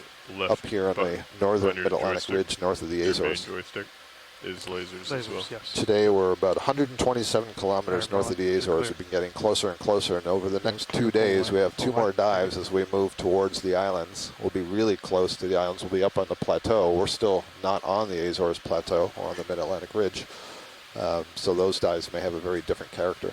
Yeah, and it's one of the things I'm excited about seeing in terms of the change in the geology. So Scott was saying we're on the Mid-Atlantic Ridge, which is a mid-ocean ridge, or one of the forms of divergent plate boundaries in plate tectonics. It's one of the places that the plates that form the outer crust of the Earth, move away from each other. And they do that by forming and erupting new oceanic crust, and that pushes these plates away. And so right now, where we are, we're about 25 kilometers west of the Mid-Atlantic Ridge on a normal fault. So that's a place where the Earth has been faulted or sheared in half, and we have an uplift on one side and a downdrop on the other, and we're kind of on the upward end of that normal fault. We're on the North American You're plate really right soft, now. Ron. If we went to the other side of the Mid-Atlantic Ridge, all the way up, due east, we would be on the Eurasian plate. South for me as well. And as we travel south towards the Azores, we're going to get in this really geologically interesting area, because we're going to have a place where the Mid-Atlantic Ridge that we're on now, the segment that we're on now, and then another section of the Mid-Atlantic Ridge that's coming more or less east by south or west by southwest intersect, and then from there a second mid-ocean ridge known as the Terracera Ridge moves out due east. And so we're on this, what we call a ridge intersection. And that's where 3 of these tectonic plates are separated. So right now we're separating the North American plate and the Eurasian plate. But when we get down towards this ridge triple junction, we're also going to be separated away from the African plate. So really interesting in terms of general tectonics. Now, to confuse all of that, we also have the Azores hotspot. So we have this process of hotspot volcanism, or volcanism that's occurring within the middle of a plate. So a form of volcanism that we do not associate with standard plate tectonic processes. And that kind of confuses everything else that's going on. And so as we're traveling south, most of the Azores archipelago is along that Terracera Ridge. And it's kind of on straddling the end of the Eurasian plate and the African plate.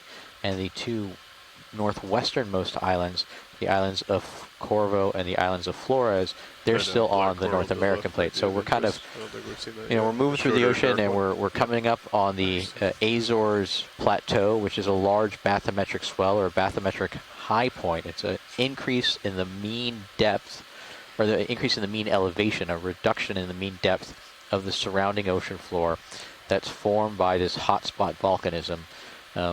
And then as we come closer, we're going to get to this ridge triple junction. So it's really, really interesting and exciting from a geology and geophysics standpoint.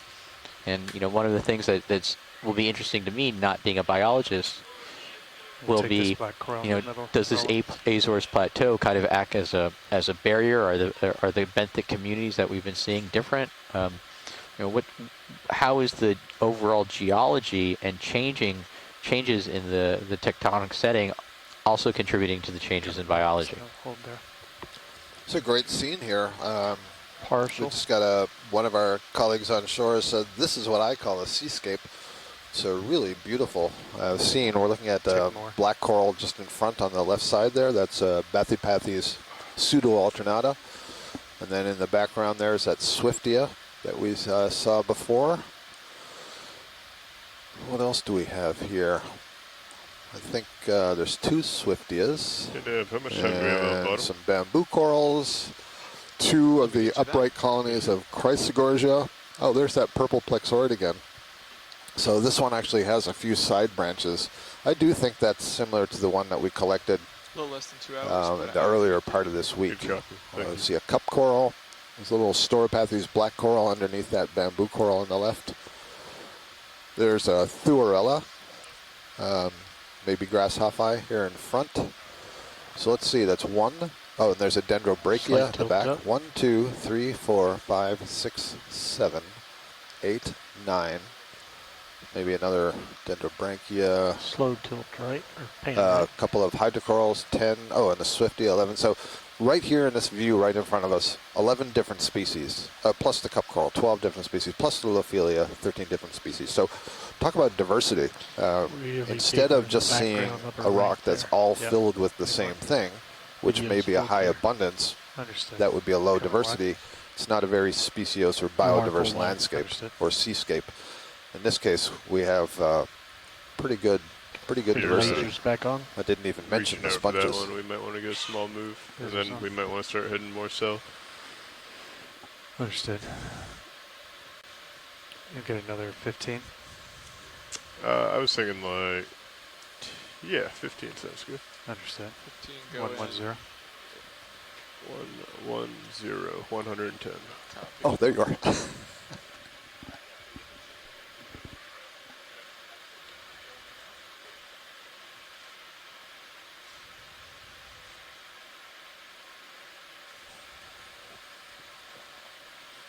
Get you there at 3.5.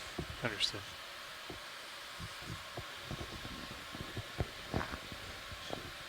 We lost all of that downwelling as soon as we came over the top. And so Scott and I, we introduced ourselves, but you know, Yeah, this work that's out here is a multi port starboard. group effort by a lot of different partners and collaborators. Scott So is, where it as you is said, a is from pretty the significant current. University You know where it's of coming from? Lafayette. Keep that in mind as Louisiana, you're Lafayette. setting up at for Lafayette. things. Yeah. I am from First, it's easy to set up the in U.S. current Geological as far Survey. as to get a tow, and then also if you kick We up have anything, it sitting will on my left be blown our behind science data you. manager, Arvind Shantaram, Normally there's who's from a lot of like fine sediment. NCEI. NCEI Yeah, sometimes it feels and like the I'm Northern really Gulf Institute. getting on what's it. NCEI? What does that stand for? Details National just Center not for moving. Environmental Information. Other There you times I feel go, like right? I Environmental barely touch it. information. She We have, just of spits course, immediately. the NOAA ship crew, all our NOAA Corps officers and ship's crew and stewards, our union members and our contractors. And then we, of course, have this great partnership with GFOE, the Global Foundation for Ocean Exploration. And they bring an amazing team out with them that includes, it's a huge party of people, right? We have video engineers, we've got ROV pilots, we've got videographers, we've got network wizards. We have a whole group of people. And so in this back row, you've heard from Arvind, myself, and Scott, and then we have Anna, who you heard from earlier a little bit, who did a birthday shout out to her sister. And then in our front row, we have our three amazing ROV pilot, co-pilot, and navigator, and then our video engineer on the far right.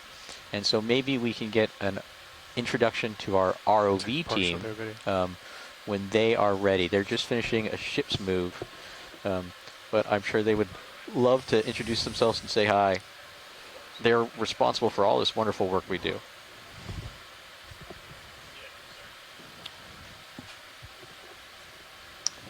Hi, I'm Jonathan Allen, and I'm running Navigator for right now. You can take more video. Sitting pilot, we have Chris Wright. Sitting video, we have Roland Bryan. Myself is Lars Murphy, sitting co-pilot. And behind us, we have Anna Sagatova, sitting clipper.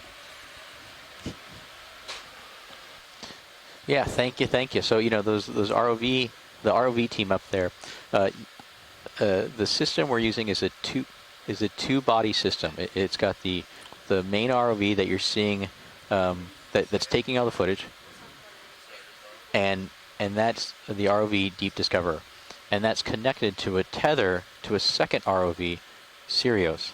And in order to move this entire system, we have to move first the ship, the NOAA ship, Okeanos Explorer, and hanging off the ship, Okeanos Explorer, over a winch is a cable that goes down to the bottom of the ocean. Right now it goes down to about 1,100 meters below sea level, and attached to the end of that cable is Sirius. So our ROV navigator communicates with the ship and helps move the ship which will move Sirius. We have a co-pilot who helps direct Sirius, And then connected to Sirius is the Deep Discover, and our ROV pilot moves Deep Discover within a radius, the length of the cable that's connected to Sirius. So it's a really intricate dance between these three very complicated pieces of machinery. Sediment? Yep. Understood. This is snap on it or something as we go by. They've sort of looked at them each time we've seen them. You can take more there if you want. May also be a rock. It's a rock. Thank you, Anna. Okay. Pilot, if we could look after this upper right, there's a large white colony coming into frame. Yeah, up there. Thank you. Now Scott's going to say, what you going to say? I was going to say that we'd be remiss not to also point out that there's a whole host of people on shore who are helping us out. If you are enjoying the web pages, for example, that are associated with this cruise, you see that there's new content going up every day. So we have Emily Crum and her team who are keeping that updated. We have folks who are managing the video streams from shore. And I have to note, I have 5 students back in Lafayette who are working on annotating the video, and their fingers must be killing them today because there's an awful lot of stuff to annotate. And I've seen that there are folks, various interns in different line offices of NOAA who are also working on annotations and different aspects of this expedition, and then of course all the planning that went into the expedition. Our EC, Derek. Yeah, our expert expedition coordinator, Derek Sowers, who's probably got his fingers in every pie. In his room with his headset on, listening intently to what we say. He doesn't listen to what we say. Yeah, okay. He mutes us, well, I'm it depends. Depends if we say something right now and he comes running in. Yeah. I'll bet he's in there banging his head on the desk. Oh, yeah. I wonder. What do we got here? Out of joy. And then we of course have a whole mapping team who's also come out, and they're the ones who do all of our multi-beam sonar mapping in order to create these really situationally needed dive products. So these are maps of the seafloor topography, the bathymetry. So the ROV knows both exactly what it can expect when it gets down to the bottom of the ocean, but also so Scott and I can interpret them and plan where this dive should take place. They are working there. Take more video. It's 3 in the morning and they'll be up working.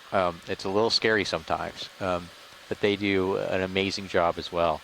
And so that group is being led right now by Shannon Hoy. Shannon Hoy. I was going to say your name. Everyone. We all suddenly like. I was going to say a NOAA expedition coordinator who's acting as a mapping lead right now, Shannon Hoy. Your version was better. I know. That's why sometimes I got to take a second or two to compile my thoughts. You're right. Yeah. I usually have to take more than that. Oh, actually, that's really helpful. This view at the very top, you can see the skeleton pointing out. I think this might be the dendrobrachia again. Oh, but Tina Sacco think maybe it's something completely different. And you know, we left somebody else out. We left probably a lot of people. I know, but we also left Tina Sock. Oh, all our shore-based scientists. We didn't leave them out. Come on, we didn't leave you out, guys. Chris Ma. Right now, I'm just reading in the room. I don't know if I got disconnected and have lost a lot of names because I know there's more people in that chat room than the list shows. So I apologize. We're not going to name you all, but Chris Ma. Oh, stand by. So we're seeing some really long tentacle-like structures there. The only thing I can think is that these are the equivalent of sweeper tentacles. They've been described from various shallow water corals and at least one deep sea bamboo coral in the Pacific. And their response to, in shallow water, they're kind of a response to competition. So your neighbor's getting too close, you stick out some of these and try to fend them off. Internidarian warfare, I guess. So perhaps that's what I see. It's a little bit hard. It's, you know, there's so many polyps in there. There's so much white. I can hardly see where they're extending from. But they do appear to be individual tentacles that are elongated, I think. Hold in there. I have a little bit more if you'd like. Yeah, bring it up full. So, I mean, oh, there. Oh, yeah, that's great. Thank you. That extra lighting helped. Yeah, you can definitely see that it's some individual polyps on the left side have really long tentacles, and so it's some kind of growth response to I'm not sure what. And what you can also see is that those long tentacles don't have side branches. I thought sweeper tentacles either came from within the polyp. I guess those would be a concha. So yeah, somehow they're being modified. It's a mystery. Yeah, so in our chat room right now, this is basically a way that the scientists can engage each other and engage us on shore with various observations, feed us information, ask each other questions. We have Elena Hebert, that's one of the students who's in my lab in Lafayette. Chris Ma, who you heard from earlier, the Smithsonian. Daphne Cuvelier, I think she was one of the Azorian scientists, if I recall. She sent us a really nice photo mosaic this morning from the Moitira event. Yeah, the Fomorian hydrothermal chimney. Yeah, that was very cool. She took various images and stitched them together to make one overall view. James Aubry, another student in my lab, he's working on Acanthogorgia, so he was really interested in that yellow coral that we just passed. Mary Bilan, I noticed yesterday, introduced herself from Italy. Tara Luke from Stockton College in New Jersey, I believe. Tara. Yeah, I think we've got still looking at Asako Matsumoto, who's a coral biologist in Japan. Les Watling, who is presently at the University of Hawaii, but he lived and still lives in Maine. He was at the Darling Marine Center for a very long period of time. He spends his summers there, so I think he's checking in from the East Coast. I just see Megan McCullough has now joined the room. I believe Megan works on bryozoans, so she's seen a couple of good things today. And Megan, we did collect a beautiful specimen of a fan-like bryozoan this week. Who else do we have?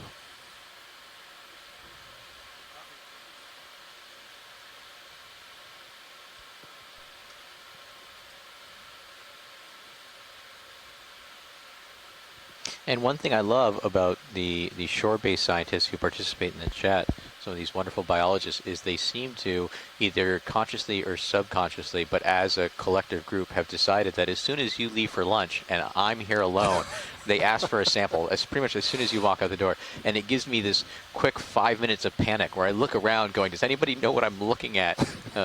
And then go, do we take it? And then I kind of just stumble and kill time until you walk back in. I'm going to have a talk with them because I specifically wrote in there when I left, don't gang up on Ashton. I don't think it's on purpose. Okay. And they are very helpful with giving me words that I pronounce horribly. Absolutely. Yeah, thank you. Tara points out that it's Stockton University, although when she first started working with Okeanos and chiming in the chat room, it was Stockton College, so I didn't totally make it up. Notice there's a purple fan with a lot of branches at the top, and we've been seeing, actually there's one at the base of the screen right now, these purple unbranched forms, and there's been a lot of discussion today about whether those are the same thing. We don't know. There's so much need for time-lapse observations in the deep sea for a lot of this stuff. You know, it's not like we can just pluck it up and bring it into the lab and watch it grow, and especially since they grow so slowly, we're talking about years-long studies. Kind of mow the lawn while you can. Is anyone doing that? Is anyone putting down, you know, like the equivalent of deep sea game cameras that only take a frame a month or frame a year? Oh, sure. I mean, there's been drop cameras and camera tripods and sleds that have been deployed in many parts of the ocean. But anything that's got like a 10 or 15 or 20-year time record? You know, I'm not certain, but I would bet, you know, like Ken Smith at MBARI, Monterey Bay Research Aquarium Institute, has been doing this kind of thing for, you know, more than 20 years.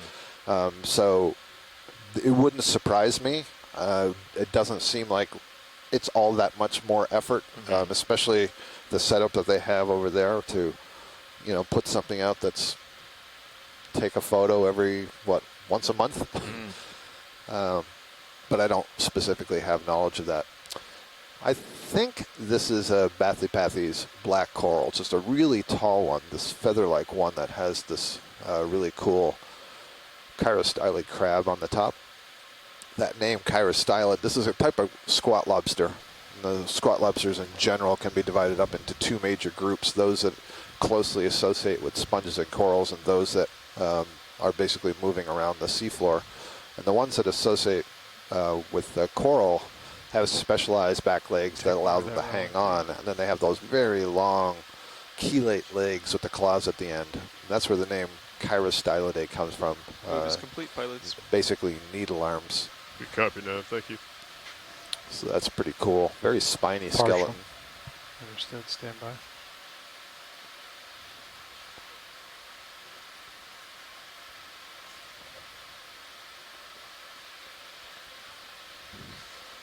See its little feeding appendages. Those are called maxillipeds, those two that are sort of curled up just under the eyes. Take more if you got it. These decapod crustaceans have fairly complicated mouth parts. So let's see if I can remember all this. They would have a mandible, which has a grinding surface and a cutting surface, and then they would have two pairs of maxilla, which assist in manipulating the food. And then they would have these maxillipeds, these larger structures that can also manipulate food. Do the claw. And I don't know if these long claws are used in prey capture or are used in interactions with other individuals of the same species.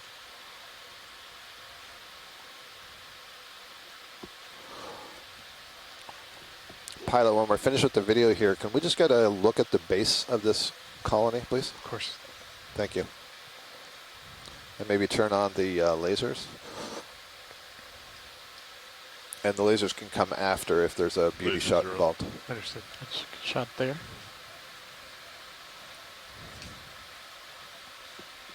Yeah, and for our viewers who might be new, just so you can understand, what you're seeing right now, those two little red dots are lasers that are shot out at the ROV, and they're calibrated to be a set distance apart at 10 centimeters.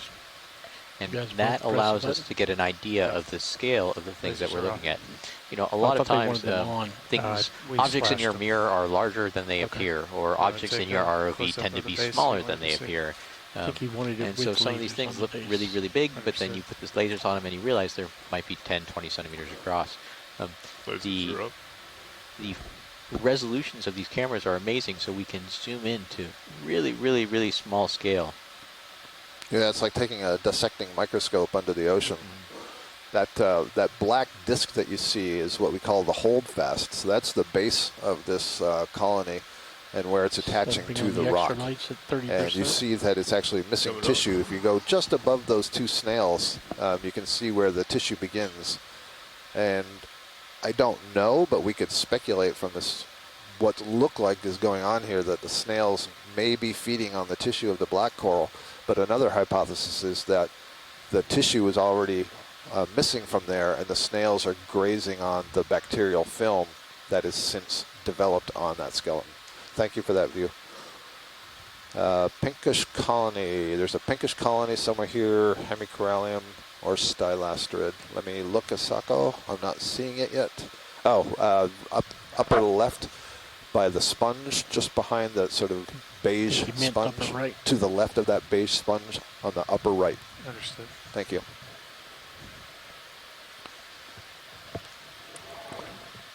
There's a question here.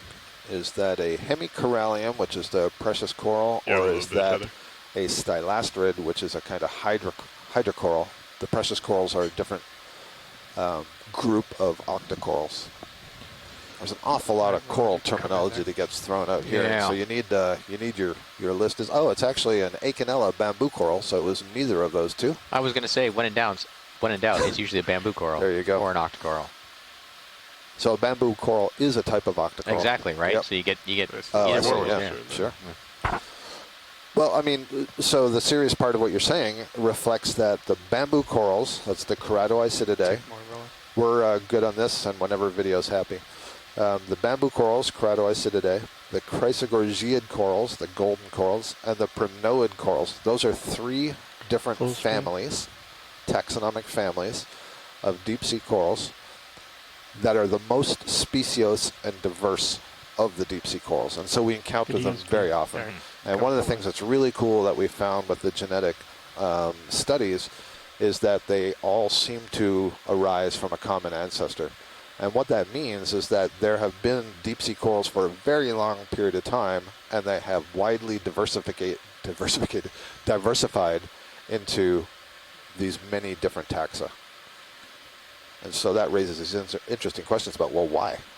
You know, what are they responding to that might lead to all these different species? And most people want to jump to an adaptation explanation. They're responding to something in the environment, but it might just be that they're isolated. The sheer distances in the deep sea are such that they may stop reproducing with one another. It's easy to see that Atlantic versus Pacific, for example. And given enough time in isolation, you should evolve to be different just by random processes. So we don't have all the answers yet, but we have lots of interesting questions.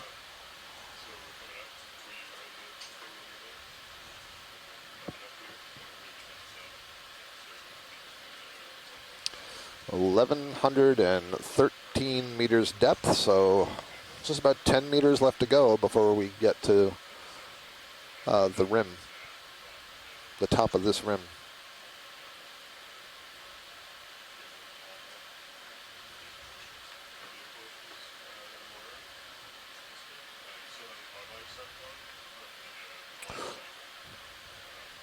Oh, I may have been looking at the wrong colony.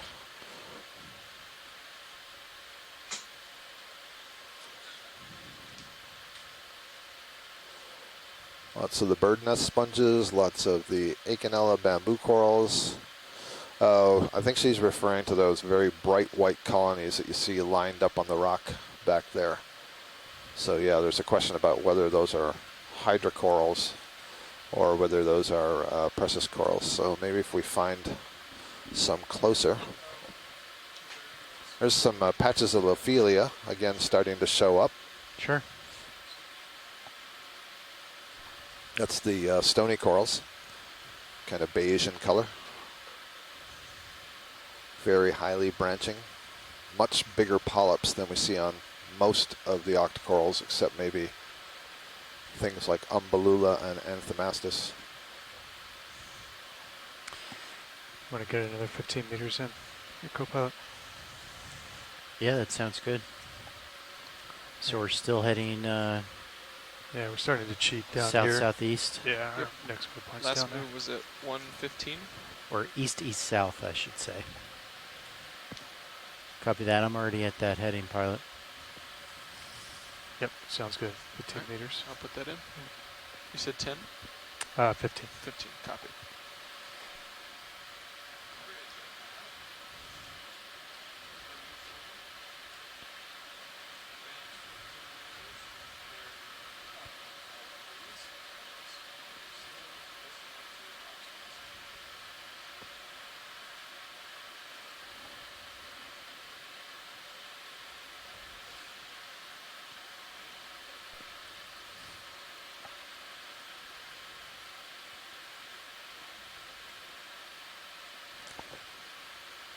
And pilot, we still have that fog light on from the last close-up image. Do you?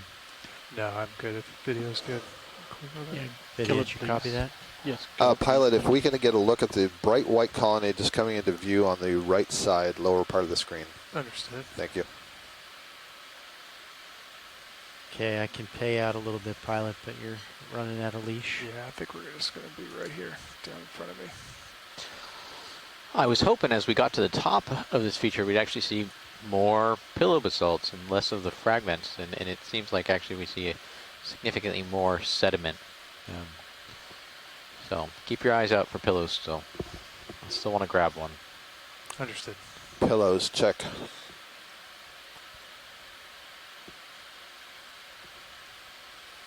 That's a very interesting, large, fuzzy colony in the background. I think that's a massive Thuorella, and if it is, that's probably the largest one I've ever seen. Yeah. And by large, I don't necessarily mean in height. I mean the number of branching points in it.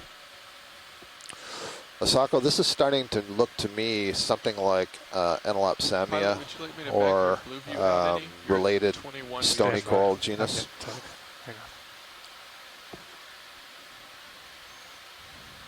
I'd say probably put another 15 on that move if you're okay with that, pilot. and come in there. But yeah, that sounds good, co-pilot. Copy. Will do. Let's see, what have we got here?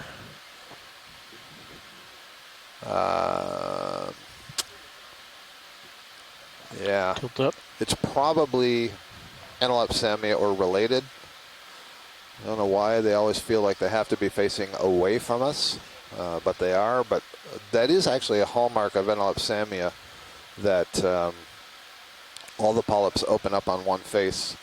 But I'm hesitating a little. I don't want to totally rule out hydrocoral because I'm not all that familiar with the hydrocoral, or not as familiar with the hydrocorals. But this has the feel of a scleractinian coral to me. And so, of course, as soon as I say that, Manuela says it's crypthelia, which is a hydrocoral.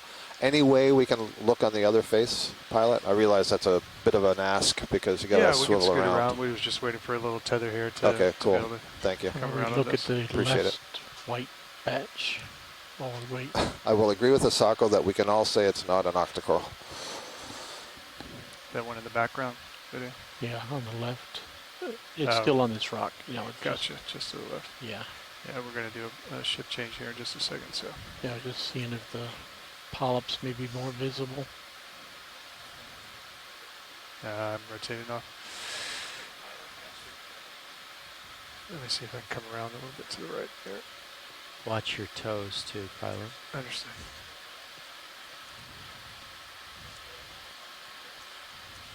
Nice.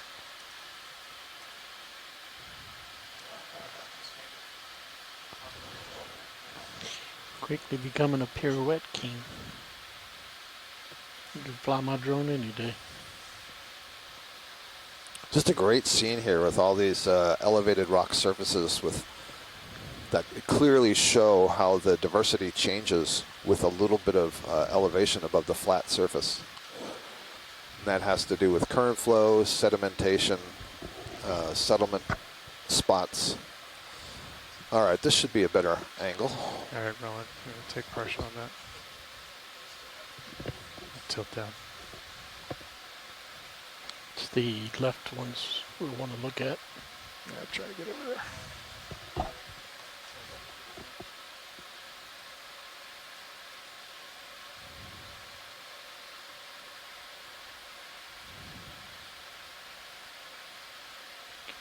Try to bring up the there we go. That's okay. Great view. So what I'm looking at, you can see in some of these where it looks like the calyx, the part of the skeleton that the tentacles are arising from, is almost closed over. And it looks like there's kind of like a smiling mouth where the tentacles are arising. So that is absolutely a hydrocoral. That is not a stony coral.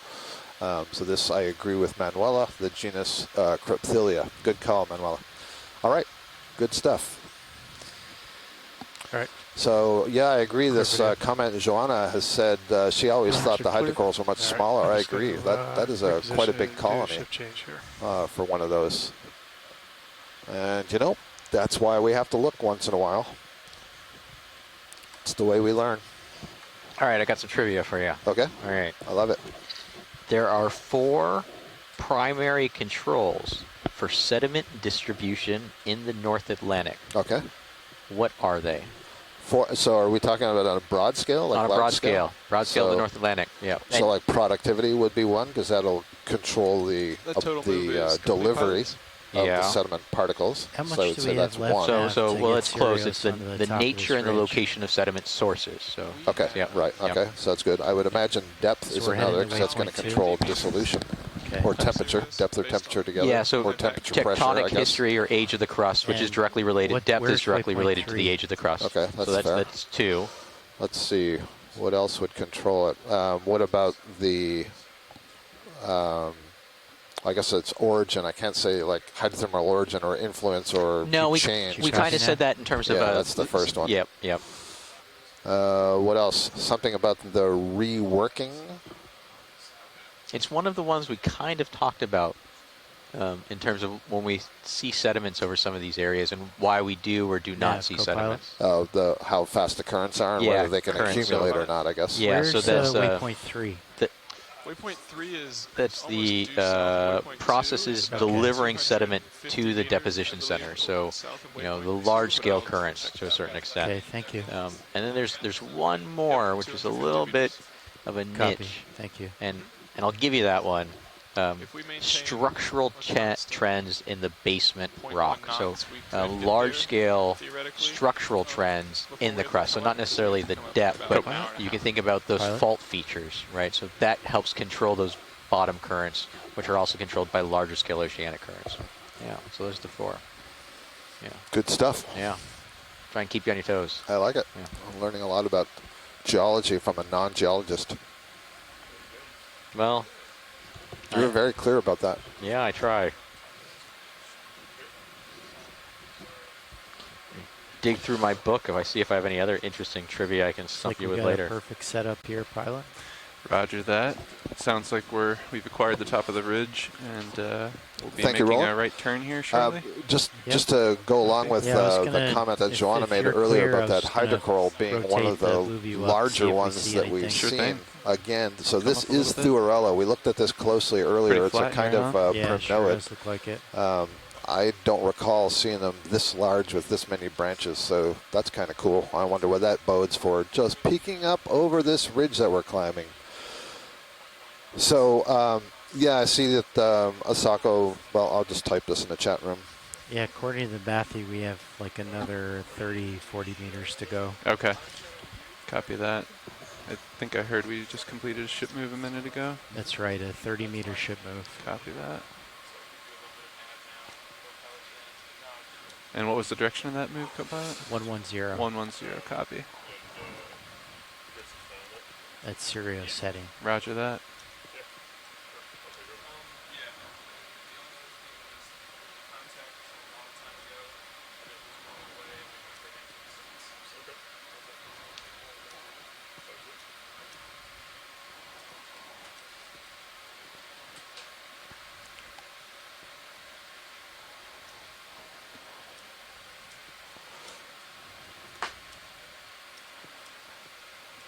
And I see you looking down at me, 5-0, so good delta. You can probably get another move in when I get out here in front of you. Sounds good. And once nav I gets agree. settled. Yep. All right, pilot, co-pilot. Hey, Nav. Nav. Looks like we got roughly like 30 meters until you're like dead center here. General plan is to head south after this. So Affirmative. maybe another like 15-meter move at a 115. Bring it down a little bit, and then we can start doing cheating south. Yeah, that sounds good to me, Nav. Copy Yep. that. You ready for that move now? I think we're in a good configuration for that. Yeah. Yep. Copy that. So I think one of the differences that we're seeing compared to call earlier, it. one of the that. reasons we're seeing a bit Thanks. more Bridge. sediment and This a lot is more ROV flat areas nav. is that we're coming up to the top of this We have crest, a move this if you're lip ready. of this crater-like feature. Range So we were on 15 steeper meters, terrain bearing before, harder for the 115 sediments to degrees, accumulate, speed basically 0.2 more knots, rock please. outcrop. So the nature of things up here is fairly different. Nature Copy. of the Thank you. seafloor, the nature of the attachment points.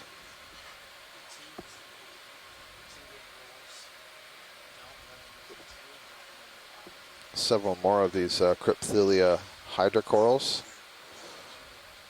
That large white colony that we had a little bit of debate on about what it might be. Dendrobrachia or possibly some kind of plexaurid. Several Chrysogorgia colonies, Acanella, that magnificent large barrel sponge over there, the Pheronema carpenteri, the bird's nest sponge. I think I've seen somewhere they've also called it something like old man's beard sponge.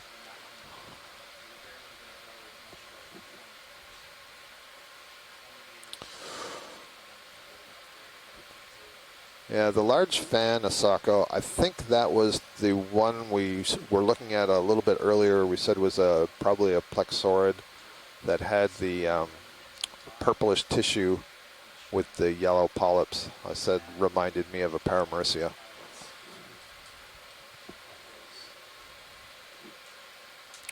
Looks like maybe a synaphobranchid eel in the distance off to the left.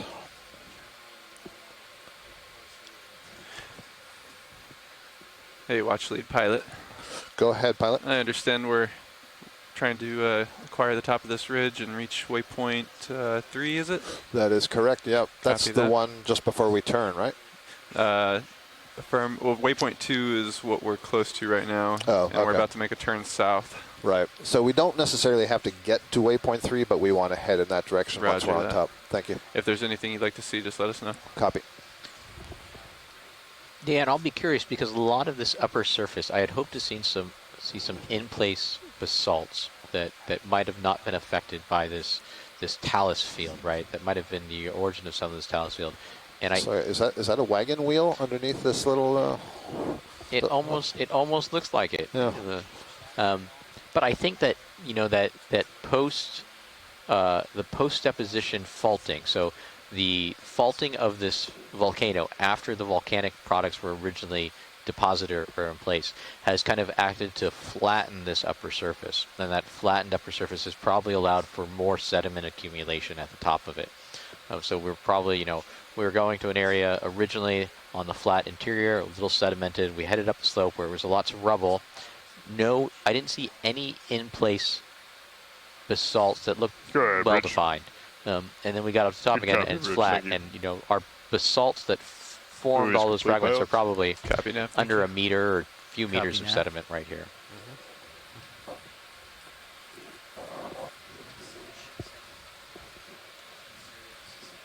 And imagine, certainly at least the data we've collected so far, there's no way of knowing the time frame of the faulting relative to the origin of this crater-like feature itself.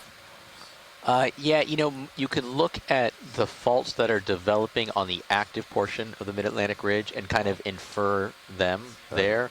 A lot of these faults develop pretty early on, pretty close to the ridge axis. Is that right?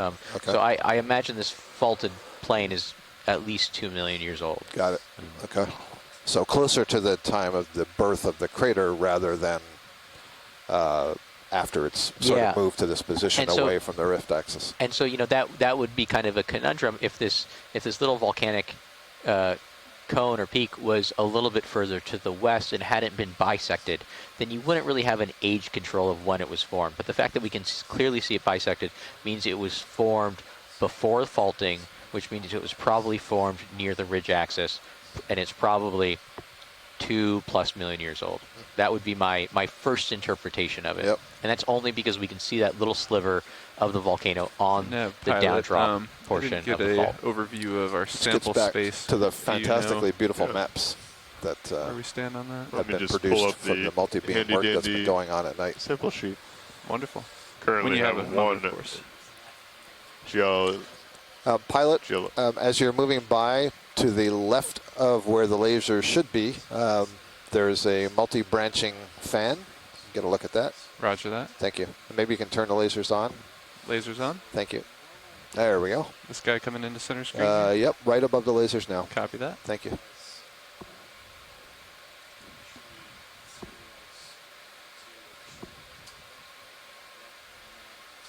You have 2 suction jars, starboard outer, Copy and starboard forward rock box. Thank you. Appreciate that. And you can come on in, video. Let's go for a little zoom here.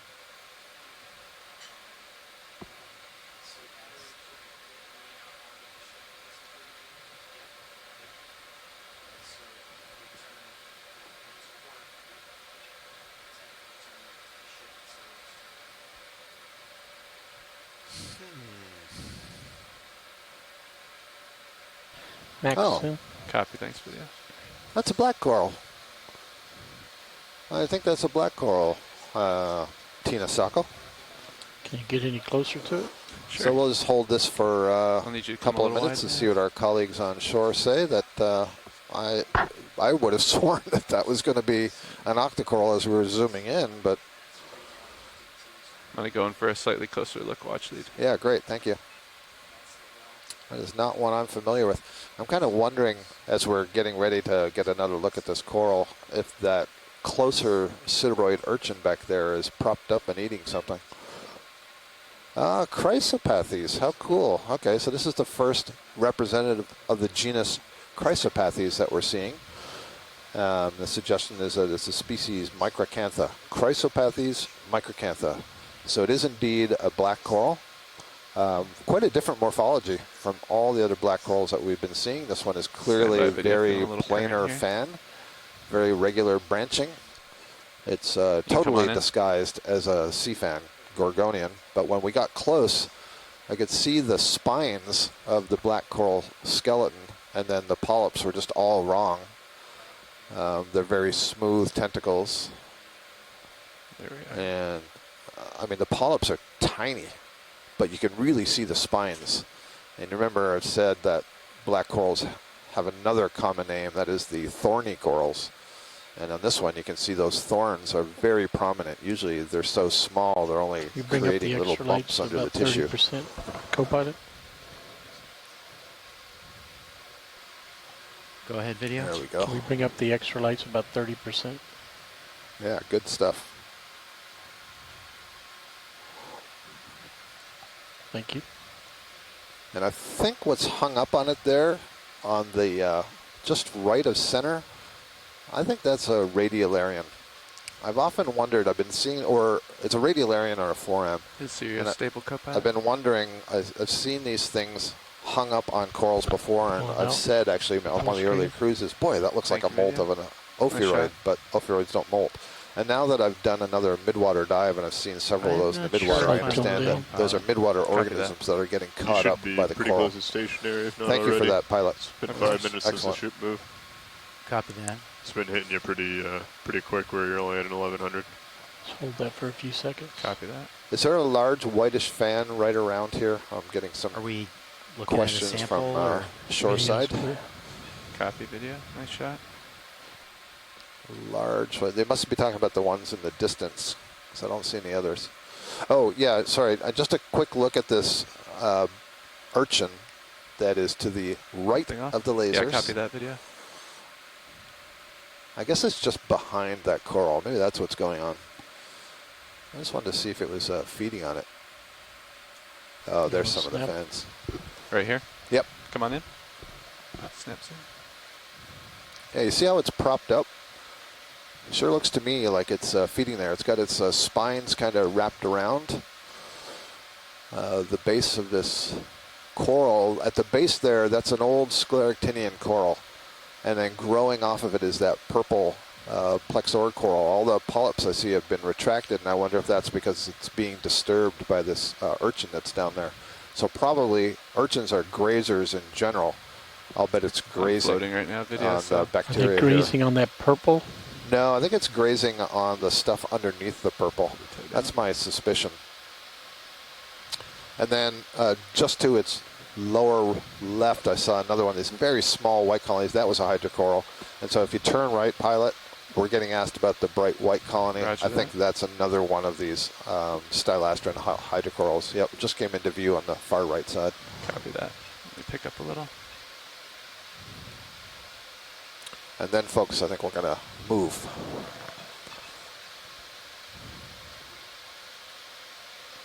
All right, come on in, video.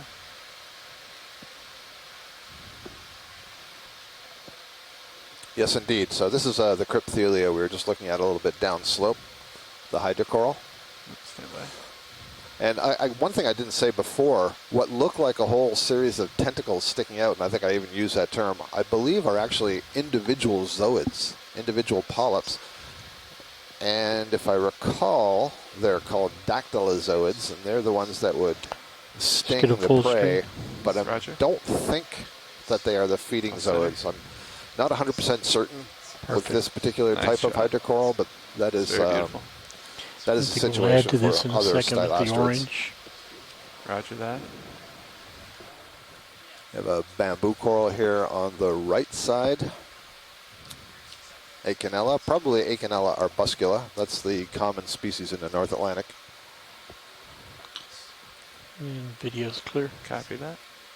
Full wide at your discretion. Oh, I even see another little rock pen behind that Acanella and to the right. They're very small, the rock pens here. Very beautiful landscape here. Yep. It's great stuff. Lifting off.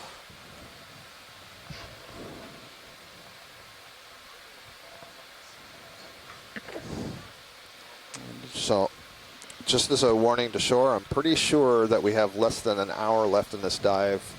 Maybe, you know, on the order of 45 minutes or so. So, well, actually, we have 1 hour and 6 minutes.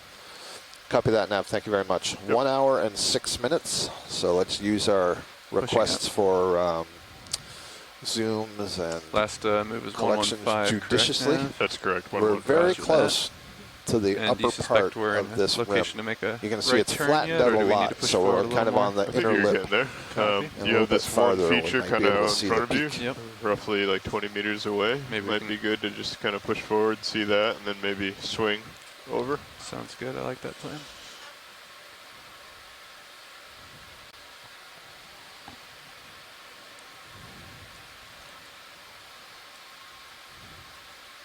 Yeah, what do you think about ranging out real quick, pilot?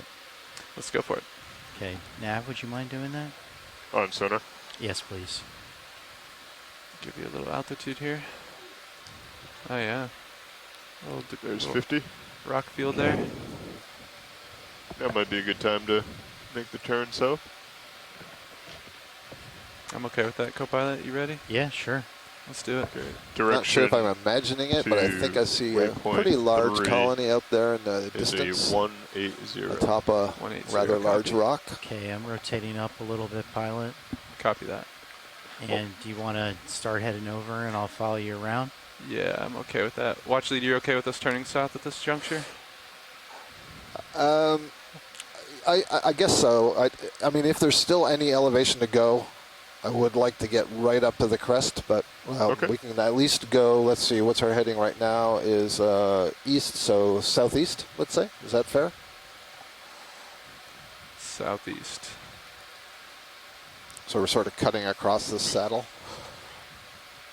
Yeah, that puts us somewhere in this vicinity here. I'm just trying to interpret that from this 3D perspective that I'm looking at. Mm-hmm. Yeah. Little ridge feature there in the distance. Yeah, let's scoot over to that 15-meter move. Yeah. 135. Sounds good, and then we can turn south from there if we want. Copy that, I'll put it in. I guess I would say whatever you think is the quickest way to the This local is high. ROV nav. We have a move if you're ready. Range 15 meters, bearing 135 degrees, speed 0.2 knots, please.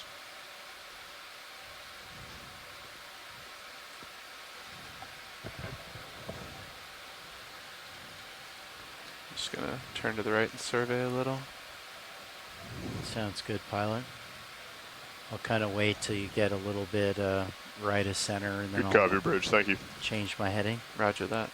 I don't have that much to go. I only have 15 degrees, 20 degrees. All right, pilots, that move is in 135. 135. Thanks, Nav.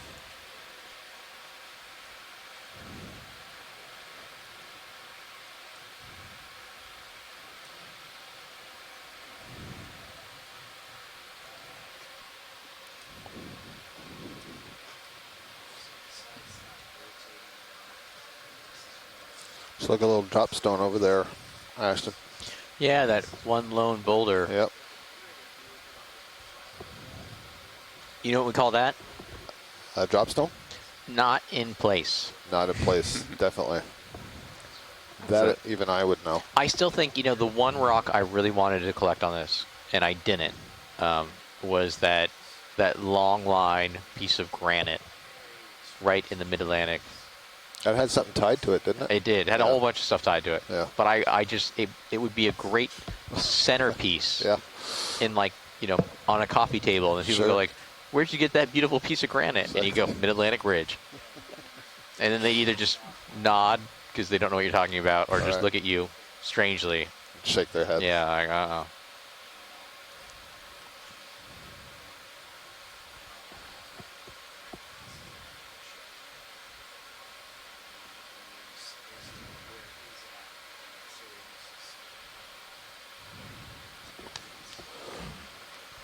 So we're just waiting for Sirius to catch up here a little bit. Watch leads. Okay, we can take a zoom in on the sponge then, if you'd like to look at something. Copy that. There's some discussion in the chat room about how some echinoderms just don't know when to say when. So Chris notes that there are some sea stars that'll continue to eat and grow until they kill Going themselves. in for a soft landing here video, and then we can go in for zoom. That sounds like me at sea. Yep. I'm Some going truth to to go that. ahead and change my heading Try to to get in 135 closer. pilot. Try to get it closer. Yeah, I'll to get it the- between the skids for you Yeah. video.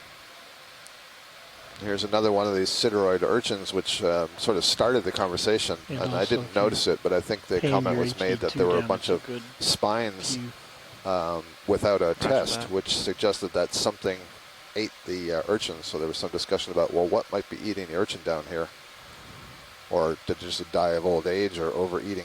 Okay, I don't want to stir up too much silt here, so So this is a Pharonema see how carpenteri, this works here.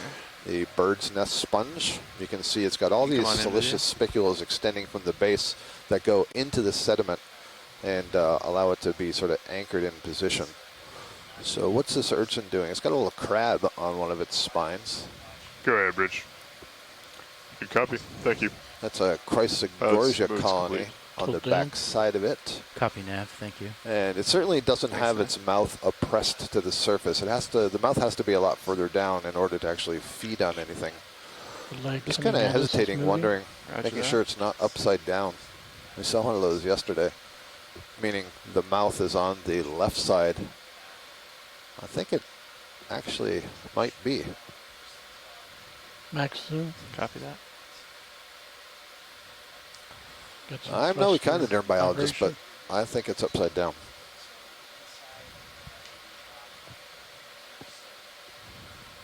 What else am I seeing? Is this a little decorator crab, perhaps? Looks like it's got various things stuck to its back. Can't tell if it's spongy.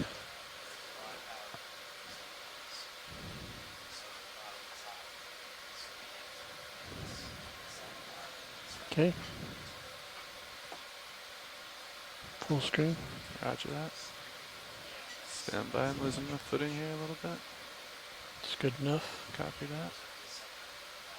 I got it steady here. Gonna float away. Nice shot.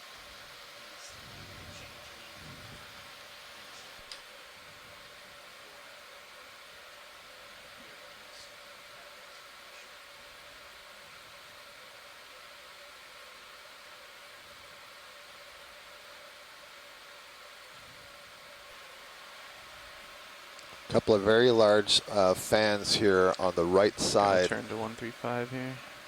Okay, I'm already at Um, 135. and I don't know if you Roger noticed, that. but they were both oriented in the same direction, feature there to our which right. gives us a little bit of indication about the dominant current flow during the lifetime of that coral as it grew. And that would have been probably from the, let's see, upper left to the lower Yeah. right. So for Sirius, go ahead. There's three more of these bird's nest sponges, several Okeanos bamboo corals, Chrysogorgia, and I think I see a large bamboo coral looming in the distance. Les Watley and I aren't quite sure what that species is, but we wonder if it's Keratoisis grayi, which would be actually quite significant because that species is the type for the genus Keratoisis. And I think it may be similar to the situation with the Iridogorgia that Les mentioned earlier, that there isn't really good type material. A type specimen or a holotype specimen is the specimen that the scientist who originally describes a species uses as the basis for that species. And it gets housed in a museum with a label. And so then in the future, if there's any debate about what is the species I'm looking at, you always reference that original specimen. And so if the type is damaged or lost, or the description of that original type isn't sufficient, it needs to be Were we redone. finished with that move now? Yeah, that move finished at 16:55. 16:55, So about 3 copy. minutes ago. Ready for another? I think so. I think we need to determine if we want to keep on this heading or go south. How do Did feel, you make co-pilot? it to that little ledge? Here, I'll The ledge was actually not quite at 135. It was a little north of there. Copy. So. I mean, I feel like in the sonar it looks flat. Yeah. I'd say You head may want to south. head south from here. Copy that. I concur. All right. I'll call on a move 180. 180. That'll bring us right towards waypoint 3, Roger 15 that. meters. Bridge, this is ROV nav. Got another move if you're ready. Range 1. So pilot, yeah, just to stress, what's important is not waypoint 3, but is being on the maximum part of this lip to make sure we're exposed to the flow that's coming from the valley on the other side. Roger that. Watch Thank lead. you. You can go for snap. Good copy, bridge. And let's see. Yeah, this is this morid, this codling we've seen now a few times. That really long fin in the front. Lepidion. I forget the species name. That's a genus name. Lasers. Lasers on. Video's clear. Copy.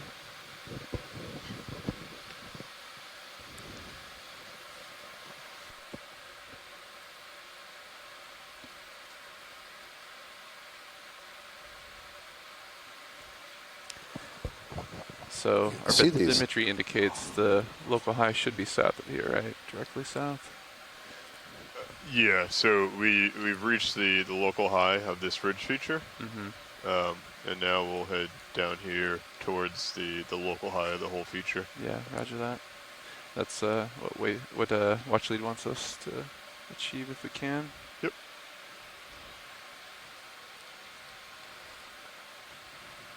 And I'm still at 130. I'll wait till you get over towards the right side of the screen. Roger and I'll that. start changing my heading.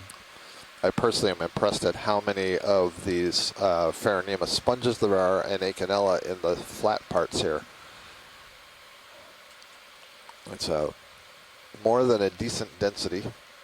Lots more of these tall bamboo coral whips. Some black corals, hydrocorals, Lophelia, Thuarella.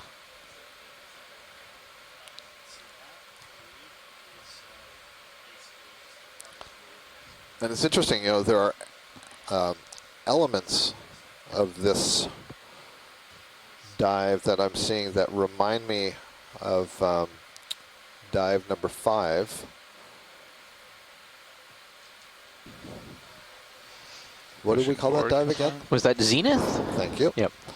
Zenith. What's that, pilot? I was just letting you know I'm that pushing there's forward. a fairly high Just getting abundance around and this little feature diversity, here on the but bottom. it's not a total replication of that dive. We're actually seeing a number of Alright, I'll different start species swinging that we around didn't to see that 180. day. Copy that. Some overlap, but plenty of differences.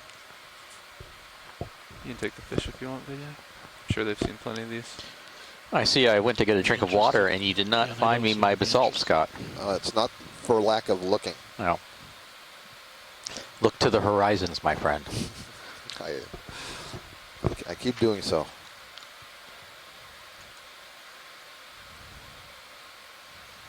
He's right under us. Go ahead, bridge. Good copy, thank you. Pilots, that move is complete. And so if you are just joining Copy, us, Nev, thanks. we are at a underwater volcano. That's probably, if I had to put a reasonable estimate on the age, it's probably about 2 million years old. It was probably formed around the same time as the general oceanic crust was being erupted at the Mid-Atlantic Ridge. Roger that. And we're currently on about 2 million year old seafloor. So that's the age of my estimate for the volcano. And the reason I would say that is because if we look in the multi-beam bathymetry that we mapped last night, the eastern edge of this volcano has been cut in half. It's been sliced goes slightly right on southeast one from end. here. Kind of about 20% of it is just cut off. Maybe the direction of our And next that move. cut, that slice, is actually a fault. And it's a normal fault where everything to our east has been down dropped. We call that a normal fault. Go So for it's slid down. And the remainder of that volcano we can actually see in the bathymetry on the seafloor topography on that bottom of that fault. And so that faulting usually occurs near the axis of the ridge. This area was at the axis of the ridge about 2 to 2.4 million years ago. So that makes me think this volcano is very old. Along with that, there's a lot of sedimentation. We see a lot of this white marine snow that's settled on the ocean floor. And then we also see a lot of this black, gnarly, knobbly crust. And I think those are concretions that's cementing together of things like pteropod shells, marine organism tests and shells. And so that tells me that this area has been sat here for a long time, and it's allowed all these shells and calcium carbonate to accumulate. Now, in a general context, we're about 20 kilometers away from the Mid-Atlantic Ridge, which is on our eastern side. And we're about 127 kilometers north of the Azores Islands. We've been diving on the Mid-Atlantic Ridge for about a week and a half now. This is our 8th dive. Today we're staying a little bit more shallow. Yesterday we were pretty deep. We got down to about 3,300 meters below sea level. Today we're diving down to 1,100 meters. 1702. 1702, copy. And excuse me, to about 1,200 meters, and we've come up to about 1,100. We're at about 1,107 right now. We may want another southeast move, co-pilot. How would you feel about that? Those have been 10-meter moves now? 15. 15. 1-5. Okay.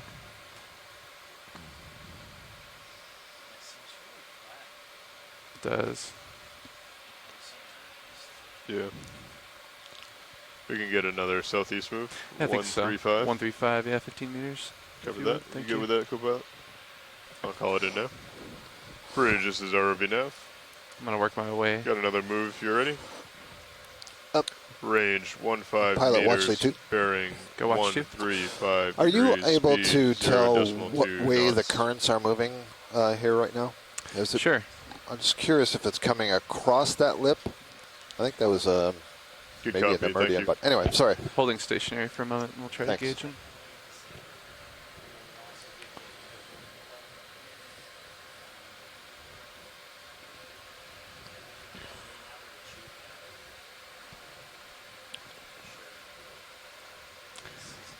Yeah. Judging on, based on our movement, it looks like I'm being pushed back, and you can see the marine snow going left to right a little bit. Yep. So Coming kind of from out the of the southeast. east-southeast? Yeah. Yep. Okay. Affirmative. So that's pretty good. So that's coming from the deep part of that fault. Yep. So coming out of the fault and over the lip.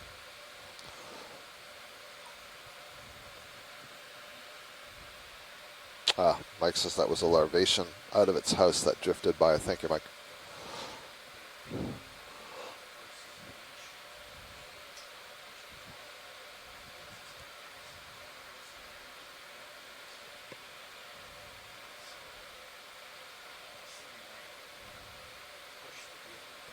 Yeah, east-southeast current it looks like.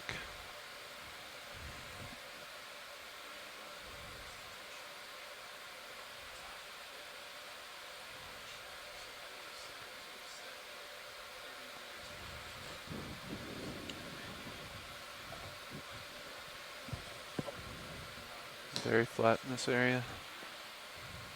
Let's see if we can find some more slope. How about while we're in this area with all this stuff, we trip a Niskin? Yeah, we can do that. Watch lead. Thank you. Stand by. I'll work with the front row. Co-pilot nav. You guys Go ahead, ready pilot. for a Niskin? I think watch lead 2 would like us to collect one here. Copy that. We have 2 left, so this will be our second to last. At your discretion, co-pilot. Okay, spinning HPU, resetting Niskin, and all stations firing Niskin in 3, 2, 1. Looks like a good fire. Oh, yeah, actually we have 2 more after this one. My apologies. Okay, we're doing all the Niskins? No, just they wanted one right here in this area. Okay. So Thank I you, just pilot. fired one. Copy that. Yeah. Yep. So we have 2 more after this one now.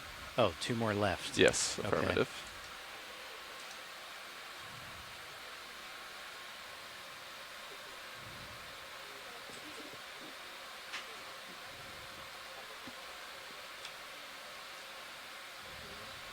No, I got a thumbs up from her. Yeah, that was why I called out to survey 2. I had survey 2 latched.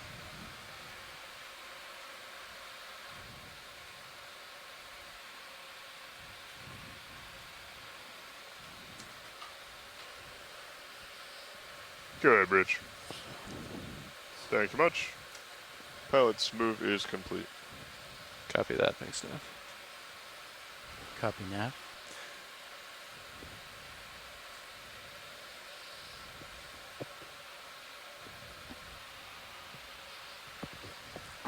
How's the blue view look here, Copilot?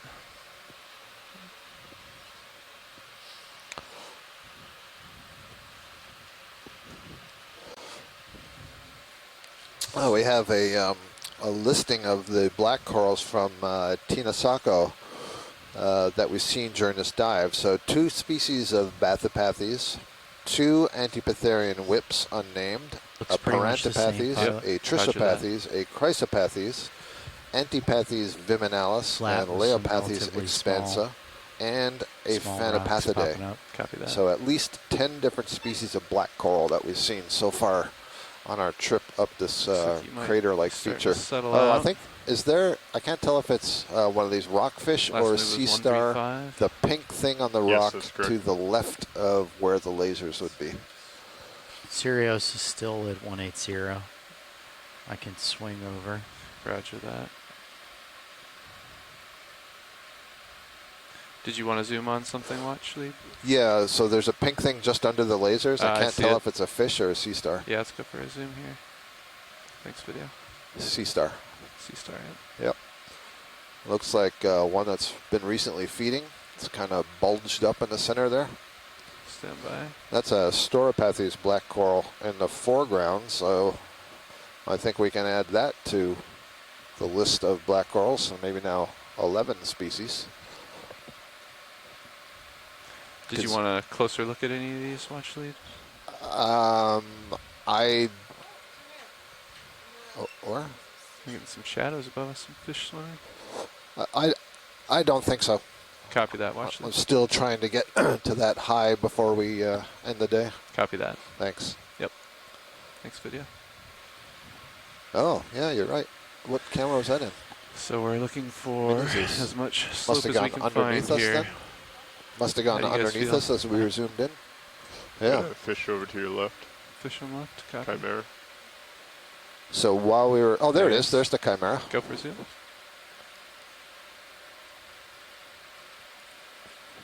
Nice.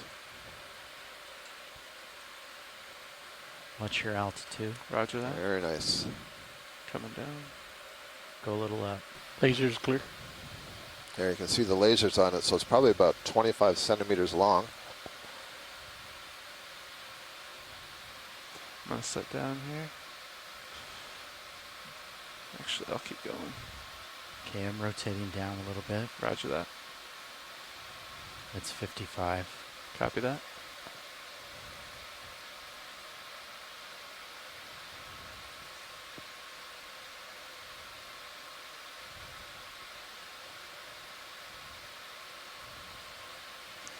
Video's clear. Copy that. Pushing against a little current here. I think I'm pointed into it. It's a good shot on Sirius.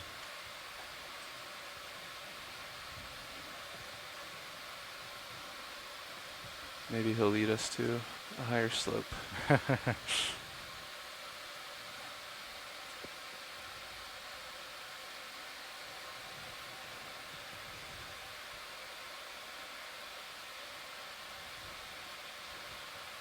Looks like he's smiling.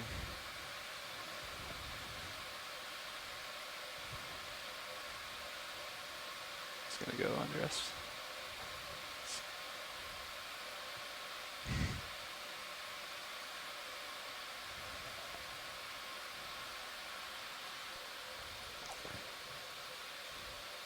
Did you want any more imagery of this watch leader? Nope, Can we press that's on? good. Copy Thank that. you. Pushing out.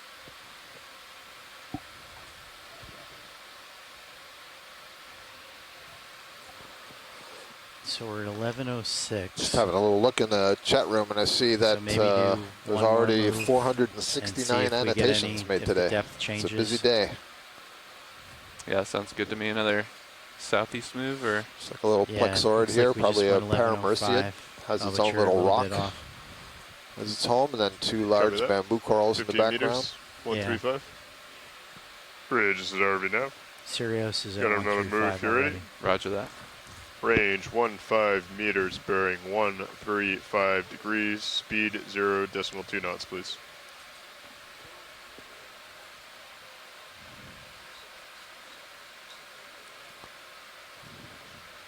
Good copy, Bridge. Thank you.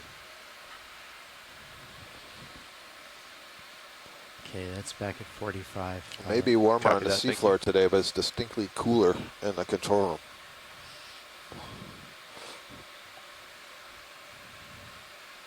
Are you wearing a short sleeve shirt and shorts though? I am, but I have been doing that throughout the expedition. Today's the first day I'm cold. See some more stylastrid coral down there, the hydrocoral. And I think this is the dendrobrachia, this fan that's on the left side.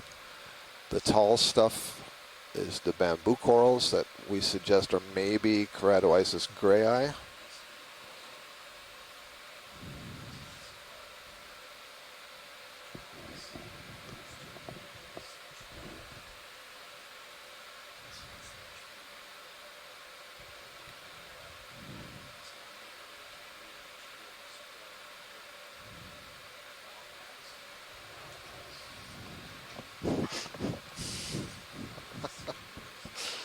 Wow. Ask and you shall receive. That is receive. amazing. So I have the dive is playing in my room, and my roommate was in there and heard me and brought me my sweater. That's awesome. Thank you, John. Wait, let me see if that works. I could go for a hot chocolate and a piece of pie.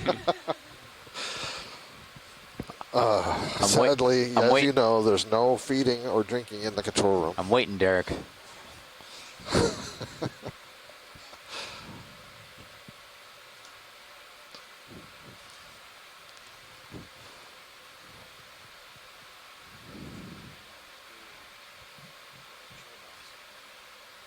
Well, I'm a little sad that we didn't see any more basalt. I would have really liked to grab one for our colleague at the University of Lisbon.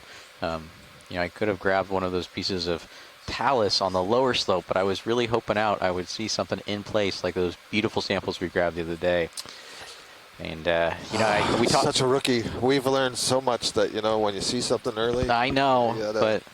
Yep. I'll get it later, and then it's like, I never see it again. I know, but, I was just trying to be respectful of all the ground you were trying to cover today. So that's very good. Yeah.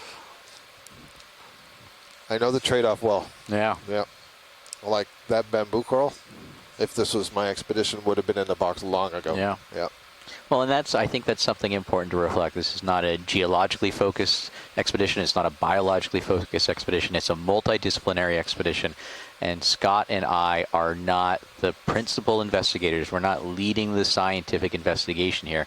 We're acting as collaborators and kind of linchpins for everyone on shore to communicate what the scientific community thinks is the most important in terms of benefit to our discovery. Yeah, it's really well said. And all the specimens that we're collecting, instead of going into personal research collections, are going into institutions where any scientist can bore them, given the right credentials and explanation for what they're doing, and returning the material later. Roger. So we're on to something. It's a true community effort.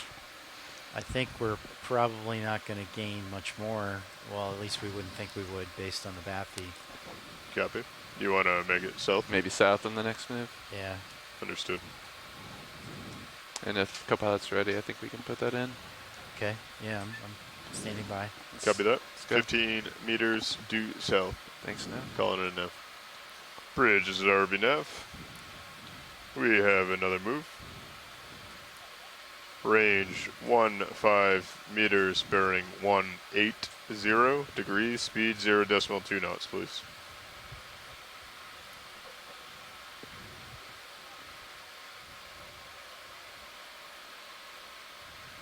Good copy, Bridge. Thank you. Pilot set move is underway. And so. Thank you. I'll let you get a little over to the right, pilot, and then I'll change Sirius' heading. Roger that. I just had a name of Vazella for one of the sponges that we just recently passed. I'll have to look that up so I have the right search image. No.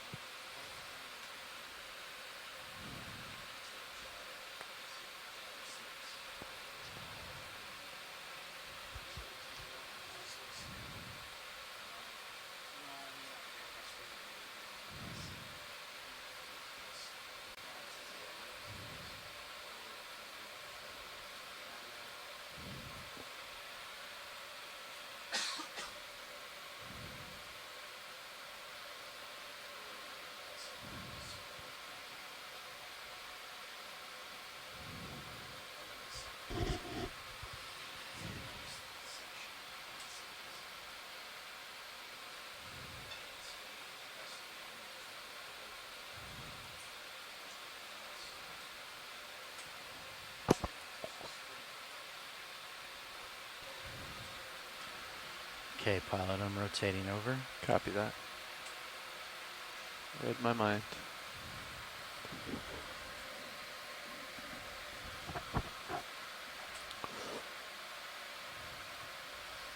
It's kind of interesting how the character of the habitat and the community has changed a little bit. Several of the species have continued from what we saw down below, but we've lost some others. But what's most obvious probably to everybody watching is how most of the fauna are aggregated on these rock highs, and you get a pretty different sort of situation when you look out on the sediments. At 180. Copy that. Some of these species are adapted to live in the sediment, and others aren't. And so, if you see them, like a couple of these, what look to be hydrocorals to me, they must surely be on little rock outcrops that we're just barely seeing peek above the sediment. How much bottom time do we have left, Nav? Stand by 1. Copy that.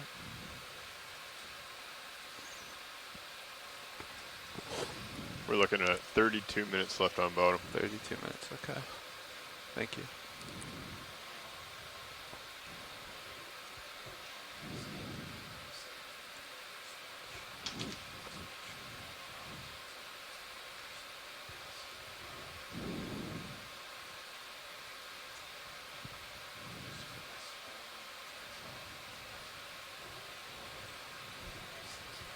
Go ahead, Bridge.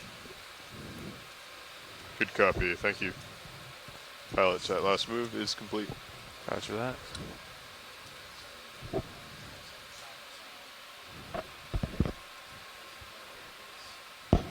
Ready for another? I think so. Copy. Co-pilot. Moving south. Copy that. Bridge is RV nav. Are you ready for another move? Range 15 Interesting meters, little patch bearing here. 180 degrees. Whole lot of speed Chrysogogia 0.2 colonies. knots, That's the lighter pink ones. One Okeanos bamboo. And Good copy, thank you.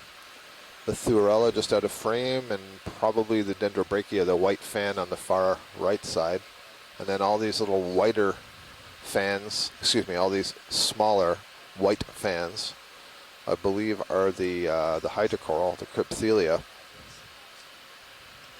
I've been getting some requests to collect one of those. We're just really trying to get to the highest point before we take any time to collect again.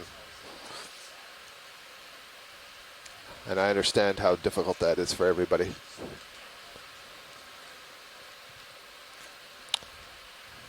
Very interesting abundance here. We are on the move watch lead, and I think we're starting to see a little slope here. Copy that. Yeah, so we've been in kind of a little saddle. You know, we came up the slope from the inside of the crater, and then we reached the rim, and where we reached it is a saddle between two high points, one to our north and one to our south, and we turned and we're moving towards the south to basically the last possible high point that we could get on this dive.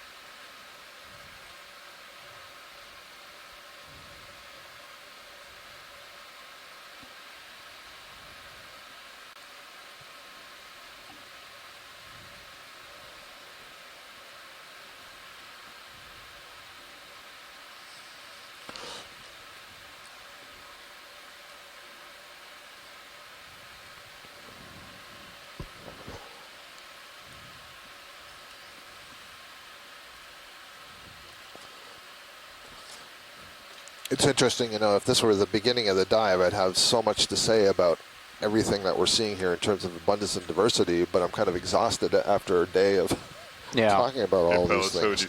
But it isn't to diminish what we're seeing here. Sounds good to me. Yeah, same. But it's amazing wherever we get one of these little patches of kind of this, Yeah, definitely. This outcrop. yeah, these concreted calcareous. Nice and gentle slope. They tend to be very, very rich, and then these more or less deserts of the visible epifauna.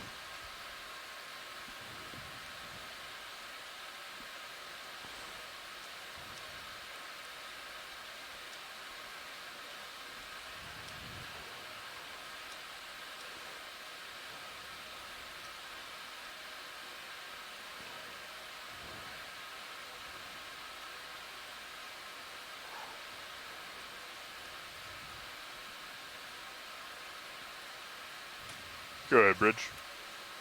Good copy. Thank you. All right, Pallet's going to put in a 30-meter move. Sounds great. Thank you. Understood. Bridge, this is RV nav. Ready for another move? 30 meters, bearing 180 degrees, speed 0.2 knots, please.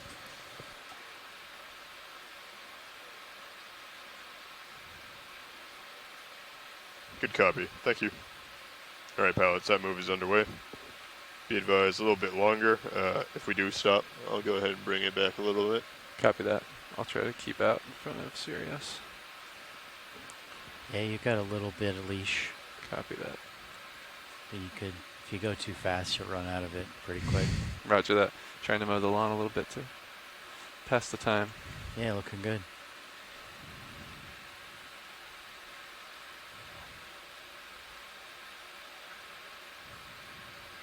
But we're making good track, so that's the good news.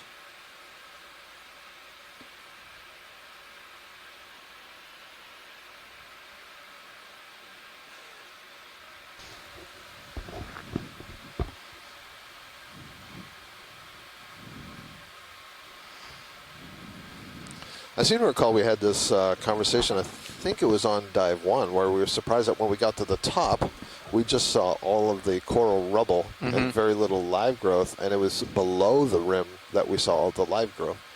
And, you know, at this particular second, there's a lot less of the live and the exposed substrate than there was a little bit further down the slope. Yeah, those were skeletons of what kind of coral? Of Guccisamia. Guccisamia. Yeah, which there was some question from our colleagues at the Azores, the University of Azores, about whether that would also be replicated at the top of this feature.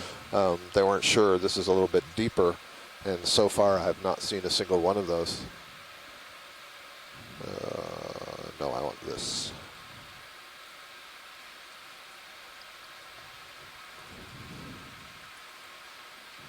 Oh, look at this little garden right here. Sorry, it's got a tune up. That's okay. Let's see, yeah, so another garden of, I believe, a whole bunch of chrysogorgia in the foreground. A couple of large sideroid urchins moving through that garden. I see a purple plexaurid fan, kind of we're edge on that fan, so it's a little hard to see, but that's on the left side of all these chrysogorgia colonies. Then I'm seeing a couple of Parantipathes black coral whips. Further back, climbing up, several more chrysogorgia, and then I think the Thuarella primnoid. And maybe we'll get a zoom of this. I saw Sako asking about that earlier. Just to the left of the lasers right now, there's something. Oh, that's okay. It's okay. It was waving in front of a sponge and kind of confused me. So, pilot, above the lasers, there's kind of a white brushy coral. I'd like to get a look at that, please. Copy that. There's a stony coral, either madrepora, maybe it's Selenosmilia, that's what they were saying the other day. Just to the right of the lasers now. Roger that. Gonna sit down here. Video, you can come on in when you're ready. So we're having a look at this. It's the one that's kind of in the background. There's two of them together. Okay. They're waving top of the, yeah. So this is the primnoid, and earlier today we had some nice imagery of a species in this genus, and there's some question in the chat about whether this is a second species or whether it's the same one, and you know it's hard to say about the way they branch.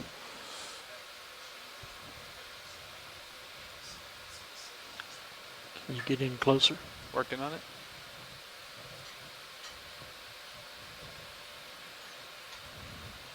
And we are moving here, so we'll go try to make this quick. Yeah, keep in mind, sure, that we've already asked the ship to move. We're moving pretty quickly so we can achieve this local high. So right. The IRV pilot doesn't have a lot of time to take a close-up before he's going to get pulled away. That's the one, yeah, in the background there in the center. Yep, that's the one. There we go. And these polyps are too small to get really good images of, but we can get some clues by the pattern that these small branchlets are rising from the main axis. Ultimately, for some of the species characteristics, you would simply have to have it under a microscope to be able to know. Okay, that's good, thank you. No problem.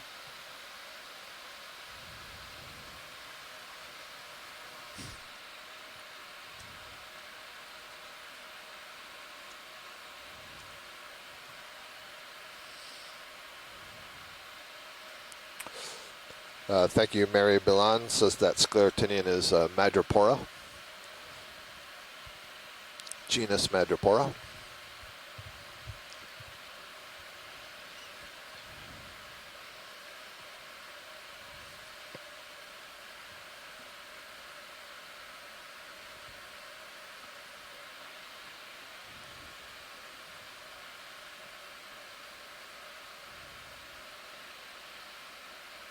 This looks like it steps up. Mm-hmm.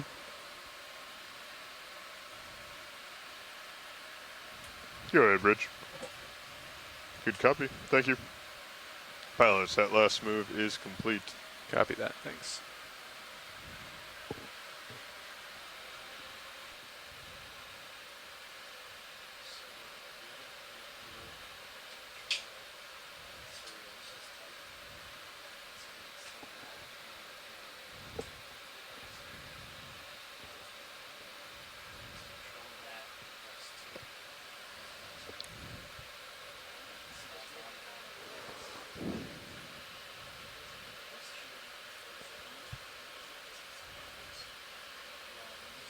Now, so those look like they might be the heavily encrusted and kind of sedimented pillow lobes that we saw, yesterday.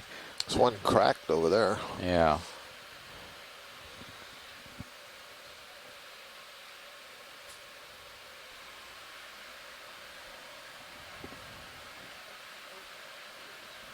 So you can imagine trying to grab a sample of something like this. You're really, you're probably just going to end up grabbing a sample of that heavy crust, and not necessarily that nice, dense crystal rock with that glassy rind that we got yesterday. Thanks, video.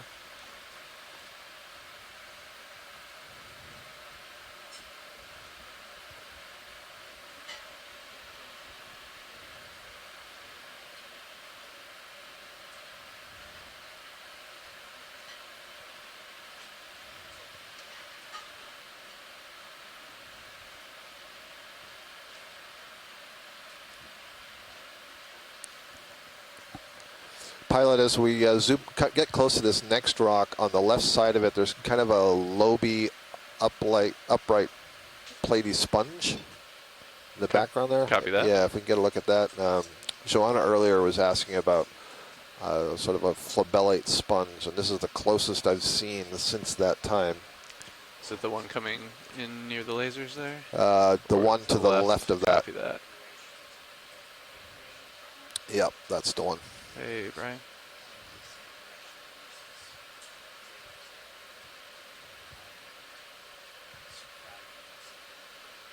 There's an interesting kind of, this is for the folks on shore, there's an interesting sort of planar, or much more planar Okeanos on the top of that rock. Is this view good, Watch, or you want me to go around the It's other actually, side? yeah, no, this is good. Okay. The one with the urchin on it, yeah, Yeah. that'll be a good view of the urchin and see what it's feeding on. So it's actually much more like a thin plate / amphitheater than I thought it was. I thought it was going to be a thicker thing. So I'm not sure this is what she meant, but it's still a good view. Boy, look at the thickness of the spines on that urchin. Well, it must be an old one. And the sponge with the urchin on it, just straight ahead, like center view. And it's interesting. Go ahead, Rich. Yesterday, we also saw several occasions of this kind of enveloping umbrella-like sponge over a Madrepora colony, yes. and here we're As of seeing right now, something very similar. bailout should be And I'm wondering set if the to sponge stabilize larva us. is settling on the calcium carbonate skeleton of that coral, and that's why it looks like they have an association. Come on in. Yes, that will be Should we fine. stable here? 240. Alright, Thank getting a you. little bit of kick up of the dust here. I can reposition if needed. Yeah, sorry, I watched at this angle. We're That's getting a okay. little prop wash here.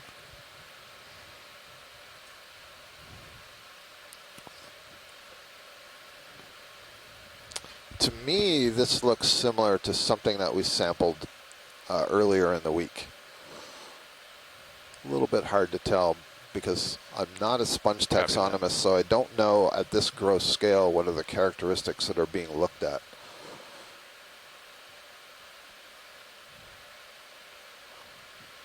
I will note that on this urchin, we have a crab, just like we did on the last one. I think it's the same kind of crab, that sort of decorator crab.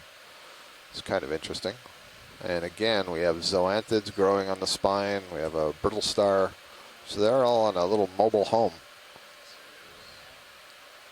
Okay, that's good for me. Copy that. Hold in position. Sorry for the dust. Copy that.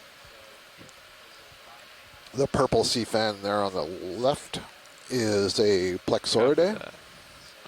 Very diverse family of corals in both shallow water and deep water. And unlike what I described earlier for the bamboo corals, primnoids, and chrysogorgiids, the center of radiation, the center of diversity or evolutionary diversification for the Plexauridae is not in deep water. It's in shallow water. And so there are some representatives that have moved into the deep water, but they haven't speciated to the degree that those other three families have. The black corals are another one that have really radiated in deep water. Most of the diversity is in the deep sea. We'll do one more 30-meter move. Roger that. Bridge is at our nav. We have a move if you're ready. Range 30 meters, bearing 180 degrees, speed 0.2 knots, please. Pushing out.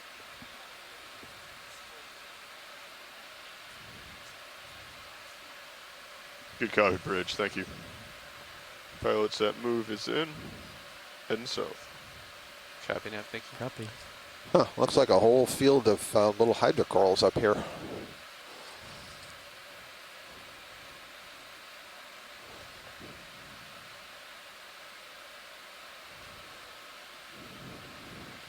Rotating up. Copy that.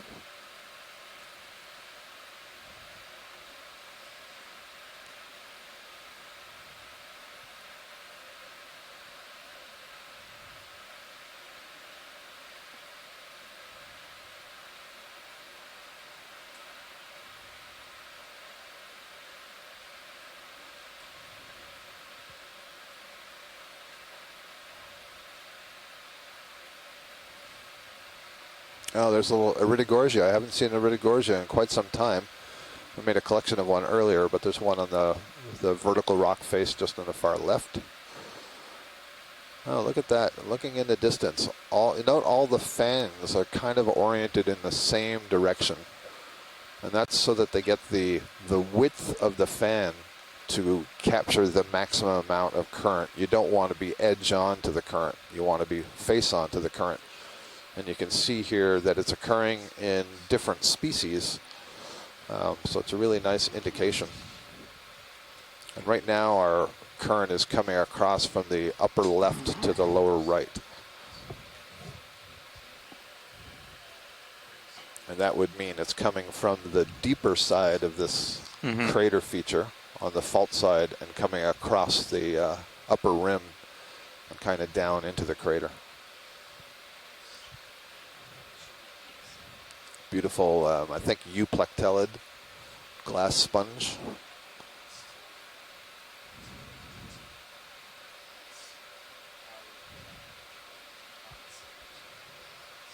Well, the community just keeps on coming.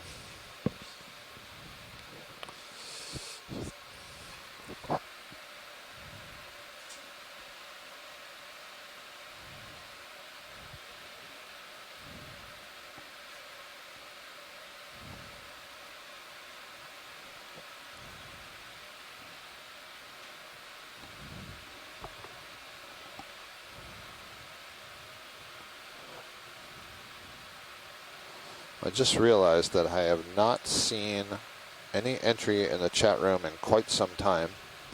And I just typed something and nothing happened. I think I just saw a message that it says, it seems Scott doesn't notice he's kicked out from the chat. But I'm not though. I can see it. This is weird. That is very strange. I've never had a situation. Yeah, I don't understand what's going on. It gave me that earlier too. Huh. Well, actually, too, Copilot, are you seeing the navigation input? There should be one every 5 minutes. Yeah, that's how I knew. I saw there was no navigation input, and then when I just tried to reload it, I've got a "your connection is not private" message. So I don't know what's happened here, but you are right, Onshore. I am out of the chat. Do you still have it live? Yeah, yeah. Okay. So maybe I should, I don't know what people are saying or asking.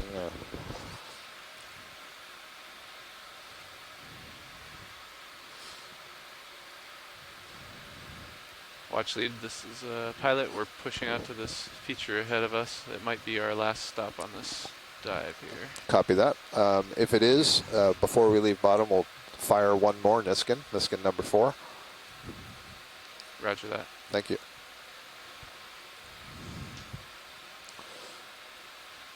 So folks on shore, we're almost out of time here on the bottom. We're at, actually, look at that. We surpassed 1,100. We're at 1,097 meters. And so this nice little garden that we see up here will be our final move.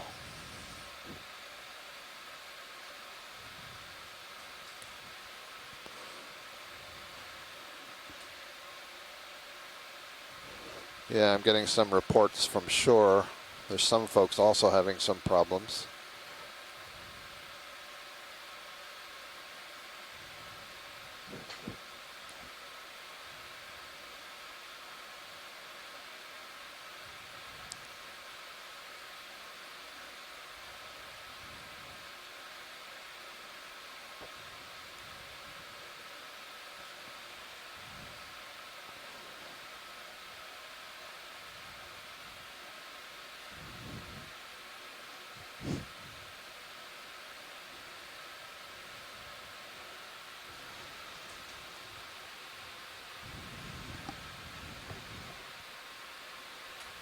Go ahead, Bridge. Good copy. Thank you. Pilot set last move is complete. Copy that now. Yeah, copy, thank you. We have roughly 5 minutes left on bottom. Roger that. We'll let Sirius catch up and settle. See what we can see. Should we just have both manipulators take a big giant hug of everything they see? Grab some rocks, some corals, some sponges. I'm trying to... Joanna is asking if we can collect the rock holding the yellow sponge. That huge rock here? I think she might be joking. Okay, good. I tried. So, yeah. I also tried logging in through Pigeon. That didn't work either.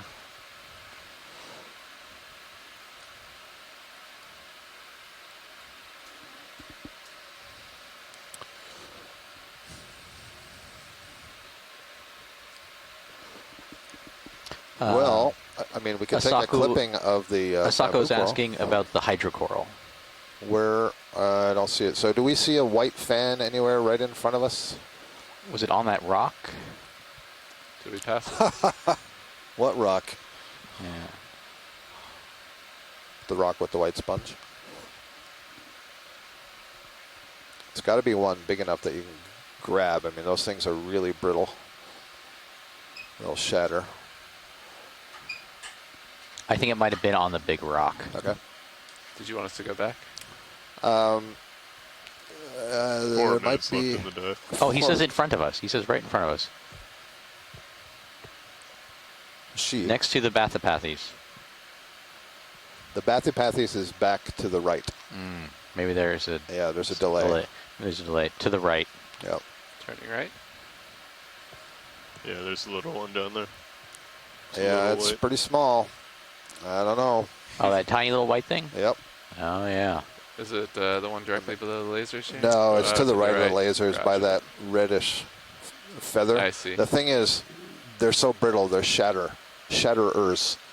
So I think you've got to have something big enough that you can actually get in the claw to retain some of it. We could try to suction it if it's small enough. Just keep that in mind.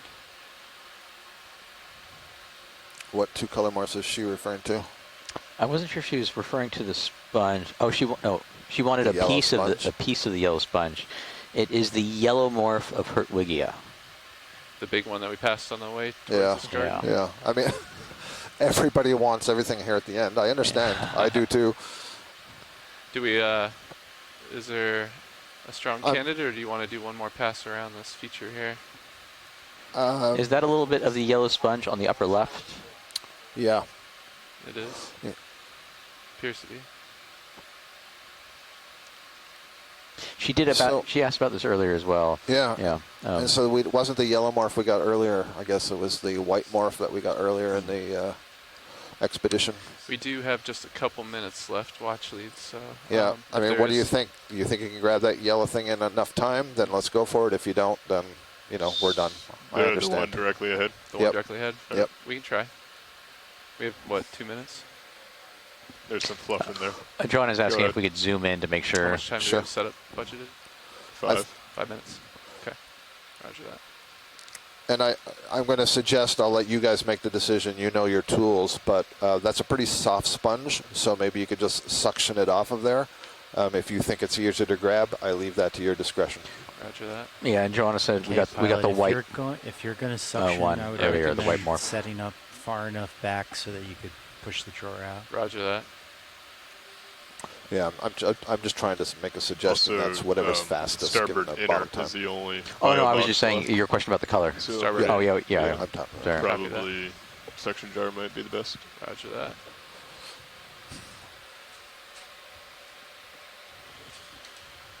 All right, we can go for a snap zoom here. Come on in. Yeah, I believe that is the Hertwiggia. So I believe that is the target. We are fighting some current here. So Understood. You're losing your toe. Roger that. It's actually sitting on a much larger sponge.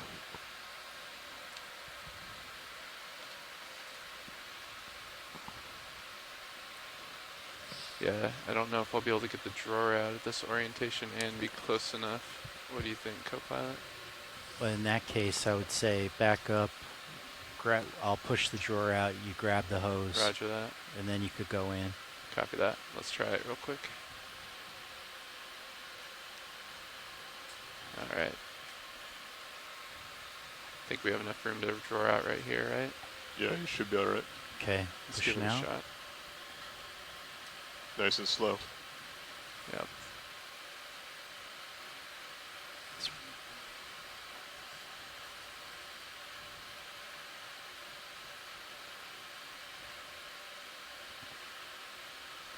Okay, you're pushing.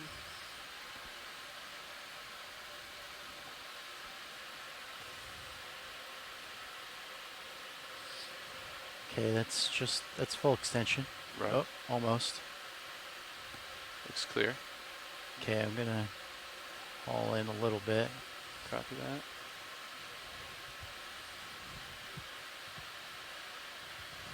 Yeah, maybe grab it there. Yeah, I am would using do autos it now. here. Yep. Can you keep an eye on my auto XY? Yep. Just make sure. Jars 4 and 5 are available. We are drifting Copy. a little bit. I would just get a tow down if I were you. Yeah, copy that. Yeah, I don't think you want to try it in XY. Stand by. Okay, when you're going down, I'll just pull the drawer in real quick. Roger that. Thank you. Just gonna try to get a tow real quick.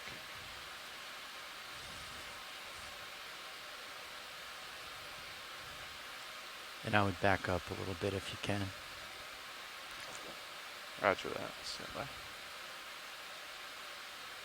How's that look? Still a little more? That's good. I think you can get most of the drawer out right there. Roger that.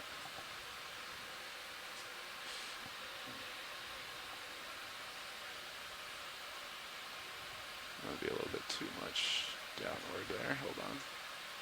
Definitely have plenty of reach. Copy that. That's what I was wondering as well. Yeah. I mean, plenty of reach. Okay, let's try drawer out here, and if so, we'll go for it quick. Okay, drawer coming out.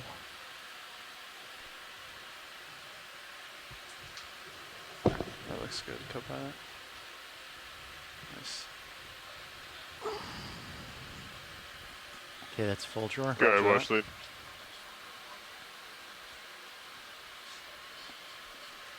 Good copy. We'll give it one go, and then if not, I'll have them come up. All right, how do you feel about that, co-pilot? Looks good. All right, roger that. Hydraulics spun up. Yep. Ready to go. Hydraulics coming on. 3, 2, 1.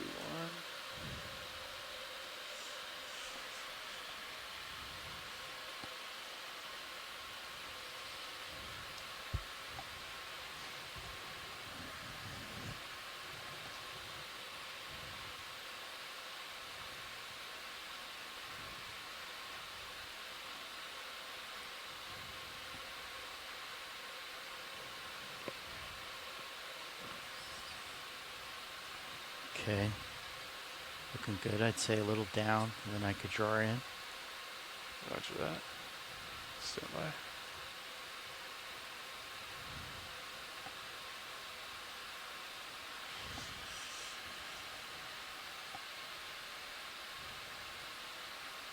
Okay, now maybe a little up.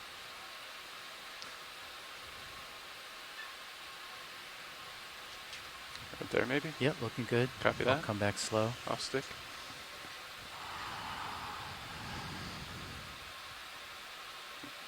You need to come down a little? Yeah. Okay, stand by. Pausing. How's that? That looks great. All right, off stick. Okay, I'm going to take your rotator and tilt down a little bit. Roger that, thank you. And coming in. That looks great.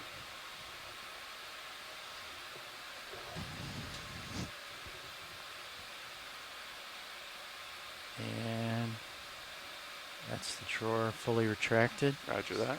Rotating up. And if we could keep an eye on the Yeah, yellow I tape mean, I as can't. well.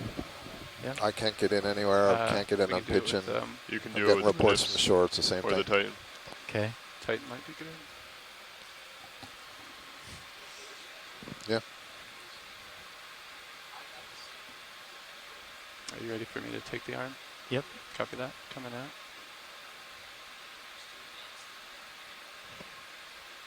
Co-pilot jars 4 and 5. Copy.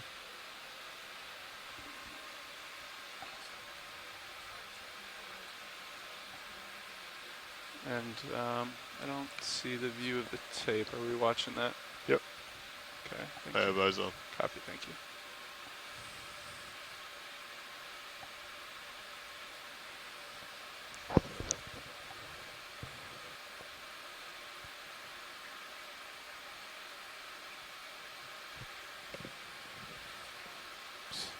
That was me ignoring. That was the reach looking. You're good. You got more extension. Copy that.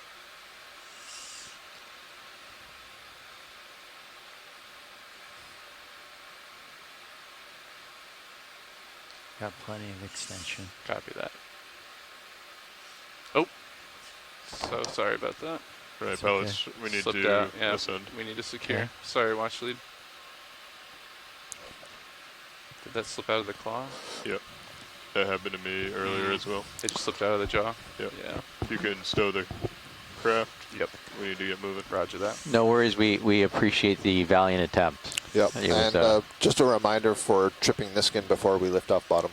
Thank you. Copy that. Yeah.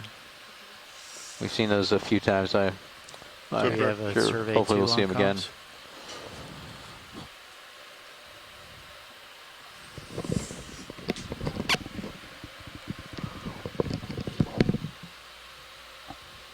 Okay, all stations firing Niskin in 3, 2, 1. Did you reset it? I did, I guess not long enough. Fired? Okay, it just fired there. Coming up. All right. Okay, I'm gonna stow swing arms. Copy that. Thanks for the attempt. Yeah, and Joanna thanks you as well. And I'm sure when she's on next cruise, you'll have lots more attempts for her. Every sponge.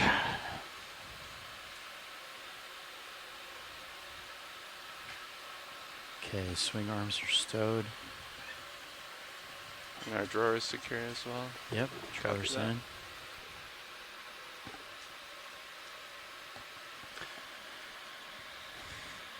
And when you're ready, we can lift up into the water column. I'll center myself in your screen. All right, folks on shore. So that's the end of the bottom portion of our dive. It was pretty successful. Just before everybody checks out, just want to let you know that we will have a dive planning call about tomorrow's dive. And let's say, give us at least 7 or 8 minutes. So let's say 5 after the hour, so we can stretch a little bit and just got a little bit of paperwork to do on board. But otherwise, thank you all for joining us. I apologize, I still can't get back in the chat room, so I don't know who's there. But I think this was a pretty successful dive. We went into this crater at, let me get my notes here, 1,235 meters. That we are coming off the bottom at this time. And we climbed the slope of the crater towards the upper rim, and we weren't sure what exactly to expect. Sediment filled. Give me a second, I will call there was some suggestion that based on other studies of some craters in the area that there might not be any animals at all, but those were at a shallower depth. Well, that certainly wasn't the case here. We actually found a marvelous diversity of corals, and sponges, and fish, and many different associates all throughout the entire dive. The characteristics changed as we got to the flatter upper rim. I'd say at least 30 meters. Fewer numbers of species, but still a very good abundance of species. And then we also saw some really large fans. And we made several collections that will keep us busy. And have made 4 water samples so far. This should be the highest thing in the area. For eDNA. We'll make 1 more in the deep scattering layer as we go up. And then we collected 1 rock that had several sponges on it, as well as what I think was a tunicate. And of course, I will spend some time tonight sampling that. So thanks everybody. Thanks everybody who made observations in the chat that helped us out. And as I say, 5 after the hour, we'll talk about tomorrow's dive. Thank you. The rest of you, tether we being will see you taken there. tomorrow in the deep sea. Okay. So you're pushing full to port. Full to Yep. port right now, yep. And to take out the turns, let's see here. We're going to need to have D2 come to port, and Yep, and I'll go to you'll starboard. go to starboard slightly, yeah, to line up with the ship. Yep. Oh, we won't do that yet. Yeah, Yep. I'd like to get under you first. Stand by. If you could, get up in Delta, and I'm going to back Okay. towards you. All right, you're still pretty far out front. I'm Roger hauling that. in now. Yep, I'm backing. If you can just come up as I get under you, that'd be great. Yep, I'm Thank coming you. up.